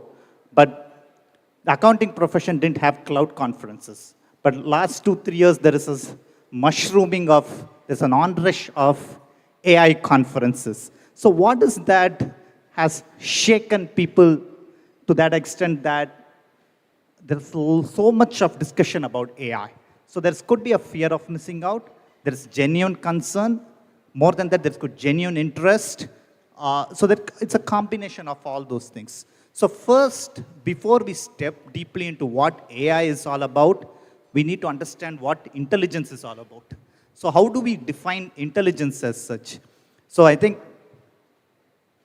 general agreement about intelligence is you need a broader understanding about your surroundings and the world. And based on that, you should develop some persistent memory. And beyond that, you should be able to predict, reason, and plan. I can tell you that AI cannot do any of these today. So there is scope for humans as such. But there is a lot of talk about AI might take your job, but that's also a wrong way of looking at things. You should divide your job into various tasks. The combination of tasks leads to a particular role, and various roles generate a particular goal. So think in terms of tasks, roles, and goals, and how AI could impact that? To just give you a perspective of what we'll be talking. While you're driving your car, you want to speak to your assistant in the office. So normally you tell, hey Siri, call up Ramesh. So immediately Siri will call up Ramesh. So I could define that as artificial intelligence. It's an AI. The question I would like to pose is based on this incident, where some auditing standard was there, maybe we'll take it as SA 230, and somebody was doing a job of sundry debtors, accounts receivable. So the moment accounts receivable chart was placed before them, they put it in ChatGPT, and then they told, can you prepare the audit working notes as per SA 230? Now what does ChatGPT do? It will go to SA 230, it will go to SA 230 which is present in some 10 places, pick up all those things, and it can easily prepare the notes for you. You can take a printout, read it once obviously. Without reading we can't be putting it, put it in your file. The second part is the generative AI. A generative AI is something which generates something. But AI is something which is an artificial intelligence. A Siri, call Ramesh, can be AI. ChatGPT, please give me notes for SA 230 and compare it with a guidance note for this. That is generative AI. Those could be the only basic differences. But let us hear from the experts. Now, Swati would take us through. Can I call you Swati? Yes. Oh, better to take consent on that. In Bangalore, we come from the startup capital. Nobody calls anybody by sir, nobody calls anybody by Mr. So we have got used to it. And so when I come to Calcutta, I have to tell Sanjeev ji, Ravi Bhaiya, I have to be very, very careful when I come here. So let us hear from Swati Jain. What does she differentiate? What is AI and what is generative AI? And then Prashant will talk regarding how does it differentiate in our profession. Sure. So we've been hearing about AI from, I would say, easily around 15 years. And so the whole AI journey started with when the internet revolution started and when there was a lot of data generated.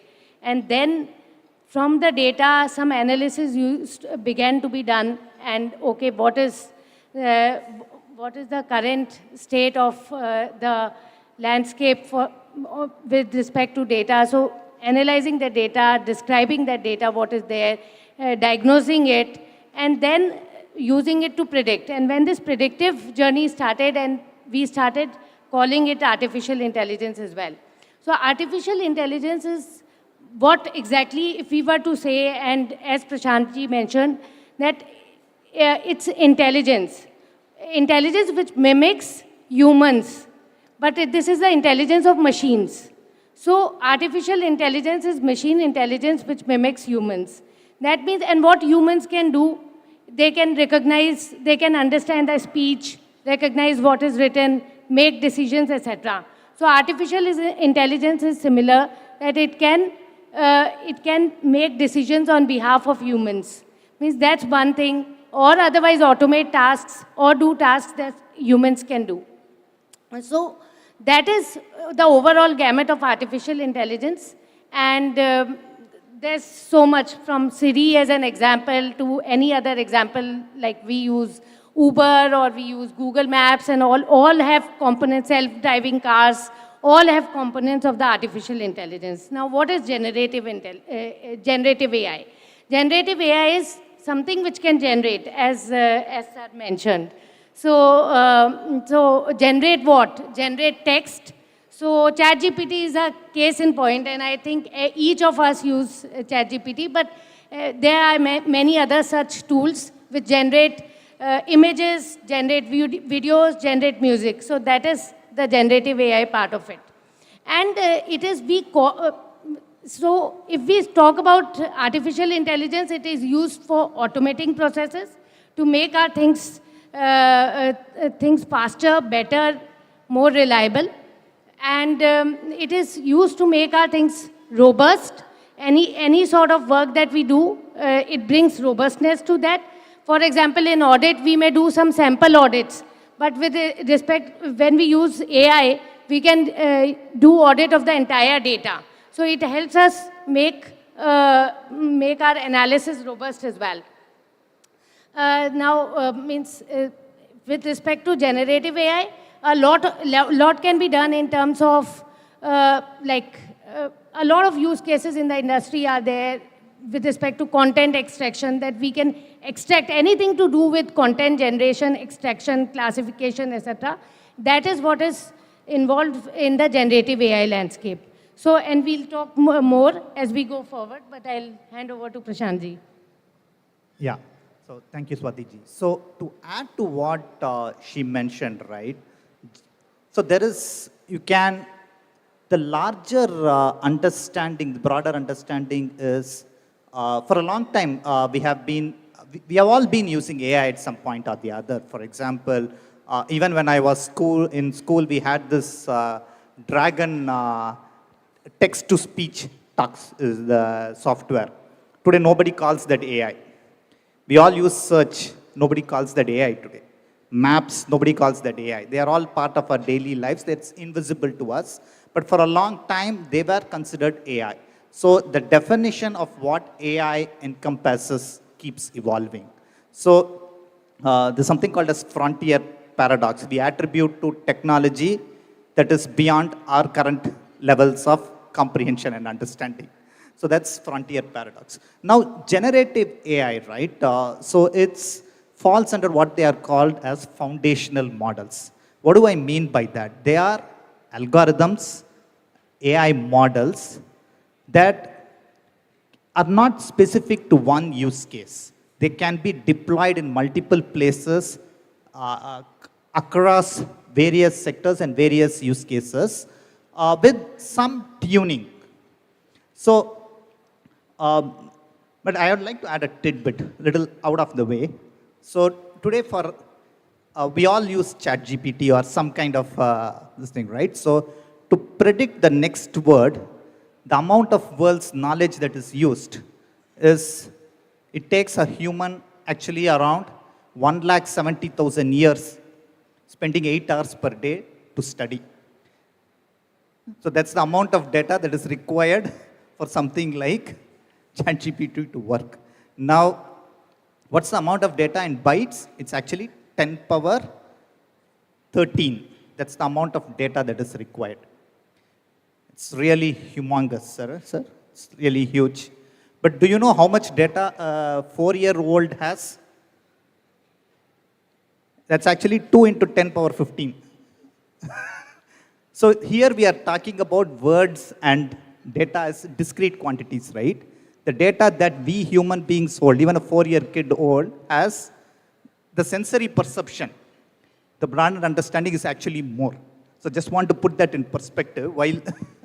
So coming to where this impacts your profession, primarily is, for example, I mentioned about tasks, right? Tasks, roles, and goals.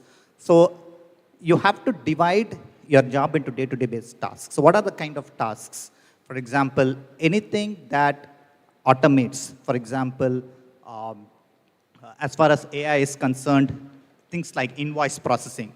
Today, if you're manually recording your supplier invoices, you're doing it wrong.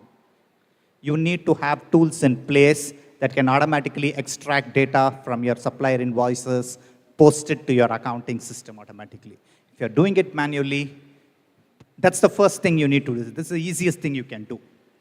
So things like that, wherever, for example, if you already have data, if you don't have data in one place, you cannot take advantage of any of the AI models, be it existing AI models or upcoming foundational models as well.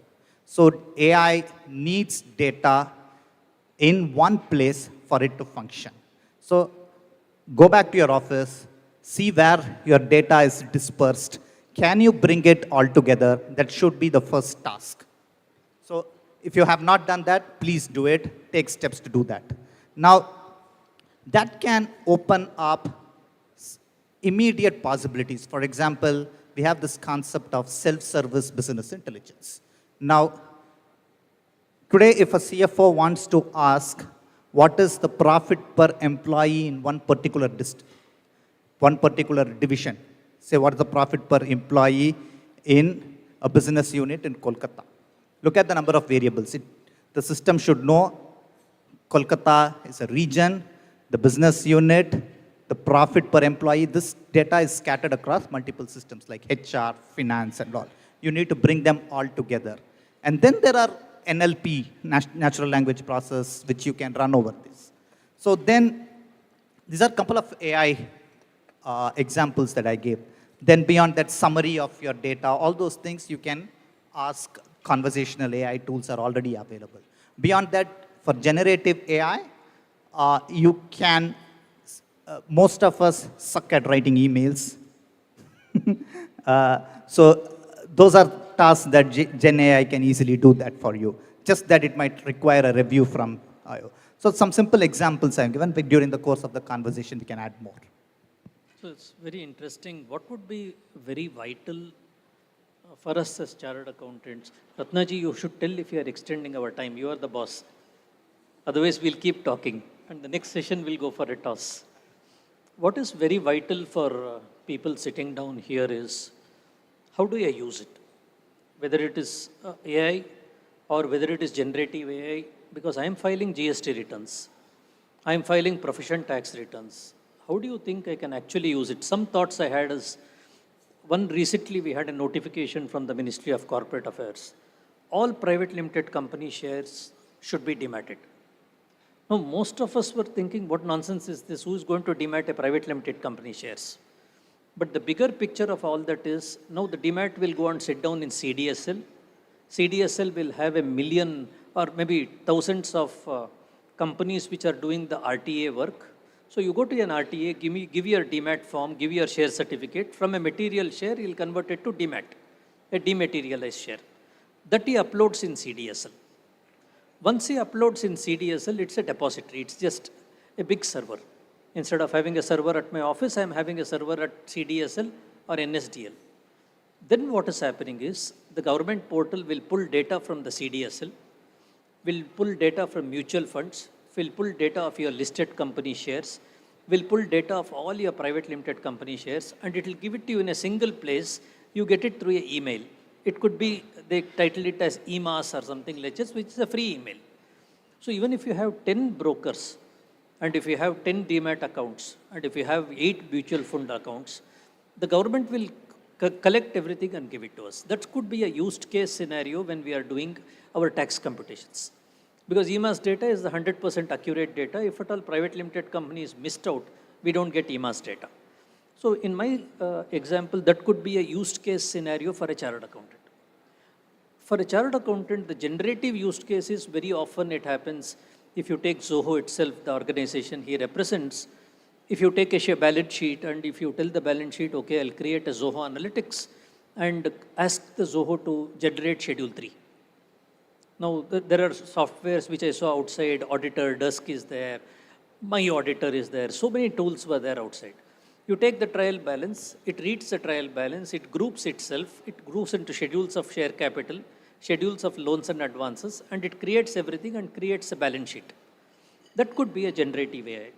So if these are the examples for the audience, what do you think the future looks like? What could be the use case scenarios for AI or Gen AI? What could be the real use case? Today we see CIBIL report.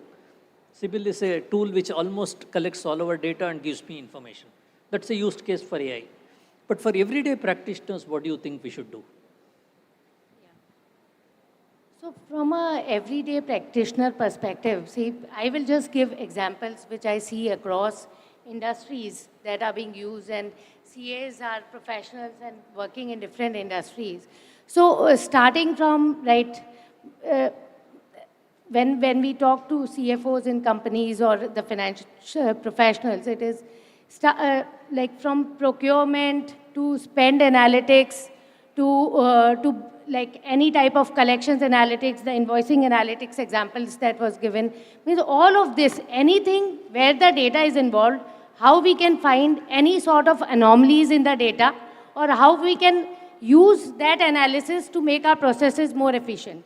So typical use cases that we have conducted is like collections, how can we ensure? So a lot of such work has been done, like we've done for logistics companies where we have engaged with the CFOs, or we have done with manufacturing companies where we have been involved with the procurement heads, etc., to see that how we can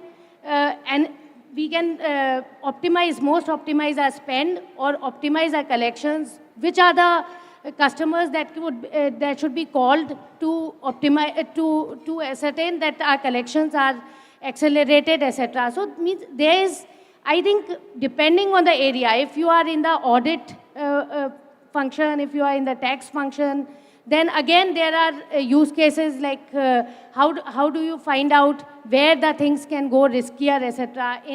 For example, in transfer pricing, analyzing a lot of transactions that are being done to just ascertain where there are anomalies and where the transactions may not be arm's length. So from a corporate perspective, we have sort of supported clients in many of these areas, and then they extend from bringing efficiencies in the processes to cost optimization to augmenting the work in terms of forecasting for the future and seeing that what analysis can be done from the data to predict that how anybody can enhance the revenues, etc., of the organization, and what new things can be implemented. So these are some of the real life use cases I have seen when we have been interacting with the finance professionals. Another is about identification of fraud and identification of wherever their risk may be.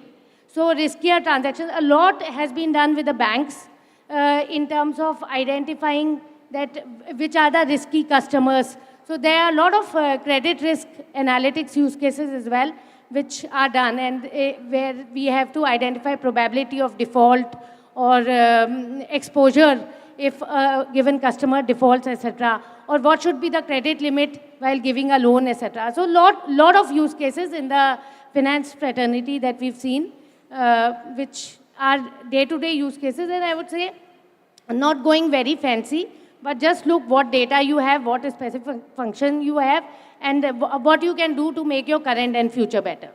And then just start with that.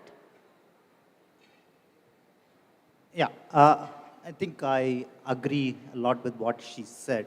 So the few things that we need to think through is, for much of the focus, the profession has been primarily on backward-looking metrics.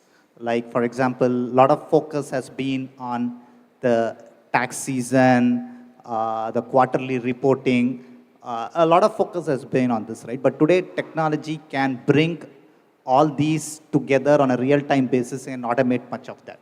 So, for example, if you are invested in digitalization and digitization of your systems, all these are automated today.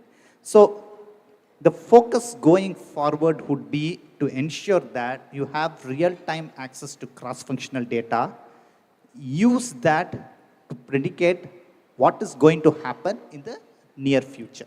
So you need processes and tools in place to run multiple what-if scenarios to help your clients to navigate the challenges in the near future. So that would be one of the most critical aspects going forward. So for that, as I'll go back to what I said earlier, you need to have data in one place, cross-functional data available real-time in one place. Then beyond that, so there are other use cases, like, for example, as she mentioned about fraud and risk, right? Today, there are specific algorithms that have evolved, like Bayesian algorithm and all that, can more or less be a good approximate to human inference of fraud. Fraud is an intention. You need to prove the intention. It is not just somebody has, that something has gone beyond a rule. How do you prove the intention? There are tools that have evolved to help you there. So you need anomaly detection, you need fraud detection. So these are tools that, for example, it's not even if you just purchase an application. Somebody has to keep looking at it And the tool also evolves that understands how you run your business and can help you in future. So those are two critical things. Beyond that, I think continuing to invest in automation and data consolidation would be the key. I just had to follow up a question because most of us sitting here, you use the word data should be in one place. I was so happy to see Mr. Goenka. Maybe many of you were not born then.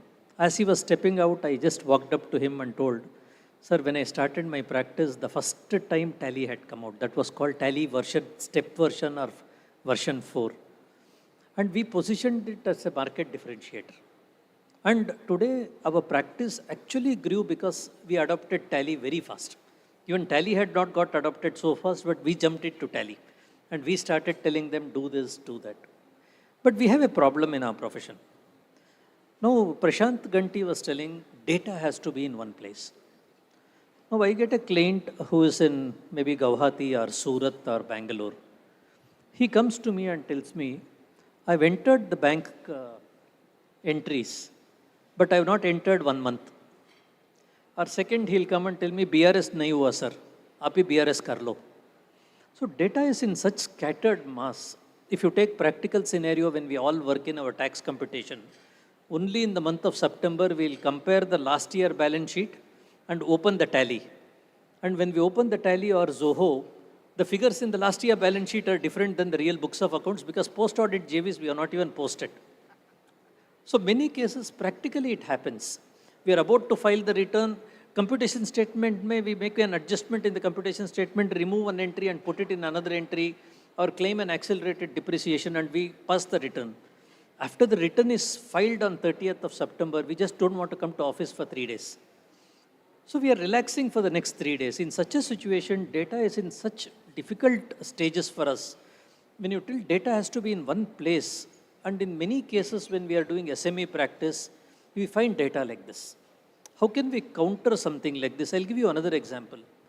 When we were doing work for an company, we were doing audit. And I had used a chat GPT and sat down and prepared my notes in chat GPT. I had prepared the materiality testing where I had uploaded and told this is the materiality testing. The peer reviewer came and asked me, what is the exercise you have done as a working paper for this? I told, sir, this is only the working paper. How did you come to know? Sir, I went to the Gmail of that company. I pulled out all the invoices in the Gmail and it came back. He told, look, that is only a black box. What has happened behind the Gmail, I don't know. As an auditor, how have you done it? So 2 questions to you, Prashant. One is, when data is itself so bad in our profession, the type of clientele we get is sometimes bad. Second, when the peer reviewer comes and he tells you have used ChatGPT, I don't understand what is behind it. How do you substantiate that is right? I'm struck. How do you think you can address that situation? Yeah, on the first question, right?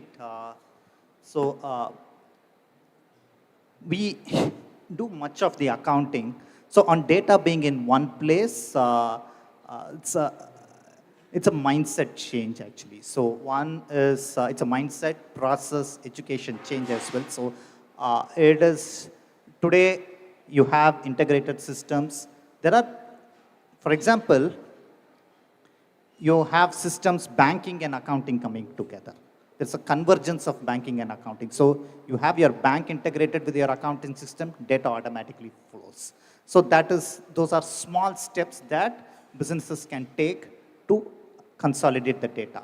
And then next is, so it's very likely that a business is going to use more than an accounting system. They're going to have stock management system, they are going to have a CRM system, they are going to have maybe an extraneous analytical system, whatever it is.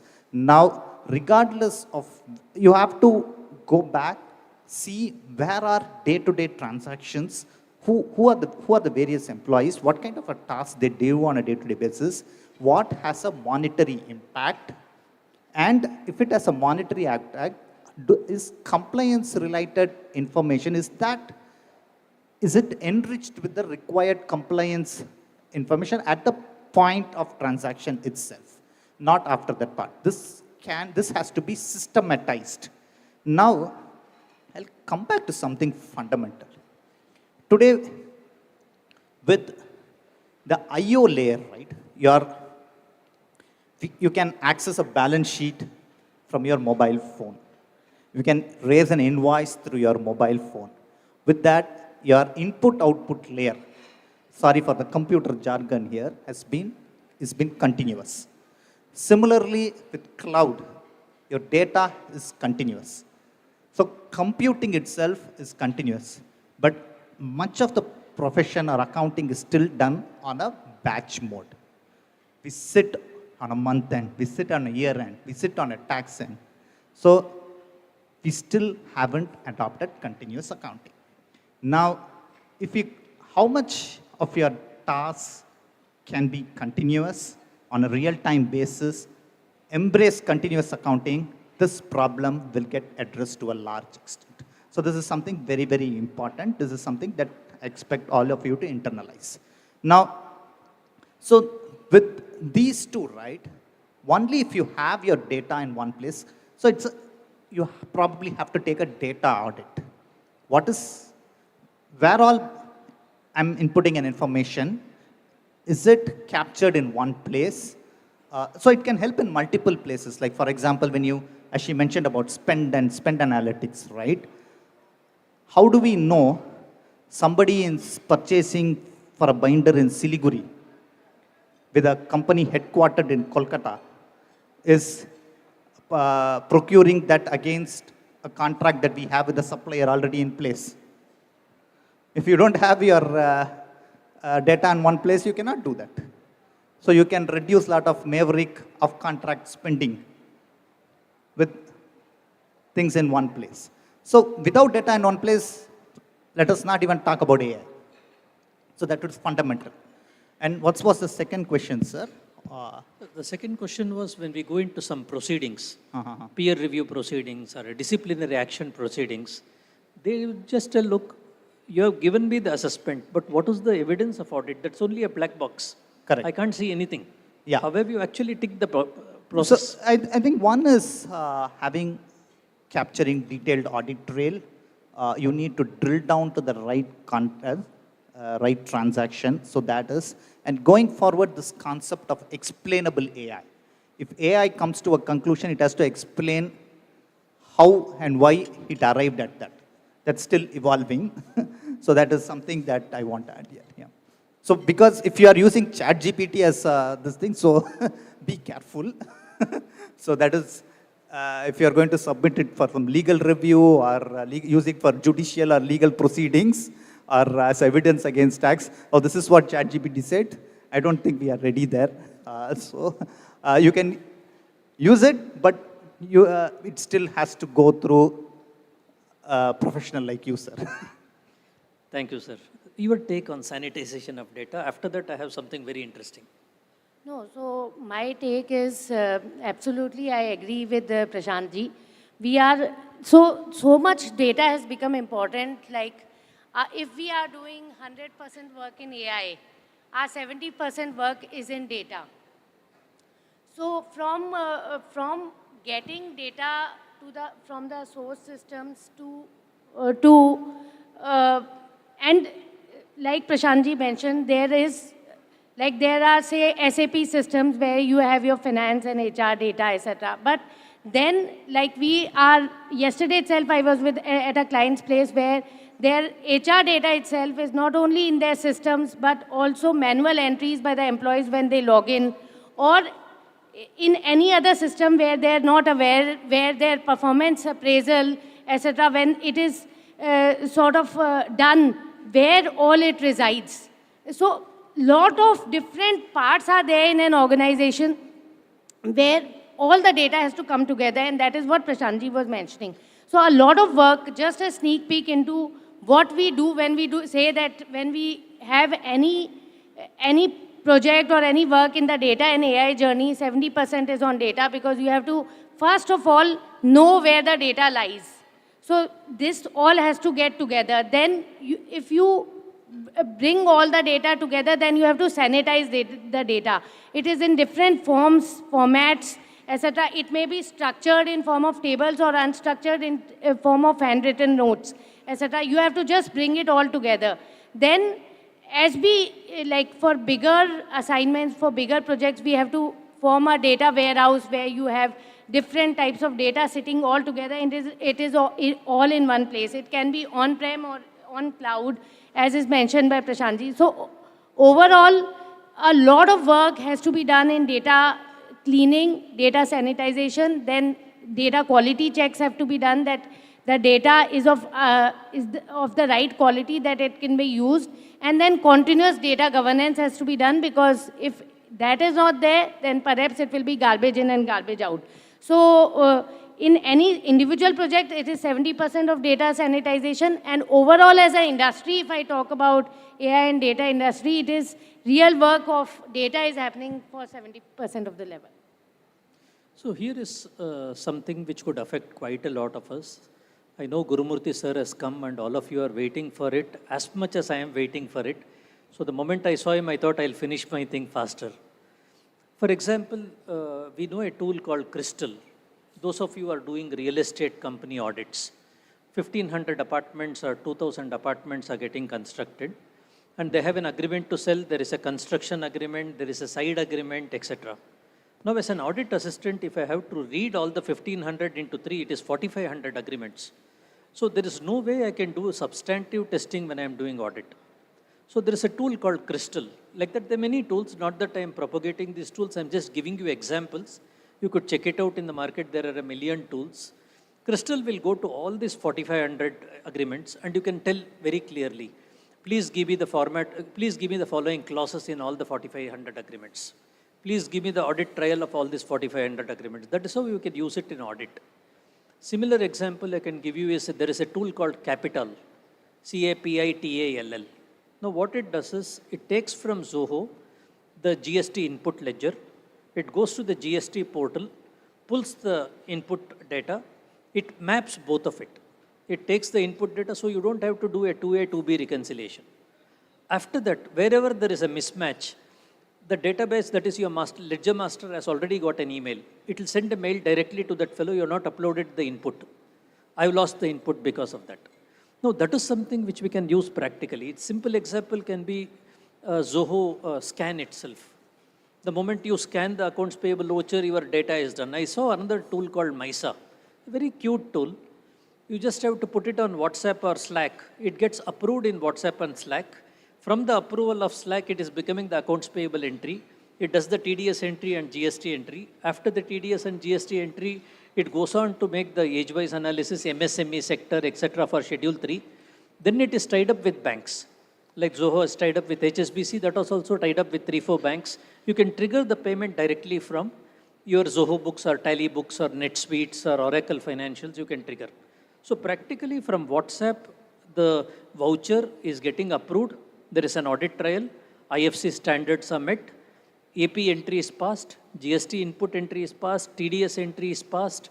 After the TDS, age-wise is done, AP ledger is done. After the AP ledger, bank payment is done. And the mail also goes to the vendor, or the mail or SMS also goes to the vendor. So when you look at AI, the entire cycle is met. We also had some interactions with the Zoho desk, which is a chatbot or a penguin. We can create very small desks. If somebody sends you a message, what is the advance tax date? It's simple, 150 rupees, it gets done. So these are used cases for us, but we have another 8 or 9 minutes or 7 minutes. Maybe we'll open it for questions, even though we had planned a few more questions, but I would like to jump to this question. The government has gone ahead, much ahead than all of us. If you see the AIS portal, it is giving me my balance sheet. If you see the pre-fill forms, when you look at the old Saral D as opposed to the new thing, most of it is pre-fill. It just gets filled up and it comes back. Next year, it will be more fill. There are portals which are doing 65 rupees income tax return. Next year, they'll do it free. So the government has gone much ahead, whether it is the GST or whether it is the TDS 26AS. If you see the latest section 133 notices, if you upload a dummy receipt of HRA, any employee, a notice is getting triggered under 133 and a notice goes. That's a typical use of artificial intelligence. When we look at the MCA website, automatically the name availability is coming, trade name is coming, trademark is running. That's already artificial intelligence which is in place. Now they are telling you can only put the memorandum articles. Suppose I go and put Guru Financial Advisors. The tool automatically tells, have you taken NBFC approval? To that extent, government has gone ahead. As practicing chartered accountants, first to Swati Jain, what do you think we should do to enhance our competency that we don't miss the bus? The government is going much faster than all of us. How do we reach there? Sure. No, so I would just say that begin any big steps, begin with the first step. Begin to just think about that let us ensure whatever we have in our respective offices, in our respective practices, whatever we have, the data, etc., we start digitizing that and we start having it together.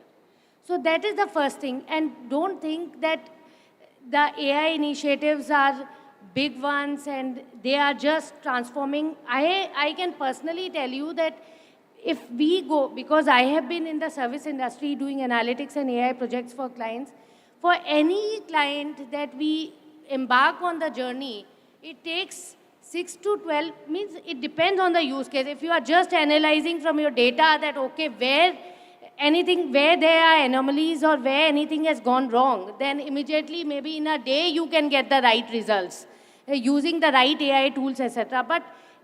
But overall, if a very systematic journey, it takes months and it takes years to put it all together.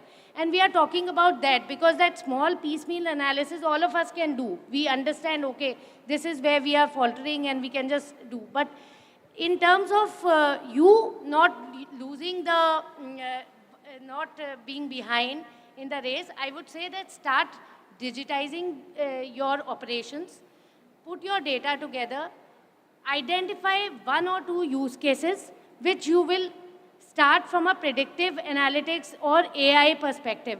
That, okay, and a small use case and small results is what you should expect. And when you get some success, then go ahead. Because a couple of things, one is outcome focus should be there, because otherwise AI is for the sake of AI, many of places it doesn't give results. Second is also the point that was earlier discussed around adoption.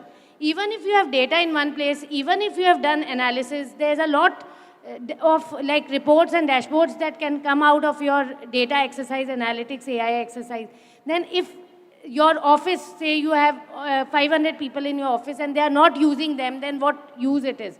So adoption is also very important. So I would just say my 2 cents here will be that begin to digitize and ensure, identify the right use case and ensure there's appropriate adoption for whatever is being done. And you will definitely be quite ahead in the race. Yeah, so just to sum up what she said, don't just use ChatGPT and say that you have adopted AI. So is that what you're saying? So I think one is, I talk about this digital maturity pyramid, right? For first step is being digitized. So what do we mean by that? Ensure that there are no bits of paper lying around in your office. So you should have everything computerized, accessible, based on segregation of duties for all your employees. That is digitization. Next, digitalization. That is when you are able to have automate processes using digital technologies. That is digitalization. And then digital transformation is when you are able to bring new business models. So a lot of people are still at level 1, at the bottom of the pyramid here in digitization. So that's the first step. Then, as I mentioned, much of the focus so far has been on backward-looking pyramids. Bring consolidated data, run small experiments on how you can improve the bottom line of your clients. For example, any initiative that is happening, be involved in the beginning itself and give inputs based on the tacit understanding you have with your client. So that's something that's very difficult for any AI model to immediately this thing. So that is, as I told you, right, intelligence, what are 4 aspects of intelligence? One is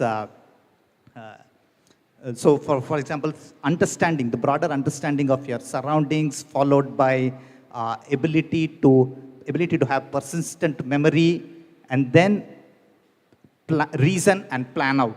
So all these things, today it's very difficult for AI to do. So this is where humans make a difference. Your tacit understanding of your client, coupled with deep adoption of technologies, the right technology tool, will ensure that we continue doing our good work. And then I also, on generative, this thing, right, is a little bit of tidbit. The world's first generative AI or generative grammar was Panini's Astadhyayi. I don't know how many of you know that. That's from India.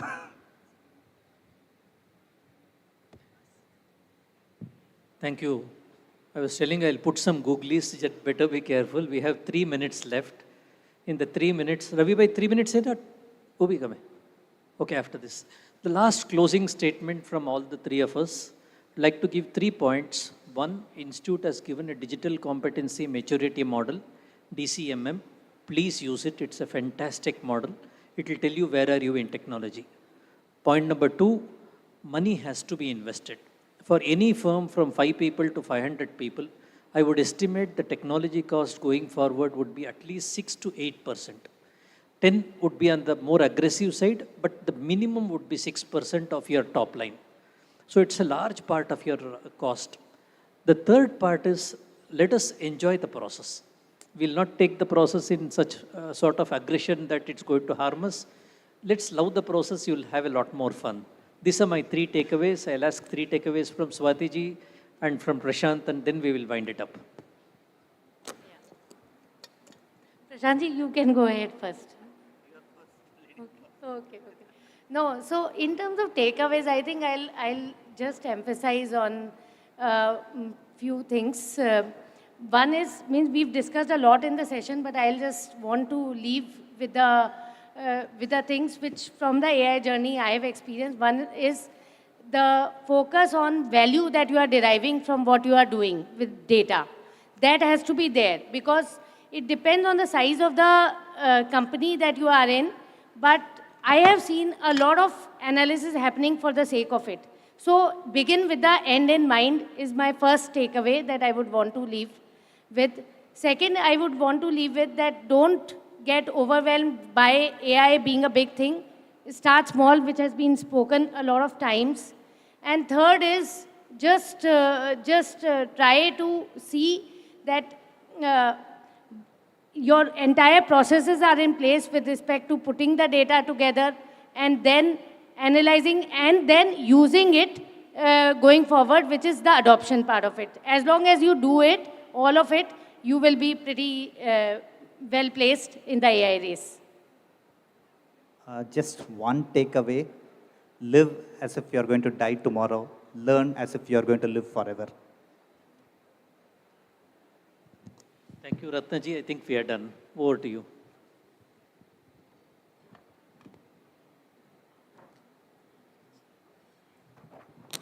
It was really an insightful session with CA Guru Prasad Makam sir as the moderator and the learned panelist Prashant sir and Swati madam. I now request CA Adarsh Chandak ji to please propose a formal vote of thanks. Hello. A very good afternoon to the respected delegates, dignitaries on the dais and off the dais. It is my great privilege to propose the vote of thanks for the third technical session. We had a wonderful panel discussion on AI, starting with what is AI and generative AI, and then going on to give us how we can use this AI to better our profession. Sir, thank you, sir, Guru sir, for giving us the motto of having to invest in the AI and then enjoy the process. Thank you, Swati ma'am, for telling us to begin with a small step and then adopt it continuously till the end so that we can use the AI. Thank you, Prashant sir, for highlighting the need to set goals, tasks and roles. Thank you so much. Thank you, wonderful audience, for being for a wonderful session. Thank you.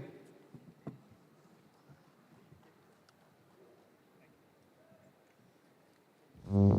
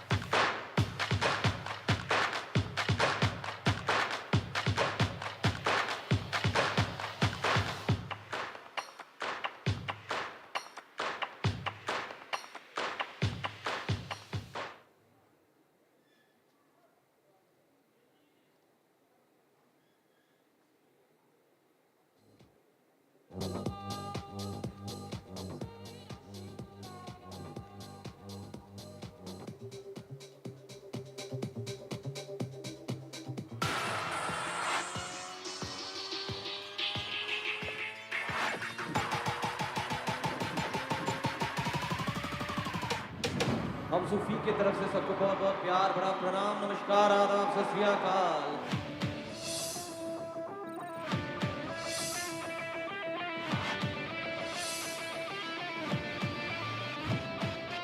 We welcome you all to the magic of Sufi.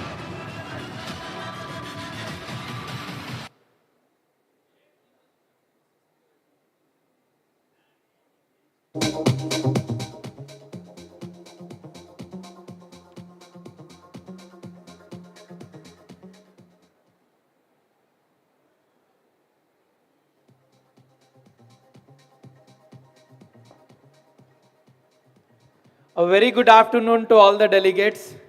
I request everyone to kindly settle down as we proceed forward for the next session. Friends, I would update that our breakout sessions are also going on as of now. In breakout session, room number 2, a session on real estate is going on. In breakout room number 1, opportunities at Gift City is going on. In computer lab, GPT and generative AI session is going on. And in senior citizen zone, a session on cardiology is going on. So those of you who are interested and listening to me can join those sessions.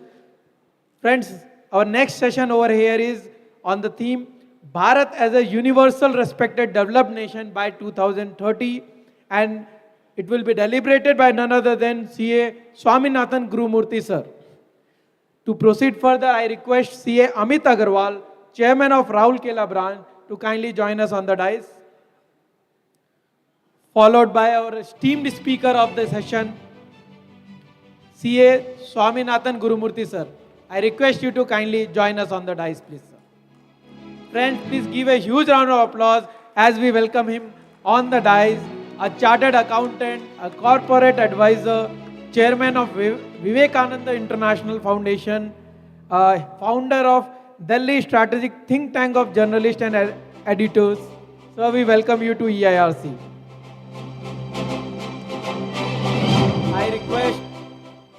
I request CA Pawan Agrawal, past chairman of Rahul Kela branch, to kindly offer him a memento and utrio on behalf of EIRC of ICAI.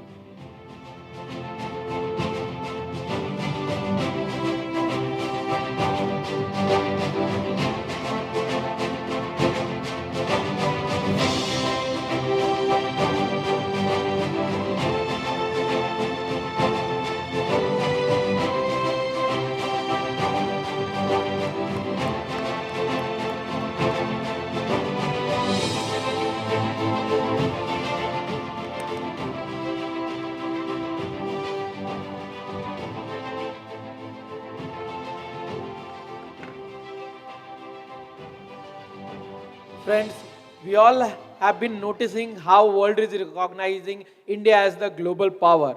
On the same theme, Bharat as a universal respected developed nation by 2013, sir will be deliberating. Request you, sir, to kindly start your deliberation.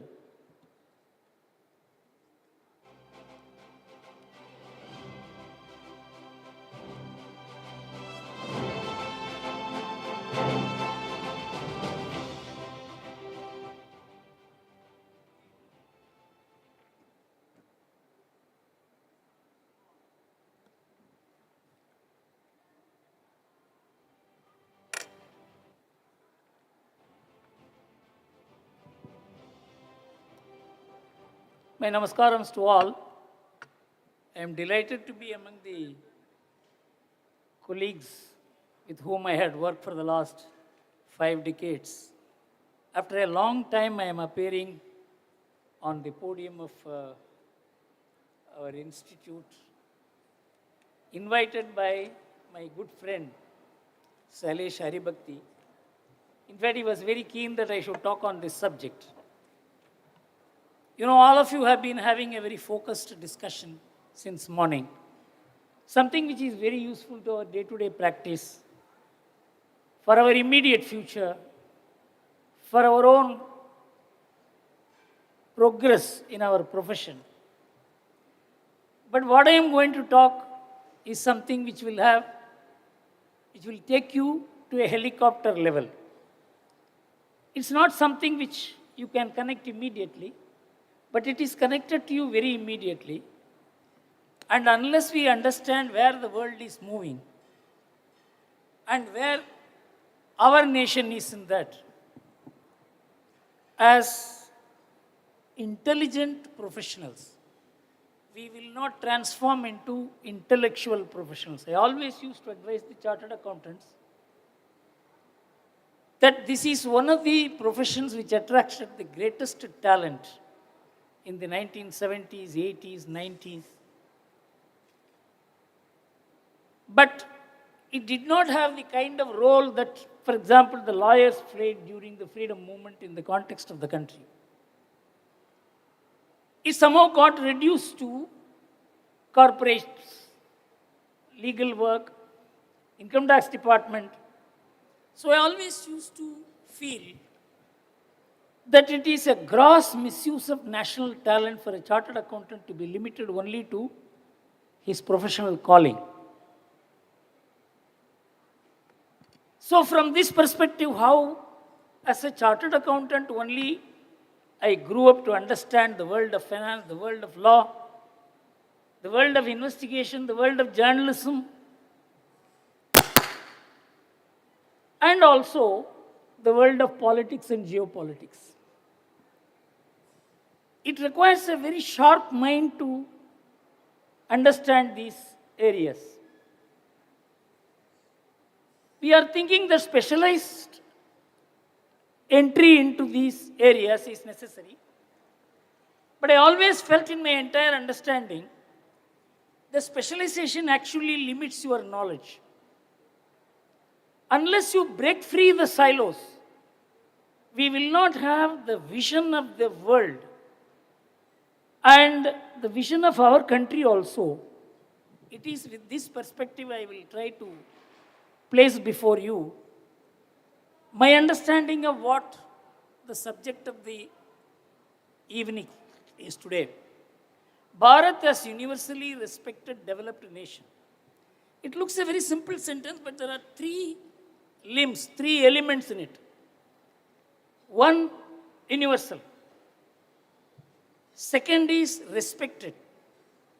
The 3rd is developed. Each one of it has a definite meaning in the geopolitical and strategic world today, which is what I want to share with you. You know, the world is no more geographical. It is geopolitical. It is not only geopolitical, it is geostrategic world.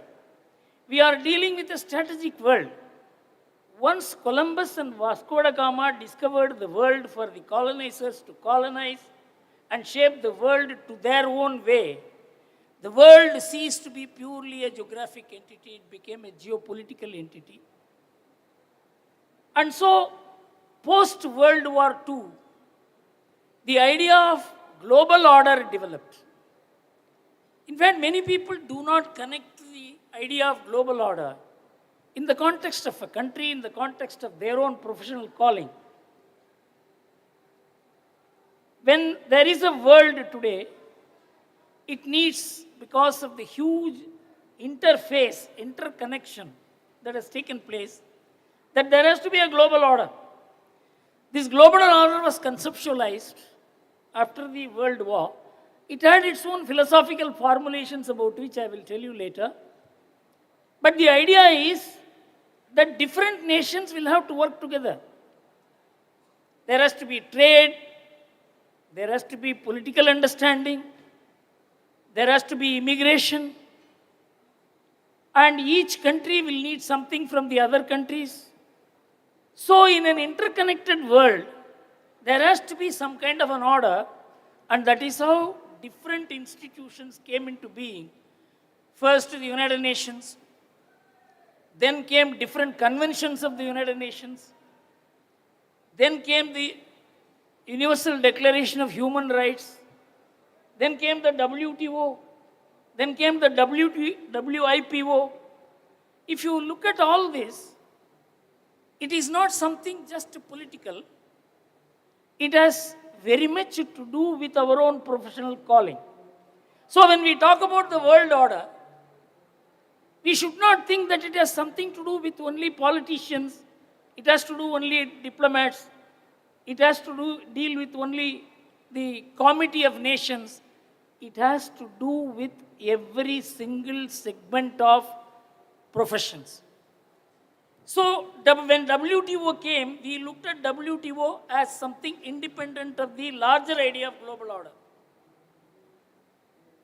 Now, how this global order shaped also, on which there is no clear understanding among even people who deal with the global order, like the geopolitical thinkers, strategists, and diplomats, because as I head the Vivekananda International Foundation, I find there is a disconnect between different segments, with the result how the world order change affects the different walks of life is not understood. I am just going to tell you how it changed in 6 different occasions. In 1951, the measures for the development of underdeveloped nations in the United Nations said that if you want to develop, you have got to give up your culture, your philosophy, your way of life, otherwise you cannot develop. This became the model for public education, public discourse, media, government policies. This was one-size-fits-all model, that you have to westernize, otherwise you cannot develop.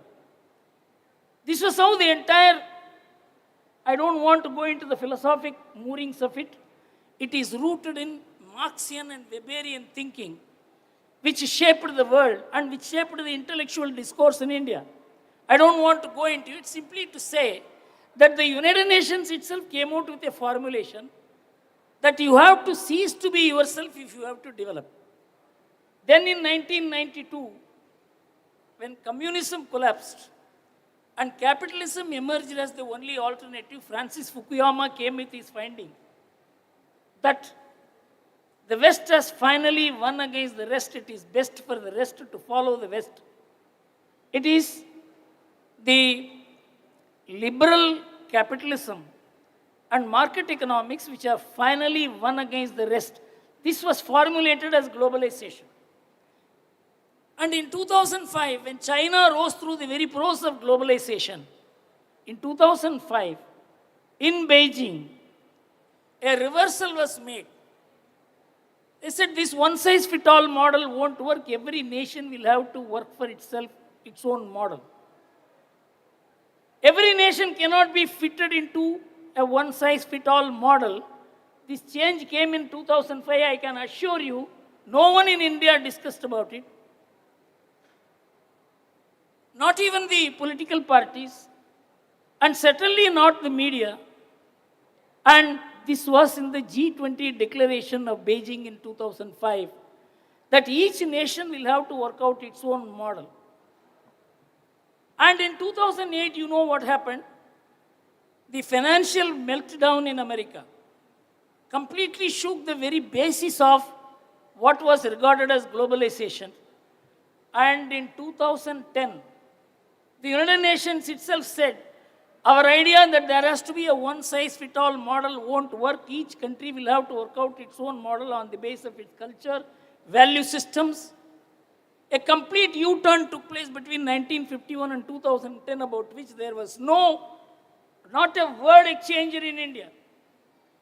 It is only in 2015, when the Niti Aayog was constituted by the Prime Minister of India, there this was integrated, that a one-size-fits-all model won't work and we will have to develop our own model. This was the first time that the Indian discourse, the Indian state, recognized that you cannot have a global model and there is diversity in the world and each country will have to work out its own model. Now, after 2015, when the COVID came, and after COVID, the Ukraine war came, there is a complete collapse of the post-World War II global order. And Henry Kissinger said that this world order will change forever and permanently get restructured. George Soros said that the Western civilization is in danger because of the change in the world order. So you can understand the vested interest of the West in the world order to keep its lead. Now, that is under challenge, that is under stress. And there is no doubt today, at least in the mind of the geopolitical and economic thinkers, that there is a demise of this idea of globalization with no alternative in sight. The world will not move in a linear way. And we are a profession which is intimately linked to global happenings. In terms of even accounting standards, corporate governance, in terms of rules of finance, there is an integration at the world level from which we draw our own rules. So, whether the current overarching global principles will continue to exist, there is a big question mark over it. So, we have got to now look at what is happening in the world. I will say 3 different pieces of evidence which will give us an idea as to how the world order is changing so fast that whether the world order, as we call it, will exist or does it exist, that question itself has arisen. You know, the European Commission Knowledge for Policy Competence Center for Foresight, it's available on the net, you can download and read. It published a report in the year 2020 after the COVID attack came. It said by 2030 what will happen in the world. It said there will be a diffusion of powers.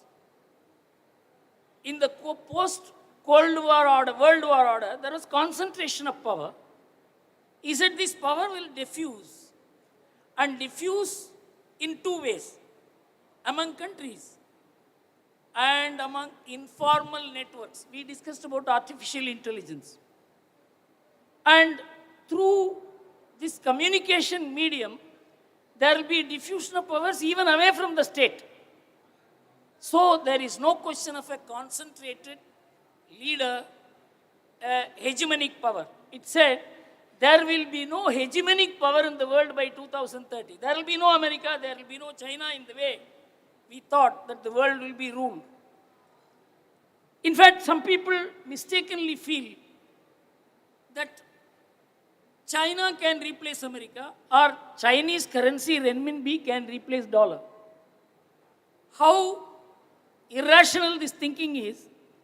Dollar could invade the world because America opened its market, made everybody sell to America, and America gave dollars in return.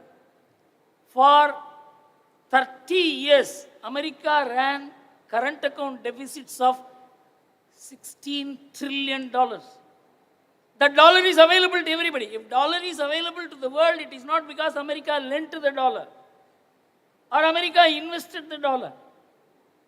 America made the other countries earn the dollar. So the dollar is available with everybody. Whereas in the case of China, it is the reverse. China is exporting more than it is importing, and so Chinese currency is not available to anybody. There is no way Chinese currency can become a global currency unless it is available to everybody. And so you are reaching a situation that if there is de-dollarization, as it is happening, because in 1970, the dollar reserves accounted for 85% of the global foreign exchange reserves. It became 67% in 2005. It is 59% today. So that people keeping money in dollar is coming down. And there is no alternative currency. As I said, the Chinese currency cannot replace the dollar because China is not importing more than it is exporting. It is the reverse. So in this, what is happening today, particularly the post-Ukraine situation, is that countries are using their own national currencies for trade.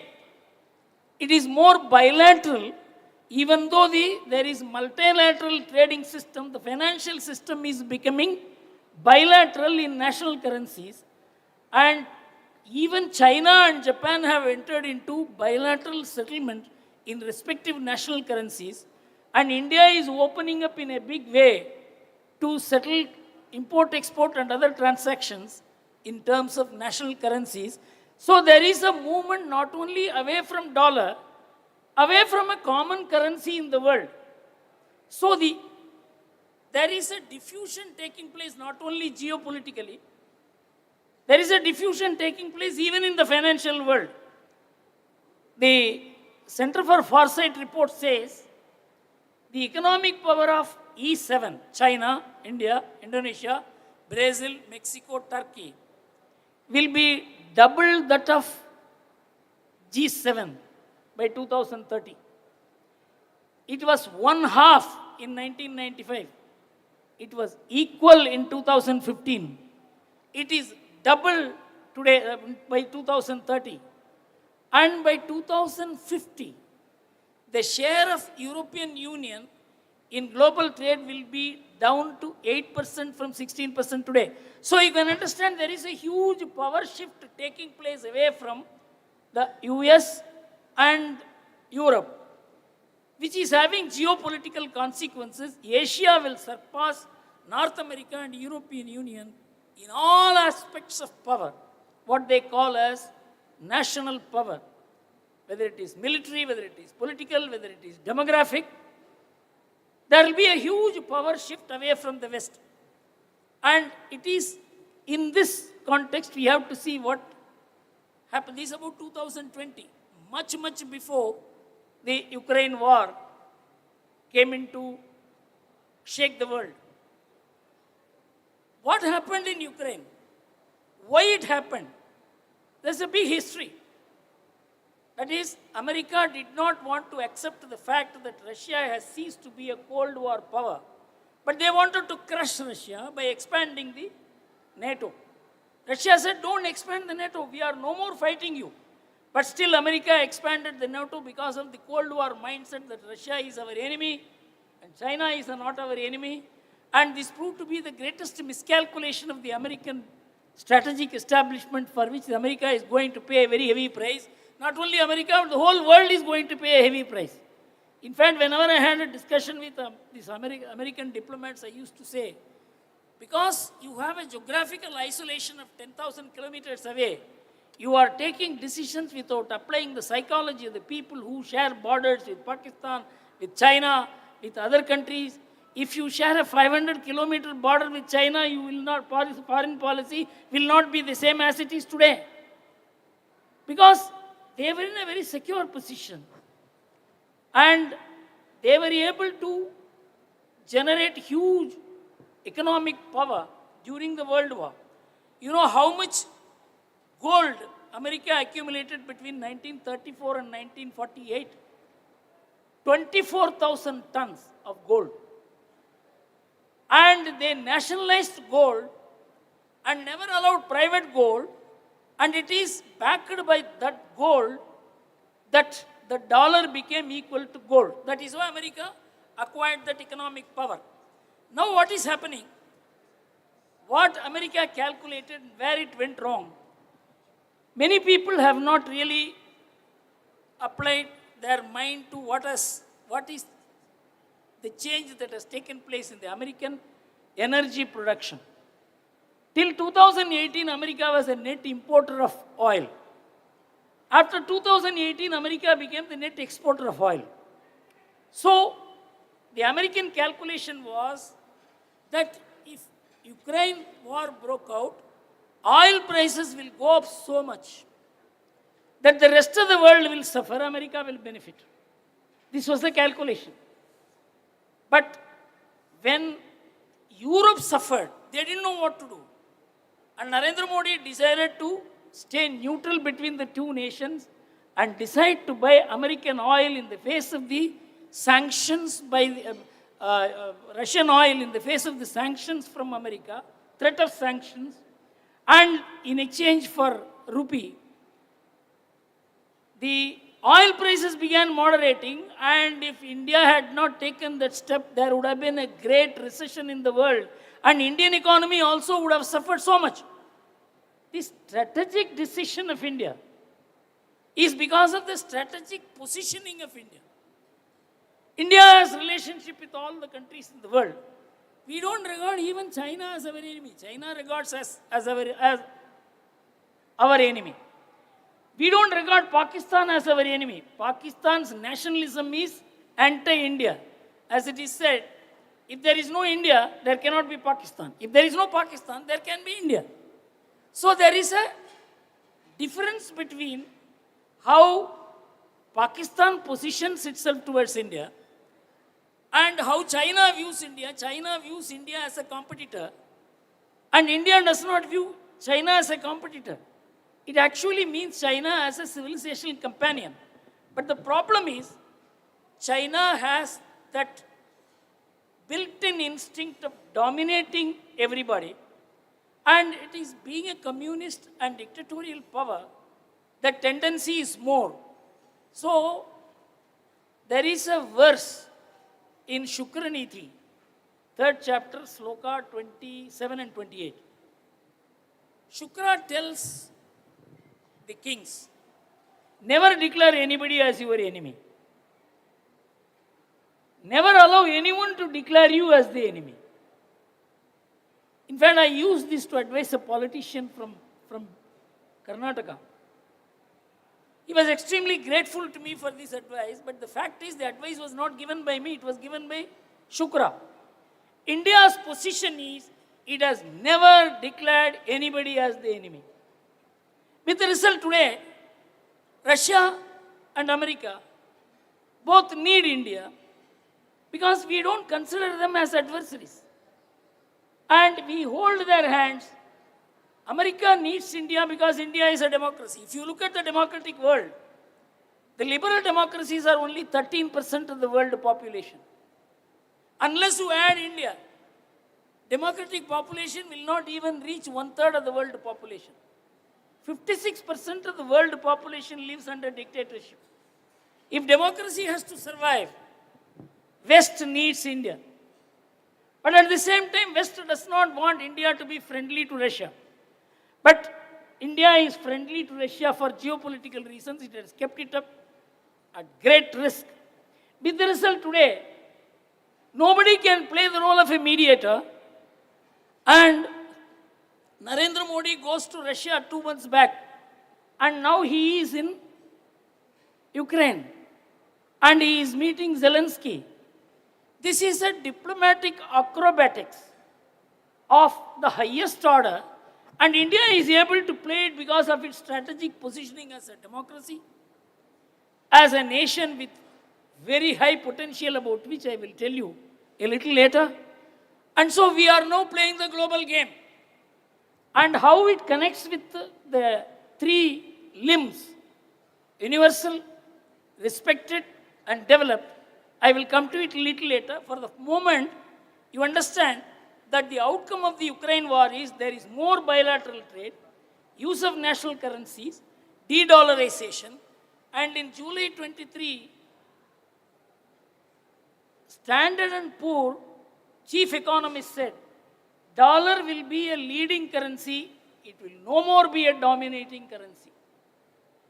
And there is a rise of middle powers because of the diffusion of powers of the West, particularly the US and more particularly European Union. Middle powers have risen. For example, no one used to bother about these Middle Eastern countries.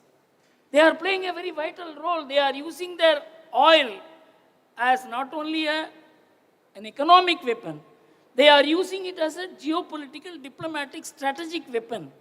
And they are having independent dealings with China, which was unthinkable 10 years ago. So the rise of middle powers. And 40% of the world refused to condemn Russia, which was unthinkable. A country which invaded another country. America wants a resolution passed, and 40% of the world refuses to condemn them. And there is also another angle which is developing, that the golden period of China seems to be slacking, if not ending. These are all the developments that have taken place in the post-Ukraine war. And now we will come to the topic. We say we must have universal respect. Universal is a very, very important factor. It needs a philosophy. Without a universal philosophy, a philosophy that is applicable to all people, all nations, about which there can be no difference of opinion, it is not possible to have a universal value. Fortunately, India has a universal value, and that's what I am going to explain to you now. The Prime Minister in the G20 motto said, one earth, one family, one future. In fact, I had a discussion with him on this. That it looks too abstract and it almost looks like a slogan. So we should back it up with data and evidence.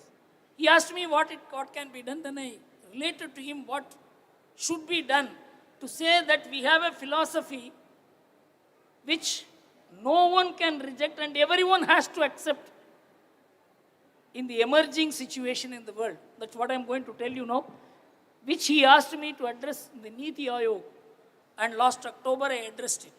It is like this. I am not telling you something which is unknown to anybody. It is unknown to all. We have just 2.4% of the global land area. We have 18% of the human population, world's human population. We have 30% of world's bovine population. We have 40% of world's cattle population. We have 8% of world's bioresources. This is an ecological wonder.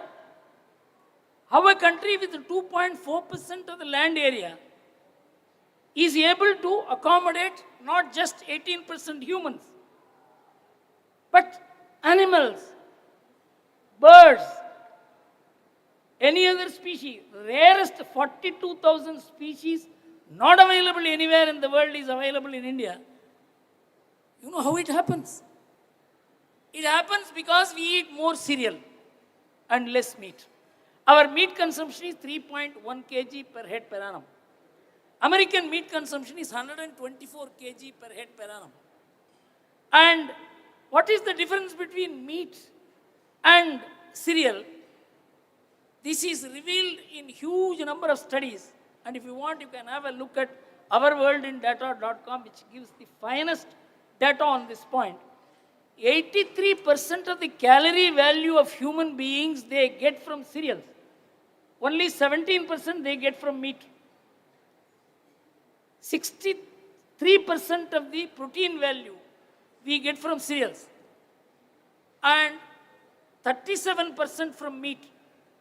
But if you look at the damage that meat causes to the environment, it is 10 to 100 times more in terms of CO2 gas emission. In fact, many ecologists have said that the whole world is being heated by the meat-eating countries and it is being cooled by India only. This has not come because of any government policy. It has not come by law. It has not come by somebody addressing public meetings, asking people to take up. Environmentalists doing it. It has come because of a philosophy that we not only, the earth belongs not only to human beings, it belongs to everybody, all animals. You know, this is the demand side of environment, which is going to be the most important factor in the world, because the whole world is now becoming obsessed with the idea how to protect the world from global warming, for which we need a lifestyle based on a philosophy. Philosophy settles the goal of life. The goal of life decides the lifestyle. Lifestyle decides one's habits. Habits decide what one needs and doesn't need. That decides what is to be produced and not produced. This for thousands of years. There has been a philosophy. America is 3.5 times the size of India. But 1/6 of the animal population that we have. China is 3.5 times the size of India. It has 1/5 of the animal population we have. In 1960s and 70s, when we were not producing food, the animal population was going up and not coming down because we were not eating the animals. This is something which is shaking the world today. An environmentally compatible philosophy.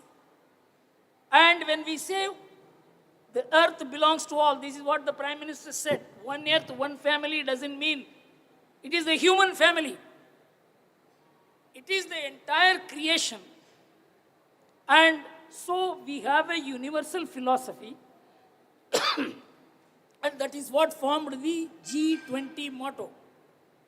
The second thing is respected. See, we are a respected nation for many, many reasons. One of the reasons is we are a soft power. Everyone knew it. That India never invaded anybody. If you look at the research done by Professor R.J. Ramal of Hawaii University, 33 years he did the research and found how human beings, mass killed human beings all over the world. In 2,500 years, he found 1.2 billion people were killed in human action against human. Till the 13th century, there was no human mass killing in India. How? Because there is a philosophy of life. So we were always a soft power. But we acquired hard power in 3 different situations. When Mrs. Gandhi established Bangladesh, the world was shaken. That India could undo the partition and create Bangladesh. We have a problem in Bangladesh, that's a different thing. The second thing was she exploded the atom bomb in 1974, called it for peaceful purposes. In 1998, we became a nuclear power. If we had not become a nuclear power, we would never be a respected country today. Because hard power and soft power will have to combine to make a nation acceptable to the world. America realized it in 1980s, thanks to a scholar called Joseph Nye, who said America is being seen only as a country of missiles, bombs. We should also be seen as a soft nation. We have Harvard University, we have Stanford University, we have Mickey Mouse. Project these things. That is how America began projecting itself as a soft power also. But we have the advantage of being civilizationally a soft power, and we have acquired hard power, and we are respected today because we have hard power, but still we told Pakistan we will not use the atom bomb against you first. This means that we have a philosophy of life. Pakistan has not given this undertaking to anybody. No country has given this undertaking against anybody. Russia has not given, America has not given, China has not given. India has given this, that we will not use the atom bomb first. Why I am saying this is, as the chairman of the Vivekananda International Foundation, the study was handed over to the Vivekananda International Foundation by the Indian defense. What would be the collateral damage if Pakistan attacks us first and we attack Pakistan only later? What will be the collateral damage to India? So we calculated and gave. But the important point is, we knew there will be collateral damage, but still we will not hit you first. This is the hard and soft power combination for which India is respected. You know, when G7 meeting took place in June, the Italian Prime Minister coined this. Her name was Meloni. She clubbed Narendra Modi's name and hashtagged Melody. Many people commented on it. What is the significance of it? It's not just a personal relationship between the two. It is because nationalism, which was seen as dead in the West, is arising in the West, but it does not have the legitimacy. One Prime Minister, he has won on the platform of nationalism 3 times, has something which has shaken the world, because in the West, anyone who talks about nationalism can never win. Now they feel he is the hope for their nationalism. Otherwise, the West is dying of wokeism. So when she coined the term melody, it is not just to please Narendra Modi, but to make him a symbol of a democratic nationalist leader. And she made him stand with others standing by his side. That photograph itself is a fantastic photograph. That shows the recognition is not to one man. Narendra Modi is the recipient of the recognition, but the country has done thousands of years of work. And it has 140 crore population, has inherited a way of life. This cannot be created by universities. It cannot be created by textbooks. It cannot be created by law. So this is the respect. The third thing is developed. The idea of development 50 years back is how many units of electricity is consumed per capita. Today, how many units of green energy is consumed per capita is the basis of development norm. The whole thing has shifted. In the environmental paradigm, Asia has an advantage, but unfortunately China and Japan have lost it very badly because they have increased the meat consumption enormously as compared to 1950. Today, their meat consumption has gone up by 10 to 12 times. But India has kept it. In 2010, our meat consumption was 5.1 kg per head per annum. Today, it is 3.1. Actually, our meat consumption is coming down. So, our environmentally compatible way of life will make us an environmentally compatible developed nation, which is the goal of the world today. So, when the world looks at us, it looks at how we live. The lifestyle is going to be the most important thing. Look at our housing. This is the last point I would like to say about how the Indian lifestyle has to become the lifestyle of the world. In America, in the year 1960, there were 3 persons residing per household. 3 persons per household. It is now 2.5. The reduction of 0.5% per household meant constructing 35 million more houses at a cost of $8 trillion. But you look at India, our average number of persons per household is 4.9.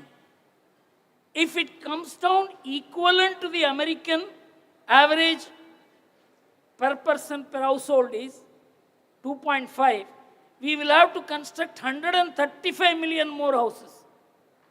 We share. We share our space. We share our income. The family system has made India civilizationally so powerful. We are not able to give economic equation to it. And one Barry Bobsworth, a Brookings Institution economist, said that the Americans save and they save for themselves. That is called personal savings. He said the Indian's savings is dynastic, and Indian saves for his grandson and granddaughter.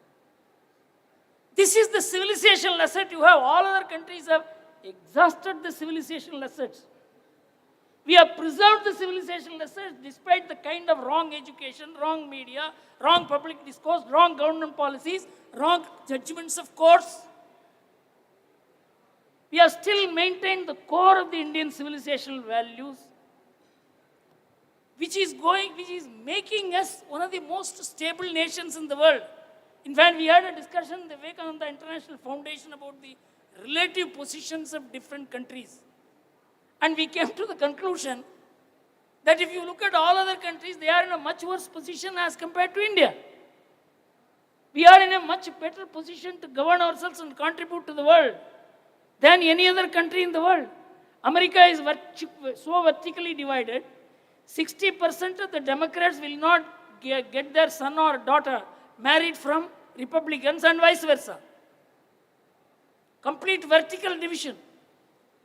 Here even Trinamool Congress will get some family, some marital relationship with Marxists.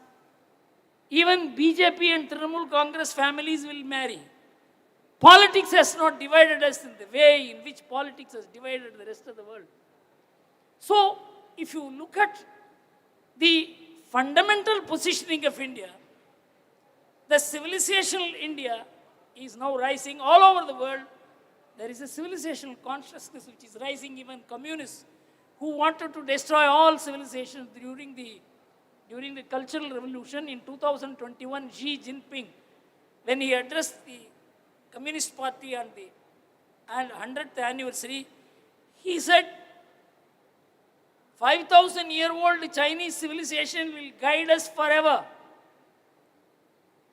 Civilizational consciousness is arising in the world.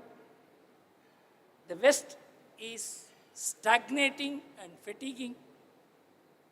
India's turn has come, and all that I can say is that we have to now understand more about India. Much of what we discuss about India in the forums in which I am associated, that is not in the public discourse.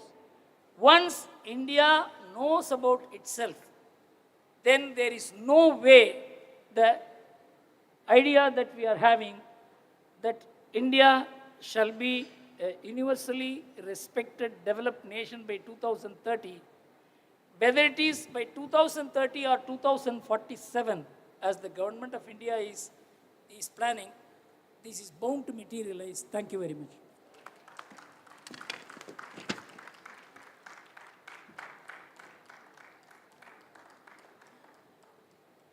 I think this deliberation needs a louder round of applause from.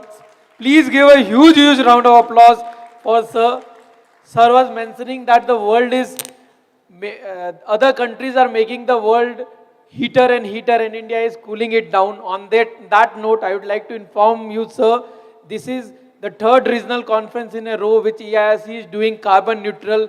This conference is also a carbon neutral conference which we are doing. We are offsetting the carbon burn during this conference, sir. Now I would request C. Amit Agarwal, Chairman of Raulkela branch, for offering the vote of thanks. Thank you, Mayur. Good afternoon, everyone. Respected Speaker, Session Chairman, esteemed guests, and fellow participants. Myself, C.A. Amit Agarwal, Chairman, Raulkela branch of EIRC of ICI, would like to thank EIRC team for giving me this opportunity to propose formal vote of thanks. I extend my heartfelt gratitude to our distinguished speaker, C.A. Swaminathan Gurumurthy ji, for sharing valuable insights on Bharat as a universally respected developed nation by 2030. Sir, your expertise and thoughtful analysis have enriched our understanding of this critical topic. We appreciate the time and effort you have invested in preparing and sharing your valuable knowledge with us. Sir, you highlighted strategic position of India and how world order is changing and geopolitical changes, which is very important to understand how Bharat will be universally respected developed nation by 2030. The three elements of this topic, universal, respect, and developed, was rightly analyzed by you and how Bharat can achieve this.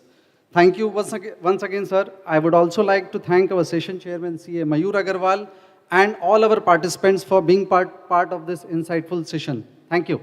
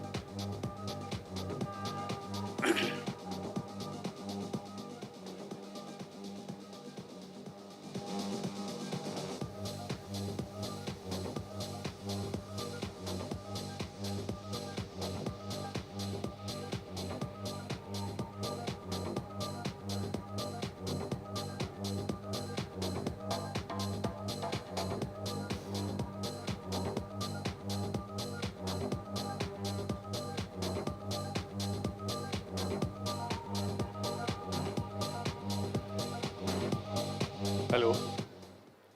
Hello. Very good evening. I welcome you all to the fifth technical session. The session will be on panel discussion on future of finance from Bhai Khata to AI. I, say Ajay Kumar Behera, Chairman Durgapur branch of AIRC, welcome you all on behalf of AIRC team. Now, for starting the session, I invite dignitaries. Now I invite CA Rajendra Kumar Agarwal, Chairman Sambalpur branch of AIRC, to grace the dais. Now I invite esteemed panelists CA Vishal Jain, MD, Accenture, to grace the dais. Secondly, I invite esteemed panelist CA Pradeep Banka, Vice President and CFO, Cognizant's IOA and ISG, to grace the dais. Thirdly, I invite esteemed moderator cum panelist CA Anand P. Jangid, visiting professor of IIM Bangalore, to grace the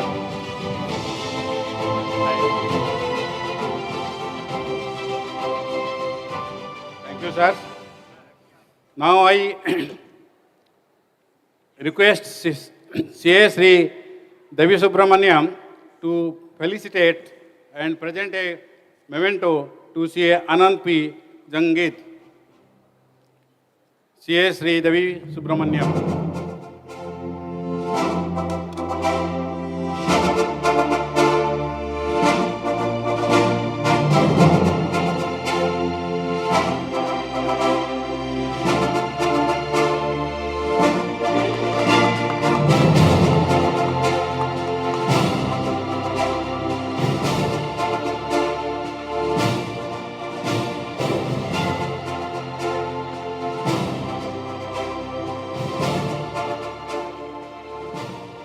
Now, I request CA Rajesh Jalan to felicitate and present a memento to CA Pradeep Banka.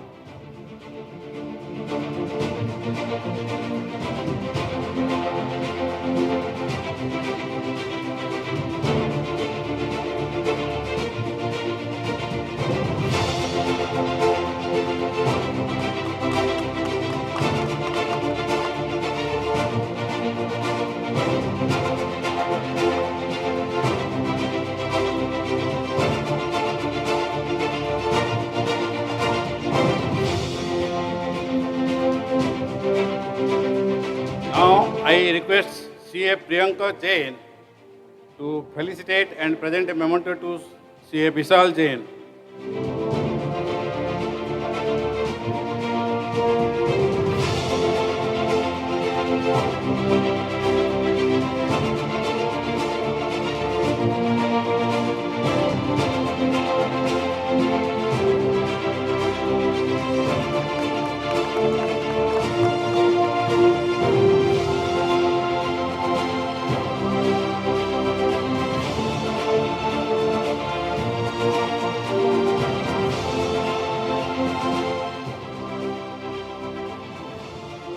Thank you, sir. Now, we will go into the depth of the panel discussion on future of finance from Vaikhata to artificial intelligence. For this, may I request to our esteemed moderator cum panelist CA Anand P. Jangi to take up the session and go for further. Thank you, sir. Thank you very much, and it's a pleasure to be among all the distinguished, speakers. And with me today, we have Pradeep and Vishal. So we were actually discussing the themes. We thought we'll keep it very impromptu because this is the last session, and also it does happens like after our session, you have something you're getting into a little bit of cultural mode and all that kind of thing. So we'll keep it like a mix of professionalism and a little bit of, I would say, casual in terms of the discussion. Our topic is very interesting, what we wanted to discuss about. From today morning, you are actually listening to these terms, AI, disruptions and all the things. We thought we'll keep it a little different because we have two of our distinguished, panelists who have a great career in finance. And if you see the topic which we are talking about from Bahikata to AI, and we were just discussing, it sounds something like kal, aaj aur kal, okay? Like what happened, what is happening now, what is the future, which looks like. So let me start with the first, I will just directly jump into the discussion because we would like to hear from their thought process. What, if they can actually give their journey of, I'll start with Vishal first. And Vishal, if you can give your journey, like how, you became CA somewhere in 2000, right? 2. Sorry, something around that. And how did you see the whole things changing, the disruption which is happening in finance, what finance used to be, and what are the things you can, if you can just quickly take us through the journey, that would be great, and we can understand better. Sure. Namaste, Calcutta. A pleasure to be here. And I would request Anand, you also share your background. It's very illustrious background you carry, so it'll be great to know. And just one disclaimer, I always have to make that the views are my own views. As a person working in a corporate, I just want to call that out. So, very happy to be here. I qualified as a CA in '96. So that day when you get CA result is the day vivid in memory. That is the best day in life because you achieve like a 12th fail जो हमने देखा था जो last में जो scene था कि person getting UPSC result. That was a feeling for me getting a CA result. At the age of 21, I was lucky enough to be a CA in young age in first attempt, and foundation course was the first time introduced during that year. So that's how I did CA. I joined Pricewaterhouse. I was part of Polyplex Corporation, Balapur Industries, and then for 18 years I was in American Express. In the last role as CFO in American Express India business.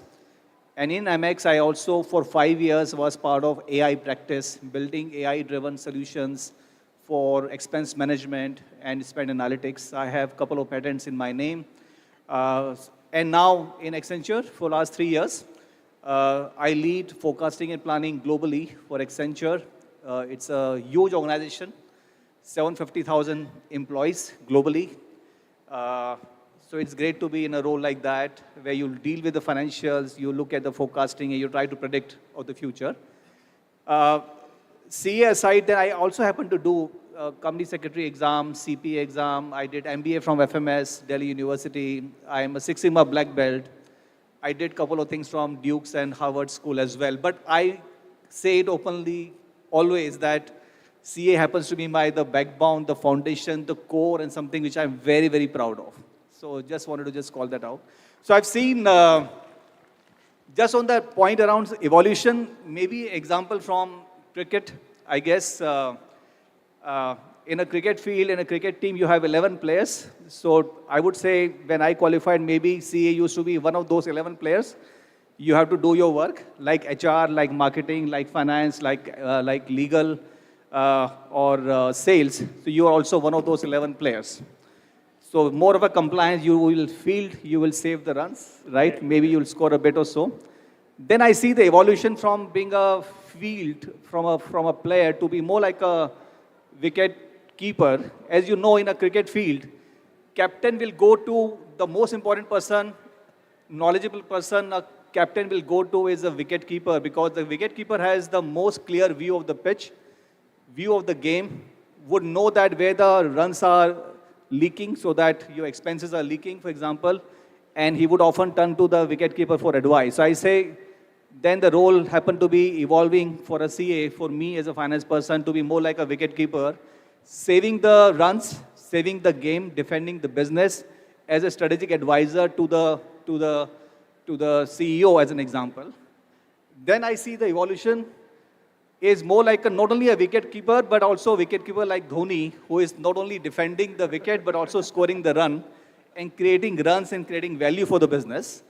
And that's the way I see is the journey of a CA, which is from a controller or a conscious keeper to be a value creator.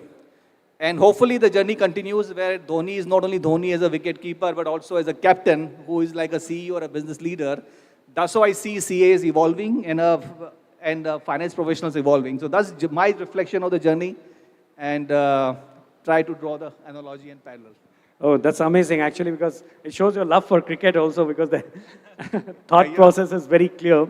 And actually something which is very interesting, you mentioned it up that, from being the people who were more of wicket keeper and, just doing the kind of risk management, overall thought compliances, I see a lot of places where chartered accountant playing the role of business leader who are leading the companies. There are a lot of organizations we see that happening. Pradeep, what do you like to add to this and give your point or your introduction or your journey, how it was and what did you see change that? Sure, Anand. And first of all, hello everyone. Namaste to all the CAs sitting over here in Kolkata. We are privileged to be here in between all of you. And what I'll do, Anand is I will take everyone through my career journey, and maybe I'll talk through how the things have changed, right? And how I have to adapt to a lot of things, right? So that might be, should be a good correlation. So I qualified in May 2002, my CA final examinations. And those days, right, when we used to be doing the articleships, there used to be hard copies, right? Vouchers. There used to be these thicker files, right? So you will go as an auditor, and then you will need to say, okay, I need vouchers from X to Y. They will take it out, and then you will do TK, right? I hope all of us can correlate to TK, right? So that was the time. After qualifying, I actually wanted to get into the industry. So that is where I got my job, the first job with Canon India. I'm sure all of you know, right? It's a copier, camera, digital camera, lens company. Now, that was the time when I had to learn this entire MS Office, okay? Now, during CS, you don't work extensively on Excel, right? It was hardly an exposure to the Word because we used to write the audit reports and all that stuff. So that was the first change which I had to adapt. And I'm going very granular, right? Because that is how the phase have changed. So it is not like, still the basics remain. Still whatever we have learned, that is something which we need to put in practice. But at the same time, you need to adapt to the different technology. So that point in time, it was MS Word, MS Excel, PowerPoints, and all that stuff, right? So outside of whatever we were doing, we had to learn because otherwise we can't operate, right? So that was one learning which I had to do in order to make sure that I am able to do my job properly. But I used to take care of the entire FP&A. There I used to work directly with the CEO, MD of Canon India, because FP&A used to be a very close function of CEO. From there, I shifted around 3 years back. After 3 years, I joined Genpact. Now, again, a very different shift from a product organization to a service industry, right? Now, I don't know how many of you can correlate, but service industry is a very different ballgame altogether, right? So again, you need to learn the dynamics, because there it is not models. It is not cost of import, right? It is more about cost of people, because you are providing services. So you need to then, while the P&L becomes much smaller, versus having a marketing as a bigger spend, having a manufacturing or a trading as a bigger spend, then the spend shifted to the people. It's people-related cost, right? So that was a very different thing. I did a couple of streams there. I did the business finance. I was into corporate finance. Now into corporate finance, then again, a different thing to be learned. You talk about the board presentations. You talk about the earnings call and all that stuff, right? So that was a change. So there is a continuous change if you notice. After spending around 8 years with Genpact, I shifted to Capgemini. Now, another change came in.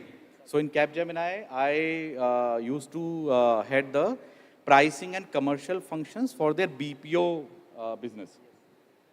Now again, it is, so while FP&A, analytics, planning is post-mortem, now you need to sit at the back, because what you are pricing, what all cost is being pitched, that defines how your profitability will be, right? So again, a very different paradigm. So, that again, that was not restricted to only the pricing. It also extended to the contract. So I used to be directly sitting in front of the client, negotiating the contracts, structuring the deals, the bids, RFPs, and all that stuff. So that was another change. Today, I am with Cognizant for more than 3 years now. Now, for me, both the worlds have now come together, right? So if I were to summarize it, it is growth and profitability, okay? So now today what I do is I operate as a CFO for a couple of business units within Cognizant. Annual revenue is more than $3 billion. Now, my team takes care of the typical finance planning function, forecasting, budget planning, everything, plus how to improve the profitability and so on and so forth. And at the same time, there is a second set of team, which is actually focusing on the pricing and commercial, right? So on one side, I make sure that there is a growth, right? So I'm partnering up with a business unit head, with the CEO, and making sure that we are able to grow. On the other side, I'm also making sure that we are able to improve the profitability, enhance the efficiencies and all that stuff. So basically, just to get back to the point, what you're talking about, it is every stage, you have to change and you have to adapt to change, right? Unless you do that, you will not be effective. It does not mean that what you have done becomes redundant, right?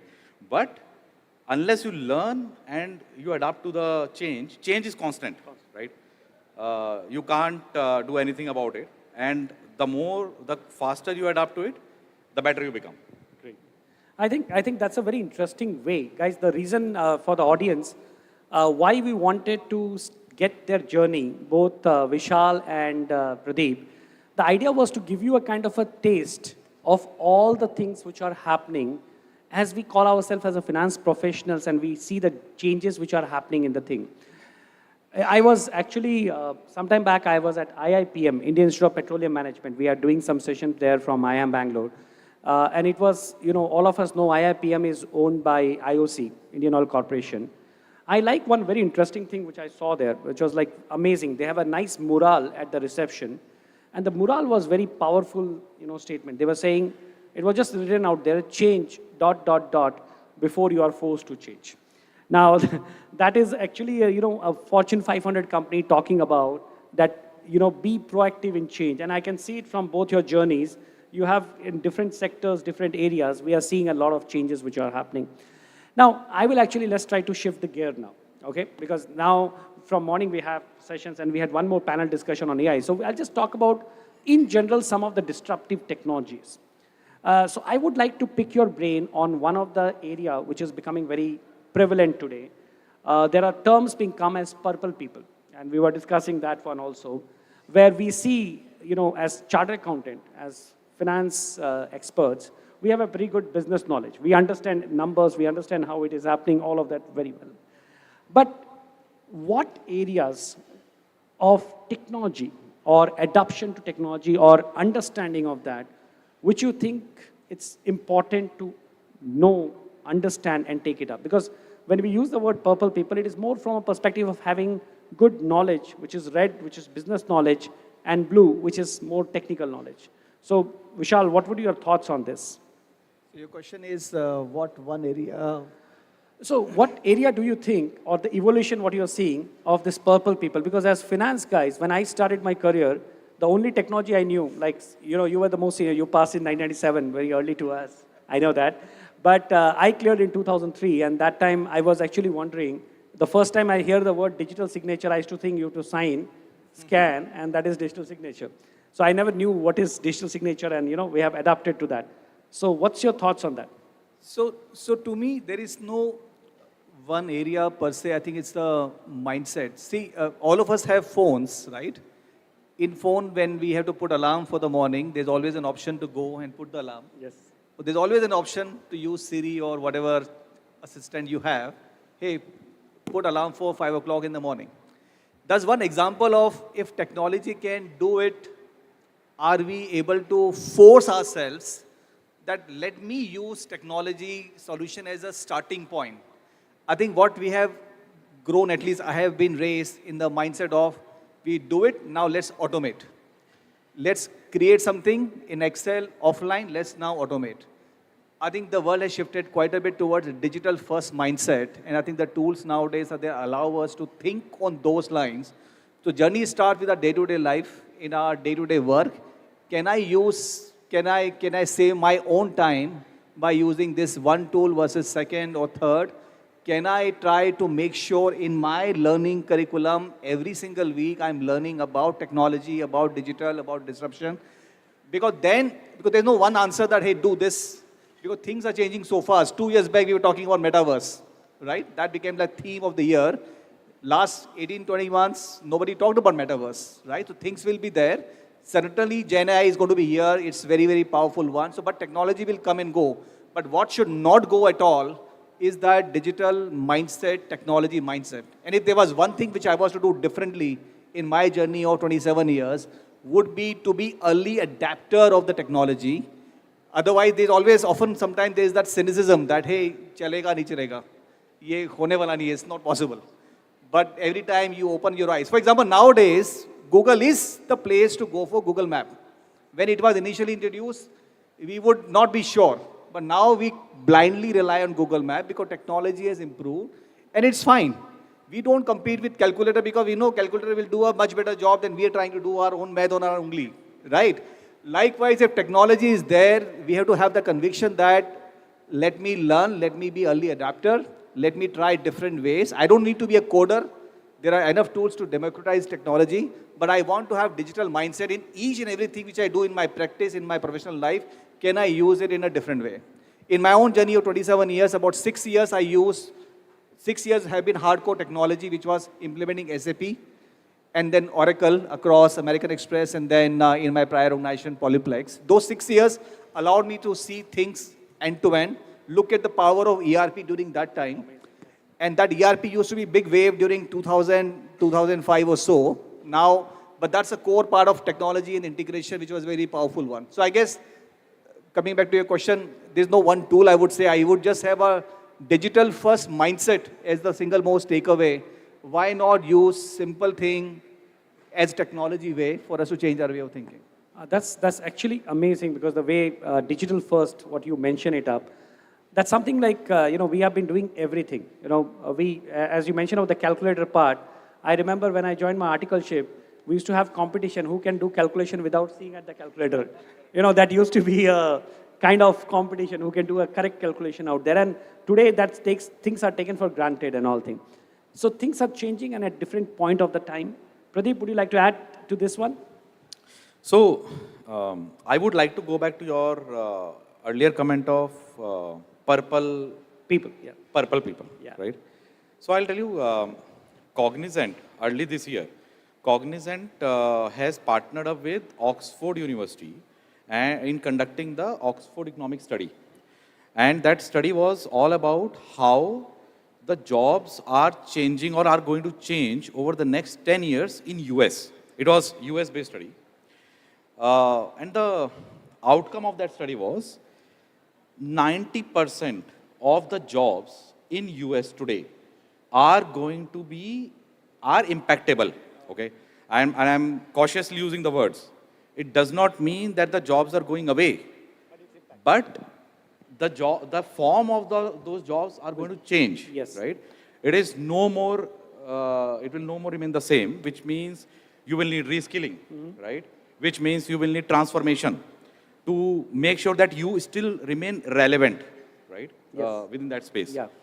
Now, if I come within that study, if I come to finance, interestingly, in finance, the equivalent number of that 90% is 55%. Okay. So 55% of the finance roles are impactable. Got it. So again, as you were rightly talking about the purple people, which effectively means that, and I will go back to the same example through my journey, what I was giving, that you need to continuously change. You need to adapt. Now, obviously, with AI coming into picture, and it is not today, right? The data analytics for past few years, there is tremendous data collation, data gathering, and all that stuff which has happened.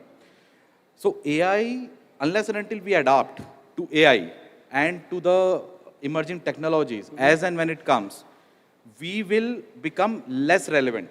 Got it. Right? So it is not about we losing the jobs or we losing to something else, but we need to adapt to technology so that we can upgrade ourselves, and accordingly the form of it changes, the efficiency comes in, we are able to do much better job, and so on and so forth. Now, coming to the question what you had. Again, I will, instead of talking about the technology, I might want to talk about what the technology is driving towards. Right? So if I were to visualize, we are moving towards mimicking human. Okay. Mimicking human intelligence, right? So there is a lot of data which has been already fed into the analytics tool, into the AI tool, and so on and so forth.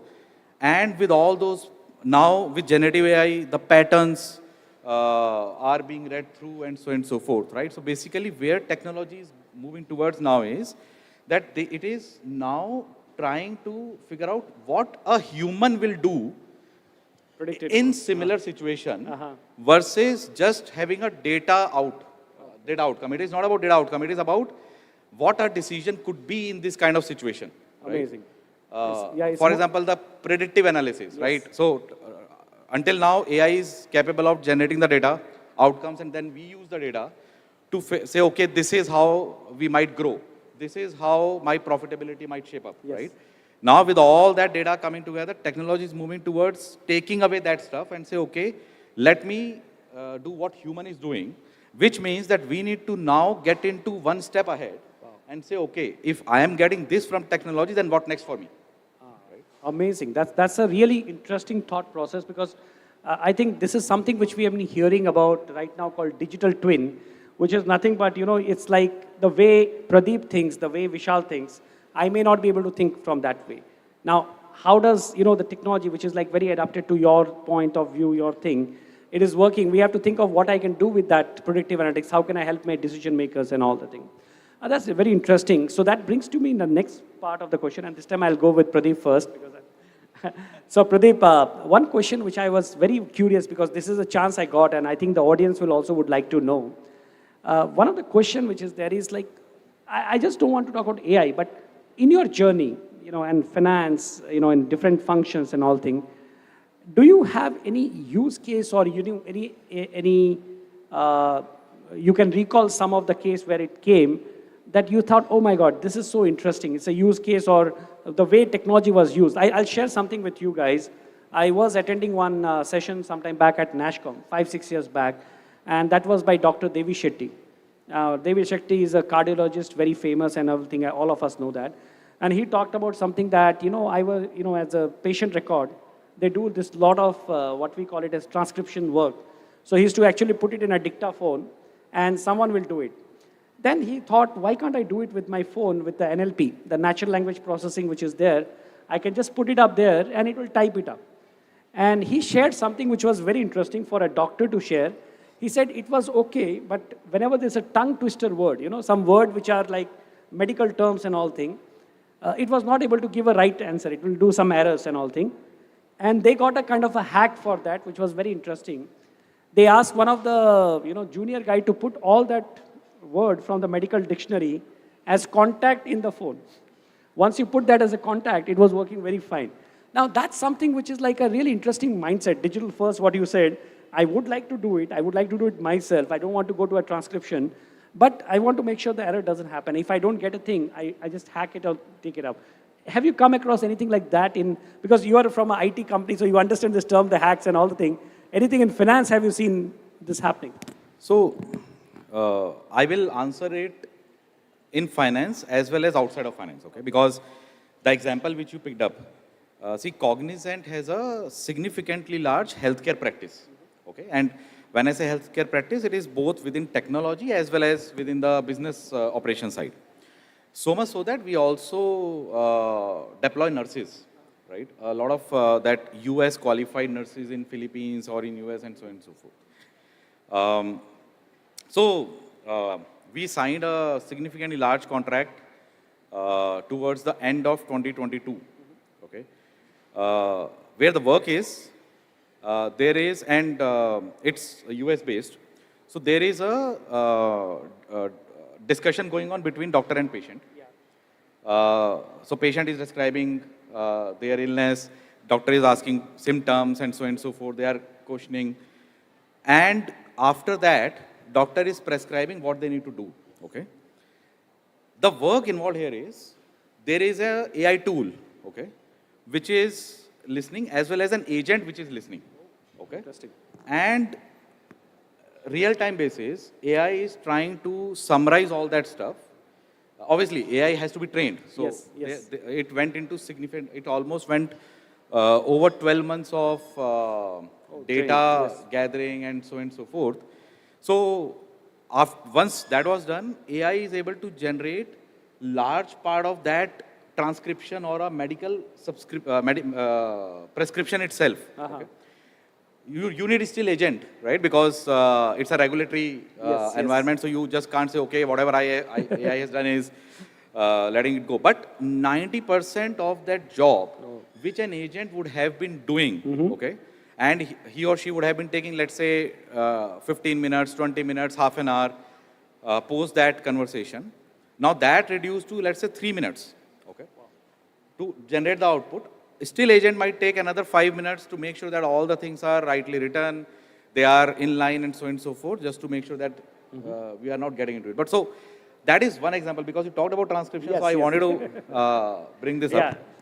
Now coming back to my area. Okay? Yes.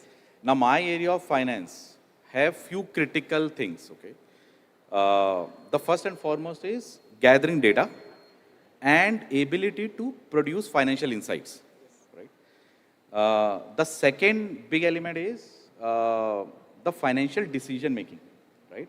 And the third most important part is to be able to predict from a forecasting perspective and so on and so forth, right? The predictive analytics.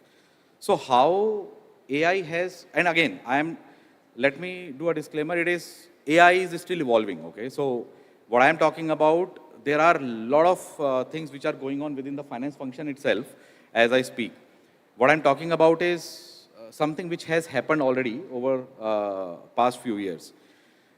With the AI infusion, with the automation tools infusion, the speed of generating that data in a manner that you can start drawing conclusions out of it has improved significantly. Now again, it does not mean that it has replaced human. What it means is, earlier, if I was spending a lot of time to do the data gathering, then put it in a certain manner, structured manner, then do some analytics, and then only I would be able to reach to a conclusion. Right. Now that entire cycle has shrunk, right? Yes. So now I am able to get to that level very quickly, and that's why I am able to spend more time to make sure that I can run my simulations and say, okay, what could be the right insight and what could be the right decisions which we can drive out of it, right? So that is one. The other interesting aspect is, because I talked about there are two, one is the growth, one is the profitability, so I'll maintain that balance. On the sales side of the house, the front-ending role, contract management. And when I say contract management, I'm talking about after signing the contract, there is n number of things. There are a lot of compliances which go in, right? There are, in the service industry, there are something called service levels, which are nothing but KRAs, yes, right? So you need to monitor all that stuff. There are penalties if you are not meeting those quality standards, and so on and so forth. What technology has done over a period of time is, earlier you will take the report out from the ERP or from the bolt-on tools and say, okay, now you will collate the data. You will say, okay, where we have missed and so on and so forth, and it will take, let's say, a week time for reporting out after the close of the month. Now with those tools and technology coming in, on a daily basis, real-time basis, the report is available. So at the end of the day, you are able to generate, okay, what is my scorecard of how I have performed during the day.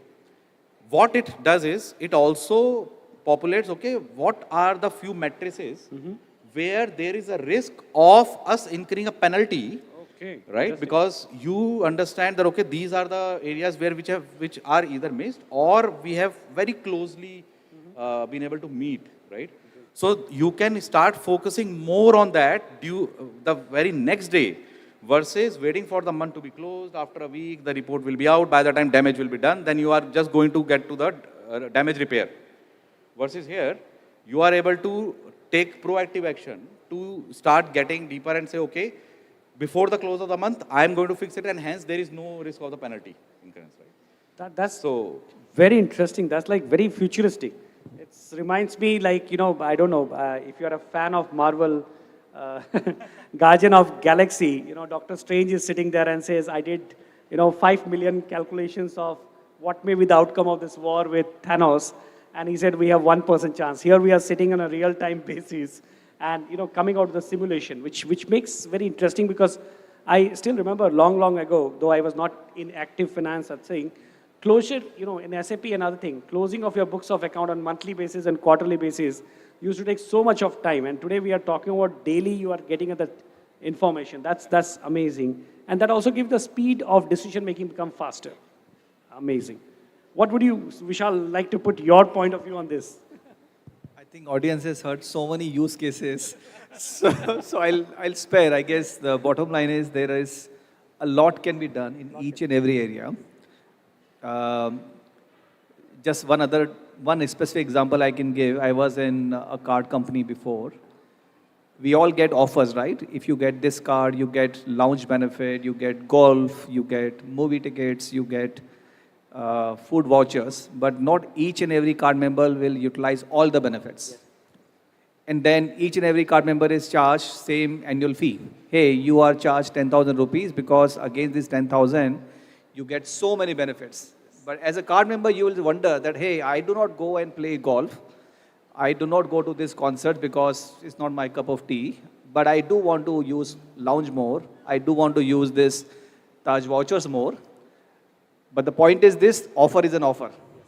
Everybody will be getting the same offer, irrespective, same 10,000 rupees annual fee, and you get same bouquet of offers. With power of data, you are able to customize, hey, Anand, because you play golf, you are from Bangalore, weather is good, so we will give you more golf options, and we'll give you less of ticket options, but then the offer becomes much more relevant to you, and you will be able to pay, willing to pay, that annual fee versus I offer you, hey, go for this concert and this and this and this, which you will say, it doesn't make any sense to me. So that's the one discipline which is about hyper-personalization. Know me as a Vishal Jain to give me an offer which I'm willing to pay. And if the company doesn't give that, either company is losing my business, right? I'm going to the competition. Or even if I'm as a card member paying, but I'll not be loyal. Next year, somebody gives me a better offer, I'll go for another card. Yes. So that AI, probably the power of technology allows us to hyper-personalize those offers, those products. A product need not to be a same Crocin tablet for everyone who is fever. A Crocin tablet can be customized that, hey, what fever you have? Do you need one full dose? You need 0.25 of Crocin? So that's your hyper-personalization the technology allows. I guess the use cases are plenty. But the reality is that there's a long gap between use case to the reality.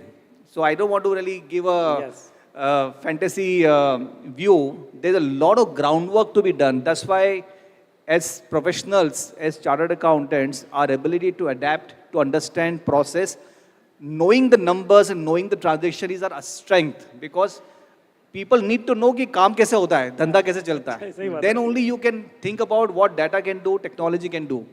If you're not aware of this, you're going with the technology, let's implement this, you just get one POC and then it remains there. That's why a number of POCs, they die their natural death.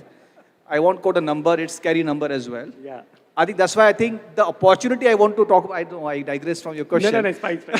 But opportunity I want to talk about is power for us to help our clients, our organizations to transform by looking at end-to-end, by transforming the processes, getting to the transaction, develop a solution, and that solution needs business mindset, P&L mindset. Technology is an enabler. You can always have coders helping you with, but the technology and the business mindset is where we as CAs can bring a lot of value on the table, both as professional in the corporates as well as practicing chartered accountant. So I just wanted to give that. If I can, because it triggered one more use case in my mind, sorry. I don't know whether we have time for it, but maybe I'll take another couple of minutes. Yes. Since you talked about the order, right? There are a lot of use cases today in Cognizant what we have, where we have AI assistant. Now, when I say AI assistant, what it does is if there is a customer calling, either for a query or for an order, there is an AI assistant. While agent is taking a call, AI assistant is prompting using the past behavior of the customer, what has been ordered, what has been the complaints, what has been the illness if it is related to medical, if it is related to, let's say, pizza order, then what have been the previous history. And it also prompts the offers available. So from the nth data points which are there, because today all of us know, right, how the offers are. There are like 50 of those combo offers or whatever will be available. So it will zeroize on basis those patterns which have been fed in, that what could be the question which the agent should be asking, and as well as how it should be asked, given the behavior of the customer. And we have the use case study. So in the masterclass that we are organizing, actually we were trying to run the demo, but then the sound system did not support us. But we do have that AI assistant which have been deployed in a number of processes. And CXM, the contact center customer support, is one area where you will find tremendous infusion of the AI assistants today. That's very interesting, because as rightly told by Vishal and Pradeep, both of you, there are a lot of use cases, hundreds of use cases which are there. Now, as audience here, like we are all finance professional, professional brethren and other things we call it. If you see, there are young CAs, there are CAs who are already practicing in their thing, and there are also our senior members who are there. Now, everyone sees this whole disruption which is happening in a different way. I just want to pick your thoughts only for one area which is there is, what would be your thought or what would be your advice to all these three generations of chartered accountant? If you have to see, that let's not go into technology or anything such, because you guys are all leaders in finance, you are seeing the changes which is happening. If I do some crystal gazing, you know that, आज से 10 साल बाद में ये होने वाला है. This is how things are going to be.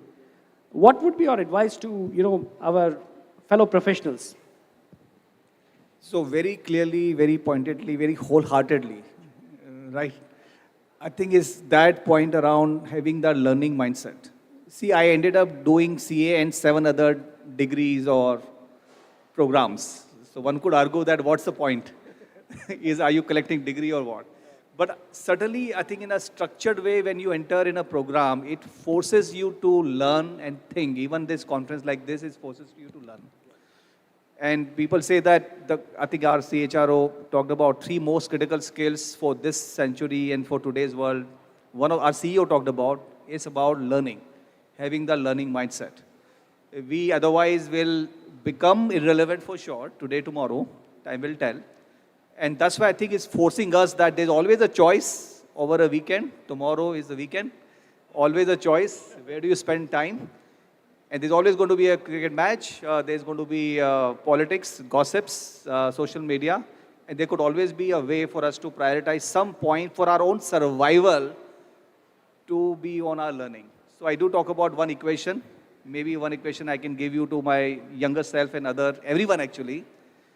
That time spent on learning has to be greater than time spent on entertainment. So, अगर इस weekend में 2 movies देखनी है, तो you need to get a credit of 6 hours. So I maintain that, try to maintain that balance that, hey, if 3 hours I will limit myself to a 3 hours time. Over the weekend I am a movie buff, I do enjoy. But I will control, or otherwise I put more time to get extra credit. Just having some balance in life that I must prioritize my time for my own sake. Forget about something fancy will come. I need to survive. And for that, I need to have a right conversation. And the learning could be technology. Learning could be geopolitical. Learning could be having a right conversation so that you can impress your client, impress your business partner. It could be a variety of ways. Learning could be communication, which is where I think as CAs, we probably have to do more justice. Storytelling skills and communication will go a long way. That's why sometimes people prefer MBAs. So, but whichever way, prioritizing learning, I think will be my number one, and the only one, I guess, is the number one advice. No, I think that's a very good advice. But we are already doing it. Like you have heard the joke, right? The chartered accountants are never perfect. They're always practicing. So they are always doing something out there. So we are doing that a lot, but I agree with you because learnability is something which is, and I think also with learnability, if I may add, unlearn some of the old things. That is something also which you did. Pradeep, what you would like to add to this? So let me start with one thing, and I guess I don't disagree with what Vishal talked about, but maybe before even starting, what remains unchanged, right, versus what we should do? Hard work. That remains unchanged, right? academic success remains unchanged. Persistence, right? So some of these elements never change, whatever you do. And again, for me, the first is continuous learning. Since Vishal has talked about a lot of it, so I will rather go into the second in the priority list for me, which is strategic thinking. And when I say strategic thinking, it does not mean that you need to decide the strategy for the organization or for a firm. No. Whatever you do, you need to be aware of how your work is contributing towards your firm, towards your organization, right? Once you think about it, then the second thought will come, okay, what can I do more to add value to it, right?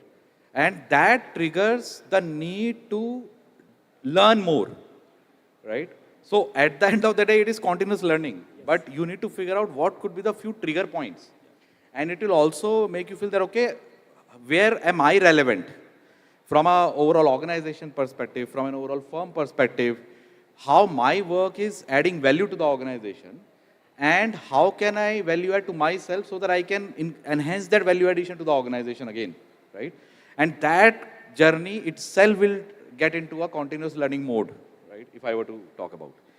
Last but not the least, remaining ethical.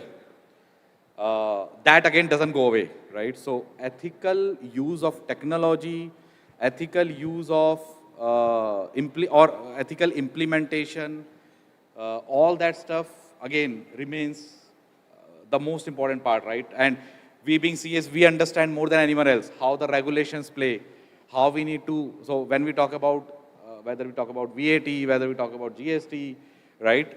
You cannot not meet the statutory requirements, meet the regulatory requirements. So that ethical use of technology is most important. But then I will just leave the thought that once you know how you are contributing and how you can contribute better, it will automatically trigger the need for to learn more. That's interesting because, we have time for one or two more questions between us. So I'll try to use it the most effectively, So when you said this strategic mindset, that's very interesting. What would be, in your feeling, one or two things which we need to watch for in the next horizon of 5 to 10 years?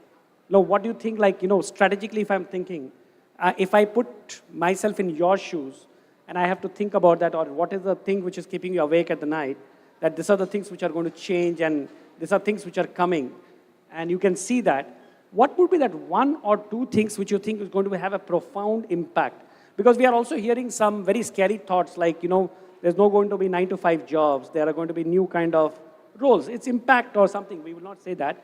Everyone has their own point of view. What is this one or two points or, areas or themes or trends, whatever you would like to say, which you think is going to have a little interesting impact on this overall? And I have to think here strategically because I know this is just, this is something which we have not discussed also. It's just I'm coming in from what you said. So I think beyond digital, of course, other point which I can talk about is that, again, globalization. The world is one village. Location is just a word. Boundaries are buried. After COVID, more and more, we have hybrid work. That opens up so many opportunities as well as that opens up competition, because today I am able to do something of some other world. Maybe tomorrow some other person, some other country may open up to do a better job than I do. But it just opens up so many opportunities, and I know a lot of CAs here are practicing foreign accounting and number of accounting jobs are moving to India. But I guess that's just the tip of the iceberg. There is so much can be done. And that's why world is one village, and to be having that global mindset, having understanding of the global culture and the trends and ability to cross border and expand your reach. And of course, with better margin is why not? So that probably will be one thing I would just add. It's interesting because I was just checking it, our overseas chapter membership of Chartered Accountant. It has like something around 35,000. We are like exporting CAs, like the way it is happening, 35,000 CAs out of India in overseas chapters is a big number. Pradeep. No, and I agree with you. See, today, just to add to your thought, I have a lot of chartered accountants in my team who are not only doing a finance and accounting or a taxation or a treasury kind of work, which is like conventional, but again the forms have changed. They are also doing, as I was talking about earlier, the contract negotiations, the contract reviews. They are also drafting the clauses, right? So there has been continuous change. Now, coming back to the question which, and I guess I concur with Vishal, globalization is definitely there. And again, when you say strategic, see, strategic is a highly abused word. So not sure how to define strategy, but if I were to say, okay, what we should be watchful for is the speed with which AI is being infused or it is being thought. See, it's not easy, right? Now, there could be biases. So the data or the insight which gets generated and basis which you will take the decisions. Because at the end of the day, it produces whatever has been fed in, right? Whatever it has been trained on. So there is a need to make sure that whatever automations are being happening, whatever transformations are being happening, we should be able to get it in such a manner that it does not have biases. The data which gets in, we know, right, garbage in, garbage out. Yes. It's exactly the same. So unless and until the data which gets fed in is appropriate, the output which you will get cannot be relied on. So the reliability on the outcome generated by the automation tools in any field whatsoever, whether we are talking about finance, whether we are talking about delivery, whether we are talking about operations, we are talking about HR functions, anywhere, right? Unless a very explicit attention is given to what is being fed, and it is being fed, and plus it has to be maintained, right? You will not get the right results. And it is not a small investment. Investment from both cost and from effort perspective, it's tremendous. So it is going to be a journey. It has been a journey for past many years. Now the form has changed, generative AI has come in.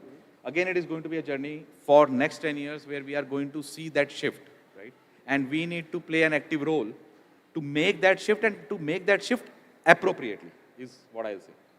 Okay, I think that's very interesting the way you summarize, because I was going to make up a summarization for both the things you said, but it makes sense.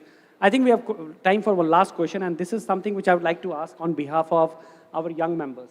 And I was actually discussing with few of them, and they said, if like both of you are seasoned professionals, you have a great, journey. If anyone goes to your LinkedIn profile, it's like so beautiful. It's like, amazing out there. What is one piece of advice you will give it to young chartered accountant, what they should watch out for or what they should think about? Like, I know you have already given your advice in terms of digital first and all things, but think it very clearly from a perspective of a guy who's, let's say, if Vishal is starting his career today, restarting it up, what are the things he would like to talk about? So I'll, it's a nice question, and then I will actually take it back to the theme of today's session, right? Adapt to change, transform, and innovate, right? That is where the focus should be, if I were to summarize in very few words. Amazing, that's great. What do you, Vishal, your thoughts? Absolutely agree with that. And maybe, see, when I did my 12th, 1994, 1992 I completed, right? So again, choices were what? You take science, commerce, and arts. If you are taking commerce, choice is CA. And I have my daughter who is 14, what I call Gen Alpha. Gen Alpha are those who are born after 2010. And my son is pursuing undergrad in the US. The choices are plenty.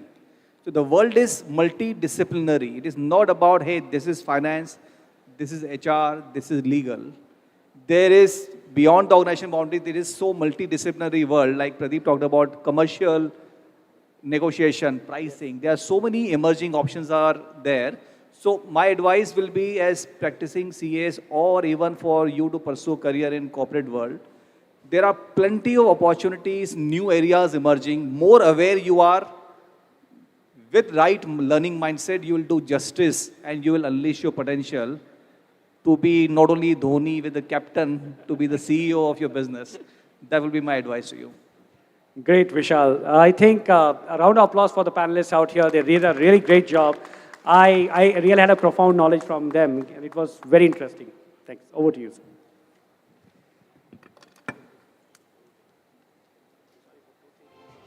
Thank you, sir. I am grateful to Eirc keeping this panel discussion, the future of finance from Bahi Khata to AI. It is our mid-30s.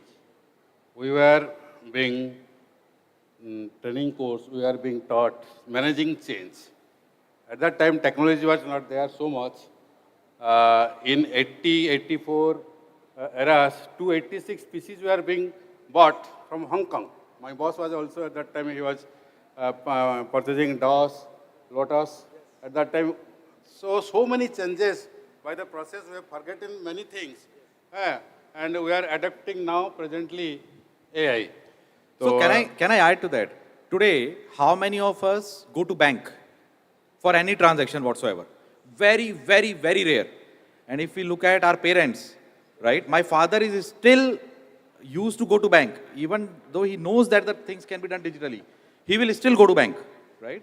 So, as you rightly said, sir, the things have shifted significantly. So many things are changing. We are not knowing, but we are adapting silently. We are not knowing that we have already been changed. If a man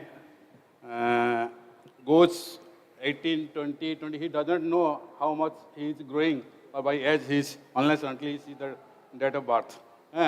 So definitely the future is we have to go for more automation. Time was there when in Calcutta city, no computerization, no automation, when railway was bringing reservation policy.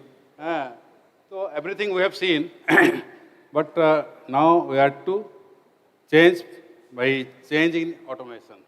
So panelists, they have already told how digital mindset, continuous learning, and learning, not only learning you can give that you putting whatever learn you are learning, it is giving beneficiary to your farm and to organization. With this, I now request CA Rajendra Kumar Agarwal, Chairman, Sambalpur branch of Eirc, to give vote of thanks. A very good evening to all of you. Respected guests on the dais and off the dais, I, Rajendra Agarwal, standing before you as the chairperson of Sambhu branch of Eirc of ICI, offer my gratitude to the Eirc for allowing me to offer to a vote of thanks. As we conclude this technical session on the future of finance from Khatabai to AI, I express my heartfelt gratitude for esteemed panelists CA Vishal Jain, MD Accenture, and CA Pradeep Banka, MD and CFO Cognizance, IOA and ISG, and our moderator CA Anand P. Jangir, visiting professor at IIM. I also thank the session chairman CA Ajay Kumar Behra, Chairman Dugapur branch. We thank you, sir, for sharing our expertise and insights which have broadened our horizons and inspired us to think differently. Your contributions made this session a more meaningful one and enriched us, and we are grateful for your time and effort. I think the takeaway from this session is adaptive, digital mindset, transform yourself ahead of technology, strategy thinking, and learning. I would also thank all the participants who have patiently participated in the session. I also thank the support staff and EISC team, without which the support would not have been possible. We carry ourselves with new ideas and connections. May these continue to inspire and guide us. Thank you.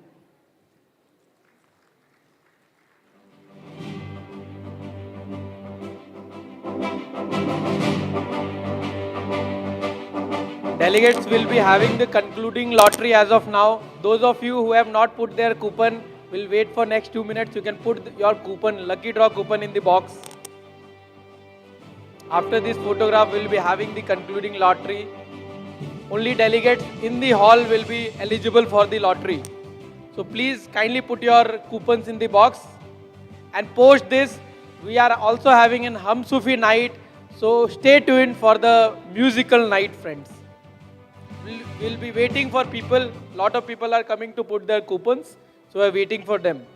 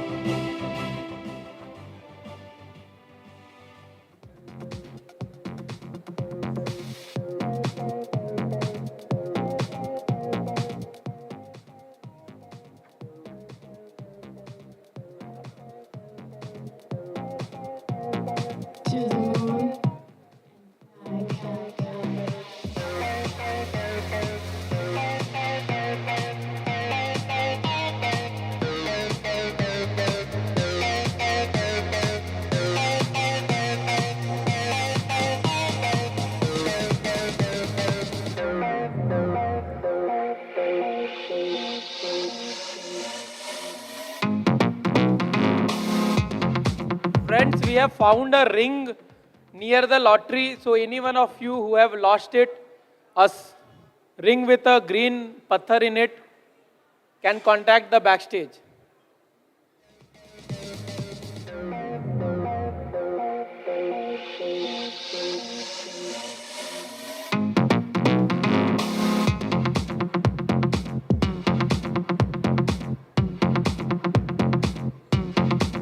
So delegates who are outside the main hall are requested to kindly join for the lottery.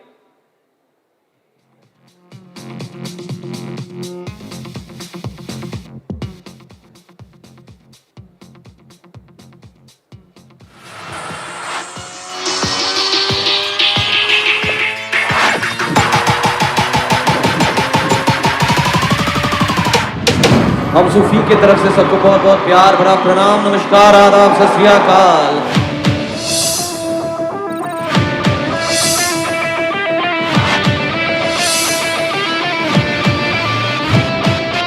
We welcome you all to the magic of Sufi.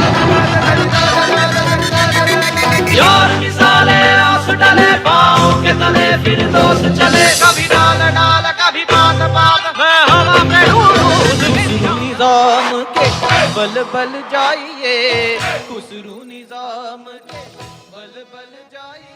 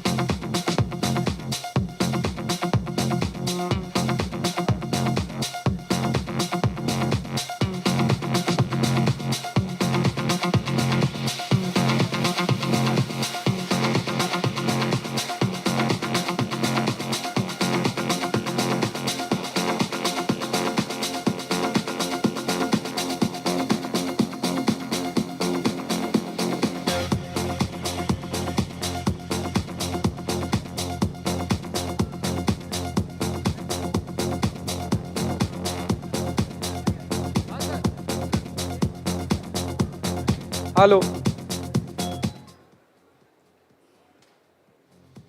So we have 6 prizes as of now for the concluding lottery for day 1.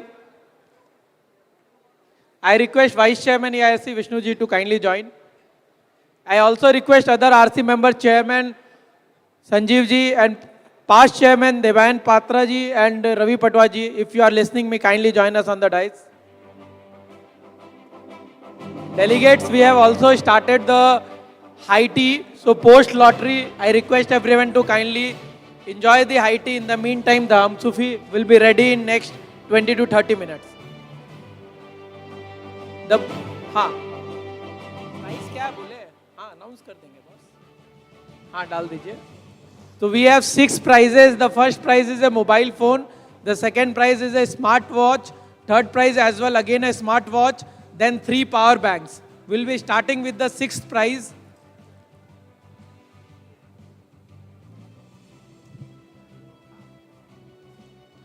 Delegates in the expo area, if you want to come and put your lottery, we are waiting for next 1 minute. Sushil Bhaiya, please come up on stage. Request our Central Council member Sushil Bhaiya to please come up on stage. Those who are in the expo area or anywhere, please come right in front of so that we can do the lottery, and anybody who is not present here will not be. I request Dibayan Patro, Ravi Patwa to please come up on stage.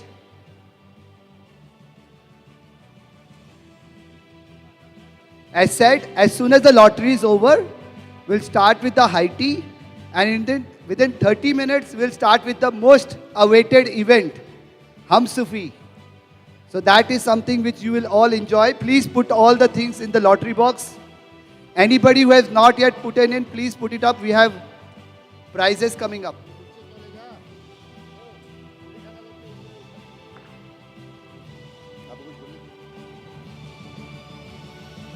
Ravi Bhaiya.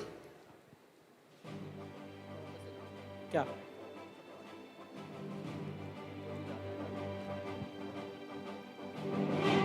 We're waiting for 1 more minute. 1 more minute.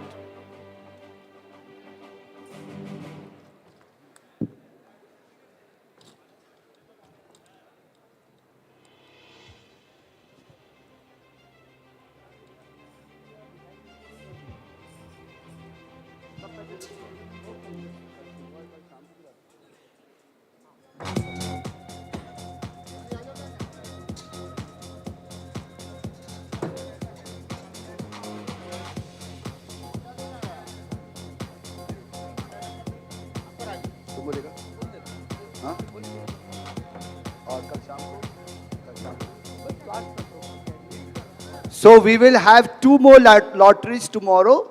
One at 9:45 a.m. tomorrow. Those who doesn't get the opportunity today, in case you have another opportunity at tomorrow at 9:45 a.m. And the fourth and the last opportunity at the end of the program before valedictory session. So there are 4 different opportunities. During valedictory session, we'll be having tomorrow at 9:45. Again, we are having 3 prizes: 1 laptop, 1 mobile phone, and a smartwatch. At 9:45, we'll be doing. Tomorrow, you'll be getting a separate lottery coupons at the registration counters. Today's lottery coupons will not be valid tomorrow. For tomorrow's lottery, a separate coupons will be issued tomorrow. So, Pratap, we'll start with the lottery now. I request our Central Council member Sushil ji to kindly pick up the 6th prize.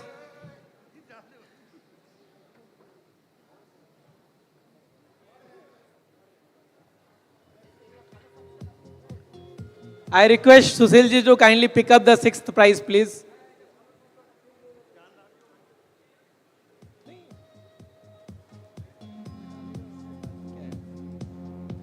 So the 6th prize, which is a power bank.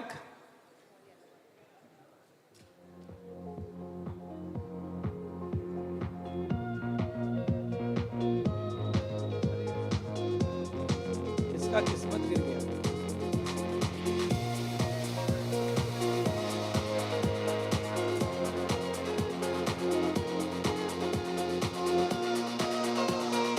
Maximum सुबह वाले हैं. Lottery number 73, serial number 73. Serial number 73. If you are there in the hall, the prize is a power bank, serial number 73. 73 is not there. Kindly pick up once again, sir.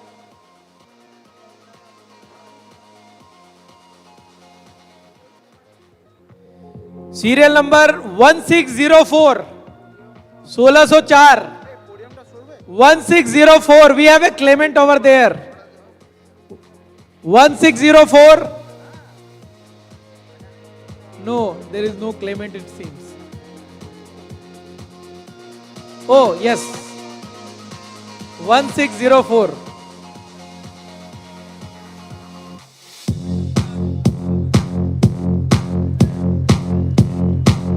So we have the winner of the 6th prize of day 1's concluding lottery. Your name? So congratulations, CA Palak Agarwal. I request Susil ji to kindly give away the prize.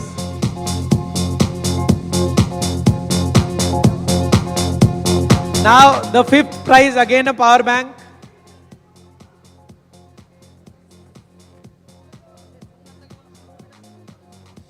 Fifth prize, lucky number 1855. 1855. And we have the winner in the 3rd row only.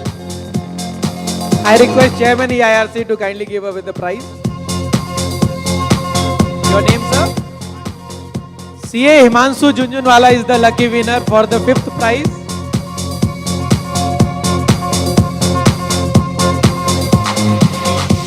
The 4th prize,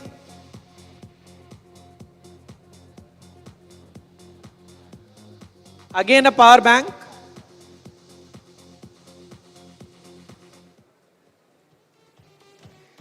The lucky number is 4132. 4132. And we have the lucky winner. Now we are left with 3 prizes for the day. The 3rd one is a smartwatch. The 2nd one is another smartwatch. And the 1st one is a mobile phone. I request Vice Chairman to kindly give away the prize.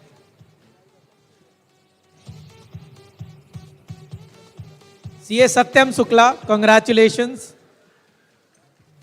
Friends, kindly give a huge round of applause for our winners. 3 more left. The 3rd prize,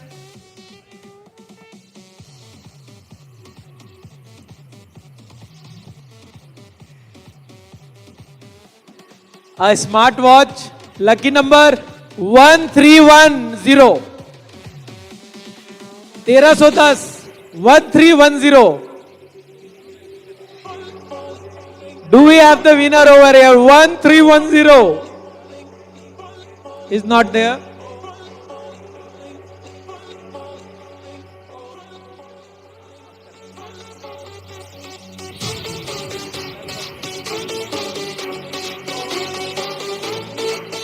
Two 684. 2684. And we have the winner. It's a smartwatch. I request Devan Patra, immediate past chairman, to kindly give away the prize.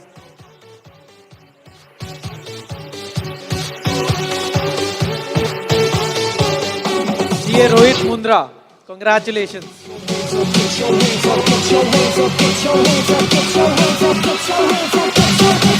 Two more. The next prize is another smartwatch. The 2nd prize. And the winner is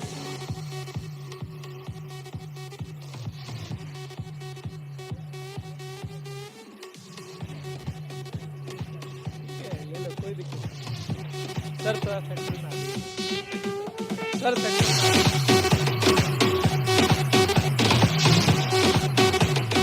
1192. 1192. Do we have the coupon number 1192? 11921, 11922 and 11923. Another coupon for the 3rd prize, please.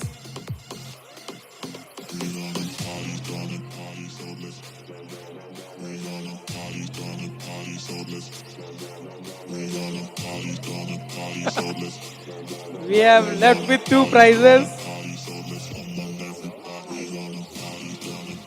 2026, 2026. And we have the winner.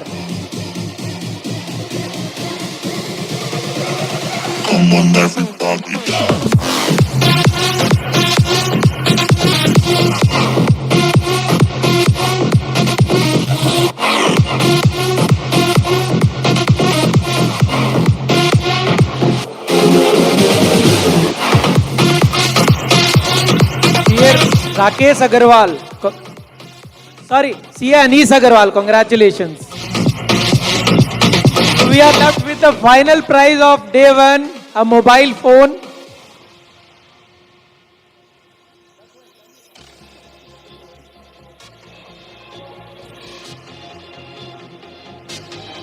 कौन सा चाहिए भैया?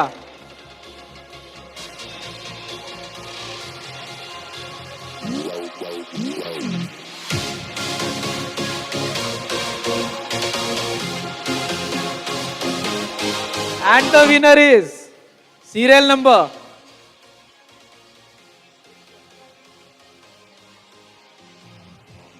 serial number 2941. 2941. Do we have the winner? 2941. Yes. We have a lady member.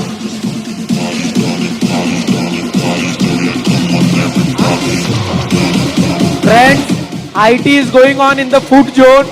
You can go and enjoy the high tea and post that in next 20 to 30 minutes.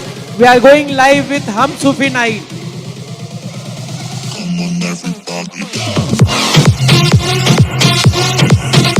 CA Monica is the winner of first prize, friends.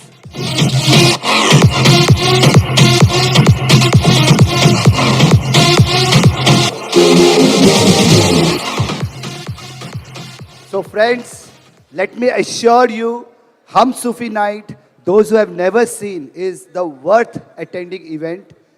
Please have your high tea and come back in 20 minutes. Thank you. For high tea, there is no coupon required. And do come back because picture abhi baki hai, friends.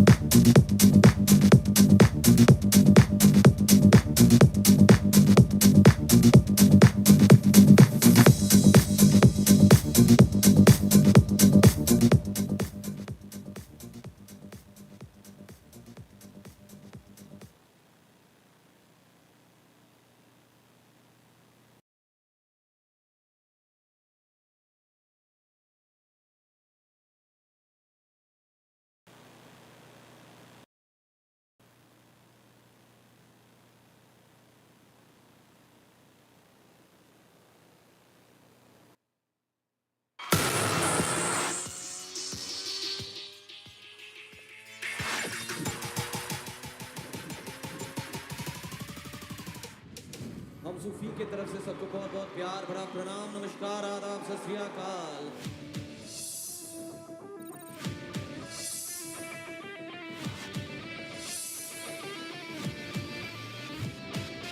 We welcome you all to the magic of Sufi.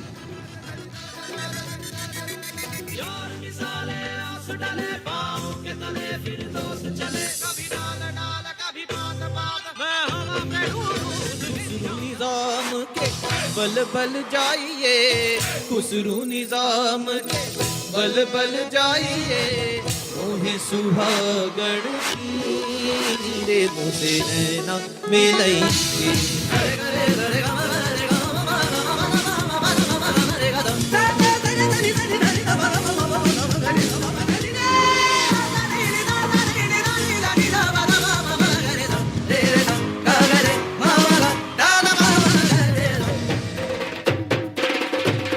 हम सूफी हम सूफी हम सूफी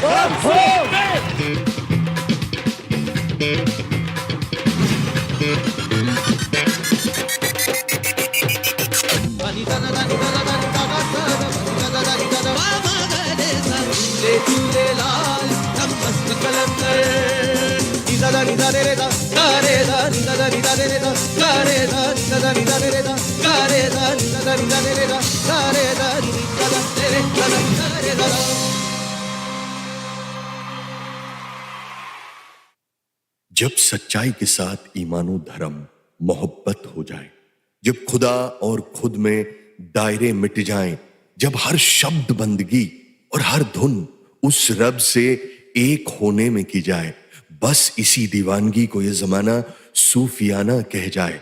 हजारों से ज्यादा जो महफिलों को संवार चुके हैं, सादगी की मिसाल और सूफियाना जिनके अंदाज हैं, कृष्णा, सागर, पिनाकी, देव और विक्टर जैसे सुरों के जहां सरताज हैं, सुरों की तालमेल में जिनके दिन बीत जाते हैं, सूफियाना जिनके नाम को और अंदाज को रोशन कर जाते हैं, जो हर बार हर खुशी की शाम को शानदार कर जाते हैं। एक नहीं, हमसे हम सूफी वही कहलाते हैं। विनम्र निवेदन करूंगा कि दिल थाम कर तालियों की गड़गड़ाहट से स्वागत कीजिए महफिल खुशनुमा करने वाले हम सूफी बैंड का।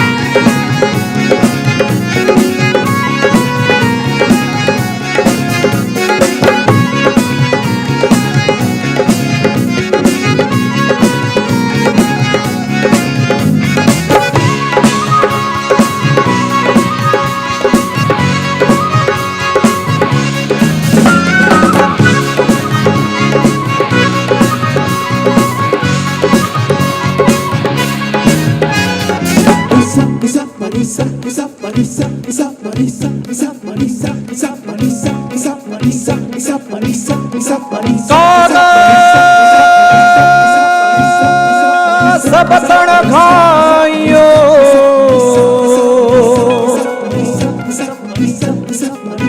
मोहे चुन चुन खाइयो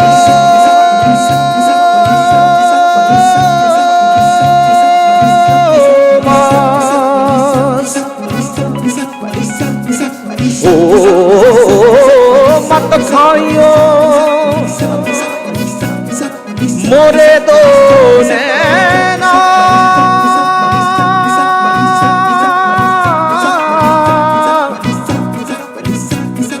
जिनमें बसी है पिया मिलन की आस। नी सा नी सा मा पा नी सा मा गा रे सा नी सा रे मा पा नी दा दा दा नी दा दा दा नी दा दा दा नी दा दा दा नी दा दा दा नी दा दा दा नी बा नी गा बा नी रे रे रे सा रे रे रे सा रे रे रे सा रे रे रे सा गा रे सा नी सा मा गा मा नी सा पा मा गा मा पा गा मा गा सा नी सा गा गा दा नी सा दा नी दा नी नी दा बा दा दा बा मा गा मा पा नी सा पा नी पा गा सा गा मा पा गा मा पा नी सा दा पा नी नी पा बा गा सा गा मा पा गा मा पा नी सा दा दा नी सा दा दा पा नी नी नी पा बा गा सा गा मा पा गा मा पा नी सा।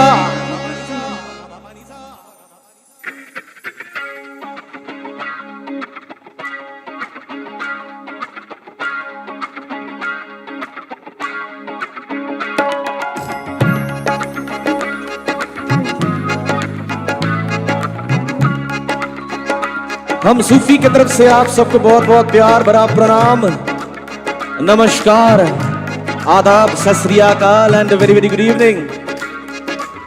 It fills our heart with extreme joy and pleasure to come back and perform for this fantastic institution full of great people. और पिछले बार हम लोग जब परफॉर्म किए थे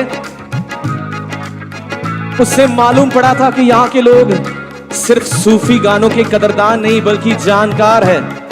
इसीलिए आज आप सबके सामने कार्यक्रम पेश करने का मजा ही कुछ अलग है। And without further ado we welcome all of you lovely ladies and gentlemen to the magic of Sufi.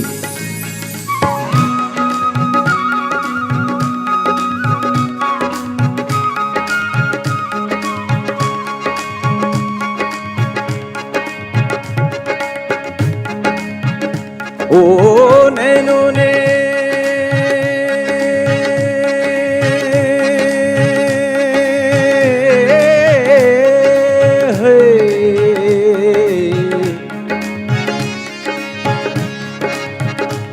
ओ नैनो ने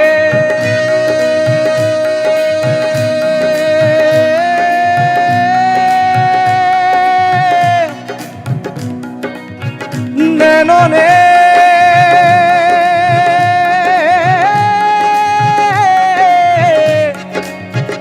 हाय नैनो ने थारी कैसा जादू किया रे, ओ नैनो ने थारी कैसा जादू किया रे, थारे बिना लगे नहीं, थारे बिना लगे नहीं, थारे बिना लगे नहीं महाराज यारे, ओ थारे बिना लगे नहीं महाराज यारे, प्यारे प्यारे प्यारे प्यारे प्यारे प्यारे प्यारे प्यारे प्यारे प्यारे प्यारे प्यारे प्यारे प्यारे थारे बिना लागे नहीं महाराज यारे, हो थारे बिना लागे नहीं महाराज यारे, हाय नैनो ने थारी कैसा जादू किया रे, नैनो ने थारी कैसा जादू किया रे, हाय नैनो ने थारी कैसा जादू किया रे, नैनो ने थारी कैसा जादू किया रे, थारे बिना लागे नहीं महाराज यारे, ओ थारे बिना लागे नहीं महाराज यारे।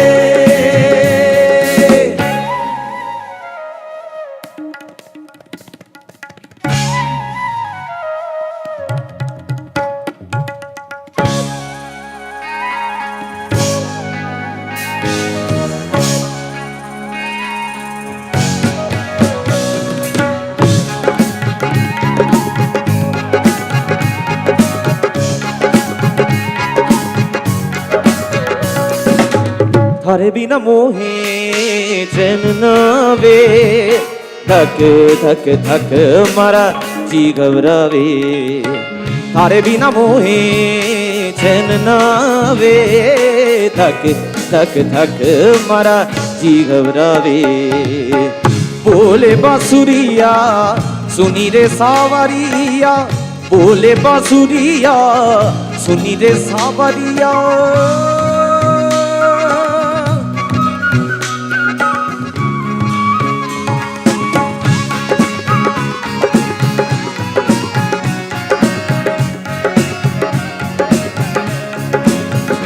ओ सावरिया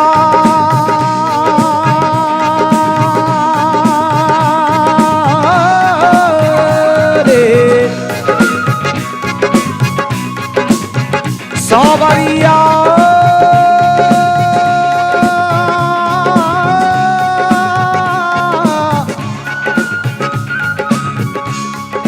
हाय सावरिया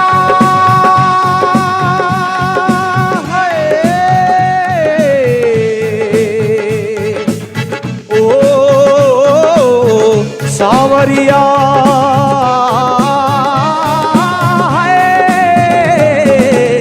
बोले बांसुरिया सुनी रे सावरिया बोले बांसुरिया सुनी रे सावरिया तारे बिना मोहे कुछ नहीं भावे हाय पिया रे पिया रे पिया रे पिया रे पिया रे पिया रे पिया रे पिया रे थारे बिना लागे नहीं थारे बिना लागे नहीं थारे बिना लागे नहीं मारा दिया रे हो थारे बिना लागे नहीं मारा दिया रे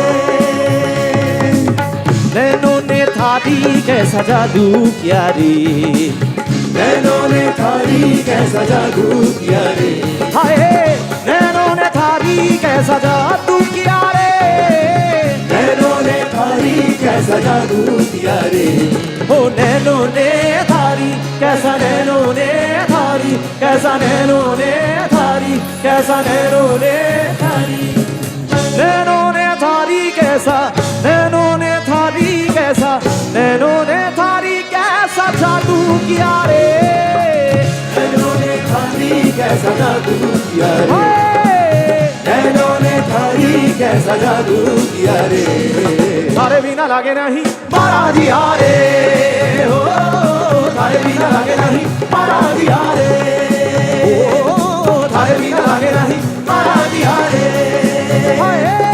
थारे बिना लागे नहीं मारा दिया रे Nisa, nisa, nisa, nisa, nisa, nisa, nisa, nisa, nisa, nisa, nisa, nisa, nisa, nisa, nisa, nisa,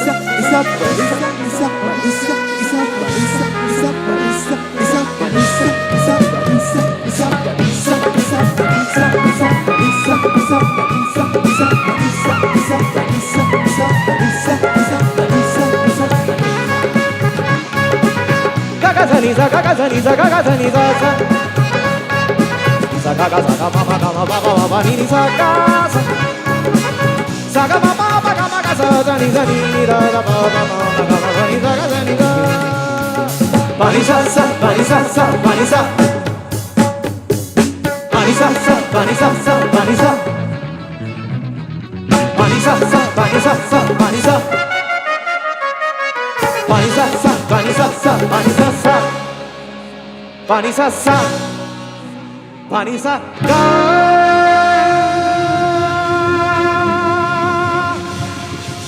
ga re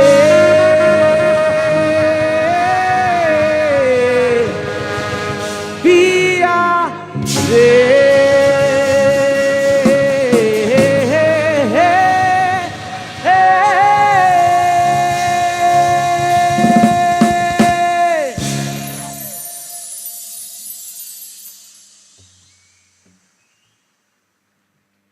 Thank you so much. Thank you. बहुत बहुत शुक्रिया. और हम सूफी की तरफ से आप सबको बहुत बहुत प्यार भरा प्रणाम वापस. Are you guys doing great, everybody? क्या बात है. To all the people who did not raise their hands because they are either feeling good or better, don't worry, we are here to make you feel great. और एक बार जबरदस्त शोर मचाया जाए for beautifully listening to our first song, ladies and gentlemen, PRA by the legendary Nusrat Fateh Ali Khan साहब. एक बार जबरदस्त शोर मचाया जाए. हमारे सामने जितने भी लोग बैठे हैं, हमें यकीन है कि यहाँ पे सारे सूफी लवर्स हैं, right? All of you guys are Sufi lovers over here. अगर एक बार हाथ उठा के बता दें. क्या बात है. अच्छा. I'll be very specific with my instructions later on. You guys are so sweet. It feels great. The next song, also by the great, legendary Nusrat Sahab. The song is a beautiful romantic song, and we surely hope that we can make you feel loved, because above all, Sufiana is about love between anyone. It can be between you and your partner, you and your friend, you and your mother or father, you and some random stranger, or you with yourself, because within us resides the true Almighty, ladies and gentlemen. So here's the next song, Sanu Ik Pal Chain Na Aave by Nusrat Fateh Ali Khan Sahab.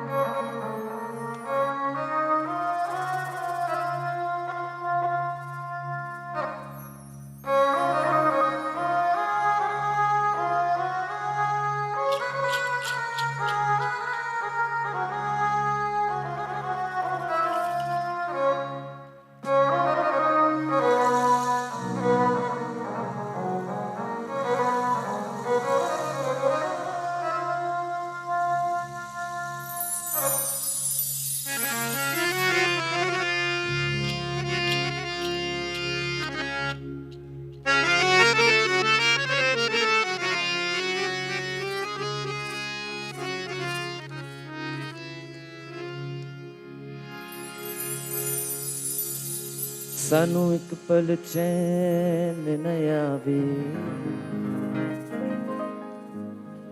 चैन न आवे,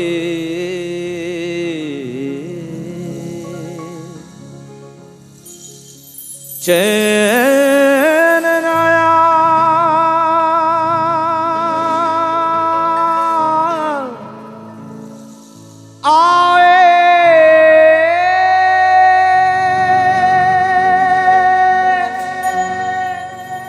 चैन न आवे, चैन न आवे, सानू एक पल चैन न आवे, सानू एक पल चैन न आवे, सजना तेरे बिना, सजना तेरे बिना,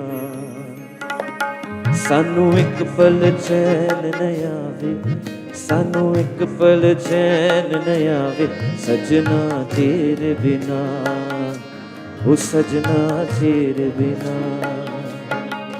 साडा कलिया जी नहीं लगना, साडा कलिया जी नहीं लगना, सजना तेरे बिना, सजना तेरे बिना, ओ सजना तेरे बिना, ओ सानू एक पल चैन न आवे, सानू एक पल चैन न आवे, सजना तेरे बिना, सजना तेरे बिना, ओ सानू एक पल चैन न आवे, सानू एक पल चैन न आवे, सजना तेरे बिना, सजना तेरे बिना.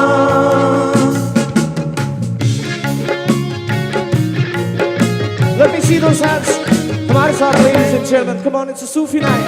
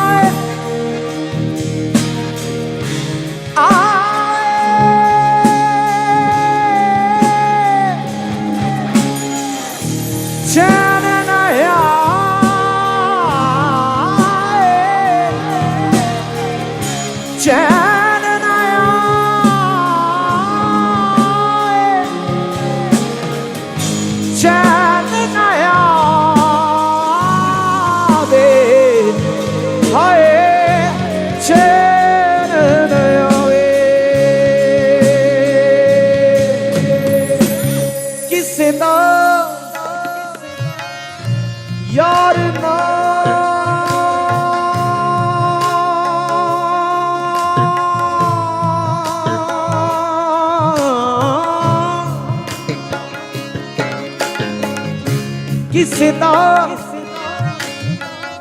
ਯਾਰ ਨਾ ਪਰਦੇਸ ਜਾਵੇ ਹਏ ਵਿਛੜੋਂ ਦਾ ਪੇਸ਼ੁਮਾਵੇ तेरा ख्याल हर घड़ी है आदतें मुझे तेरी एक दिन जो तुझसे ना मिलूं हाय पागल के जैसे मैं फिरूं हाय दिल जाने क्यों घबरावे दिल जाने क्यों घबरावे सजना तेरे बिना सजना तेरे बिना सजना तेरे बिना हो सानू एक पल चैन न आवे सानू एक पल चैन न आवे सजना तेरे बिना सजना तेरे बिना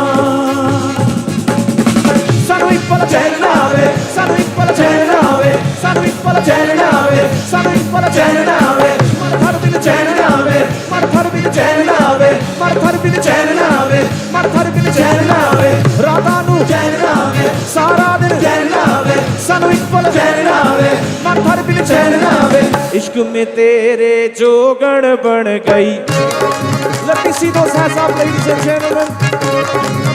सब मिलकर यहाँ पे ताली के साथ हमारे साथ ज्वाइन करेंगे तो आपको भी ज्यादा मजा आएगा तालियों के बगैर क्या सूफी इश्क में तेरे जोगण बन गई इश्क में तेरे जोगण बन गई इश्क में तेरे जोगण बन गई इश्क में तेरे जोगण बन गई दिल मेरा बोले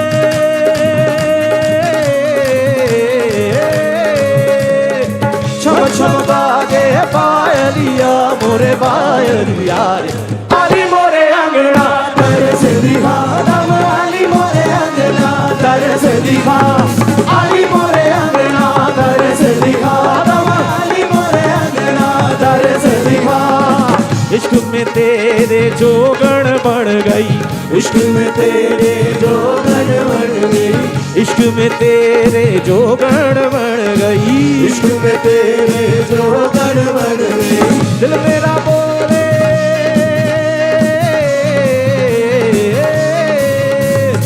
छम छम बाजे पायलिया मोरे पायलिया रे आली मोरे अंगना तेरे से दिखा दम आली मोरे अंगना तेरे से मोरे मोरे आली मोरे आली मोरे अंगना तेरे से दिखा दम आली मोरे अंगना तेरे से दिखा खुसरू निजाम के बल बल जाइए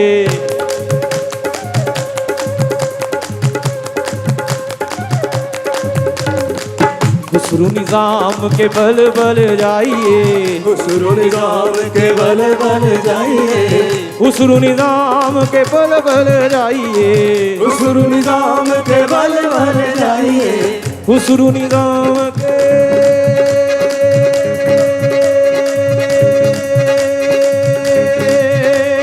बल बल जाइए बल बल जाइए बल बल जाइए बल बल जाइए बल बल जाइए बल बल जाइए बल बल जाइए बल बल जाइए खुसरू निजाम के बल बल जाइए खुसरू निजाम के बल बल जाइए खुसरू निजाम के बल बल जाइए खुसरू निजाम के बल बल जाइए खुसरू निजाम के बल बल जाइए खुसरू निजाम के बल बल जाइए खुसरू निजाम के बल बल जाइए खुसरू निजाम के बल बल जाइए खुसरू निजाम के बल बल जाइए खुसरू निजाम के बल बल जाइए खुसरू निजाम के बल बल जाइए खुसरू निजाम के बल बल जाइए मोहे सुहागन की नीरे मोसे नैना मिलाई के छाप तिलक सब छीन नीरे मोसे नैना मिलाई के छाप तिलक सब छीन नीरे मोसे नैना मिलाई के नैना मिला के हाँ नैना में आएंगे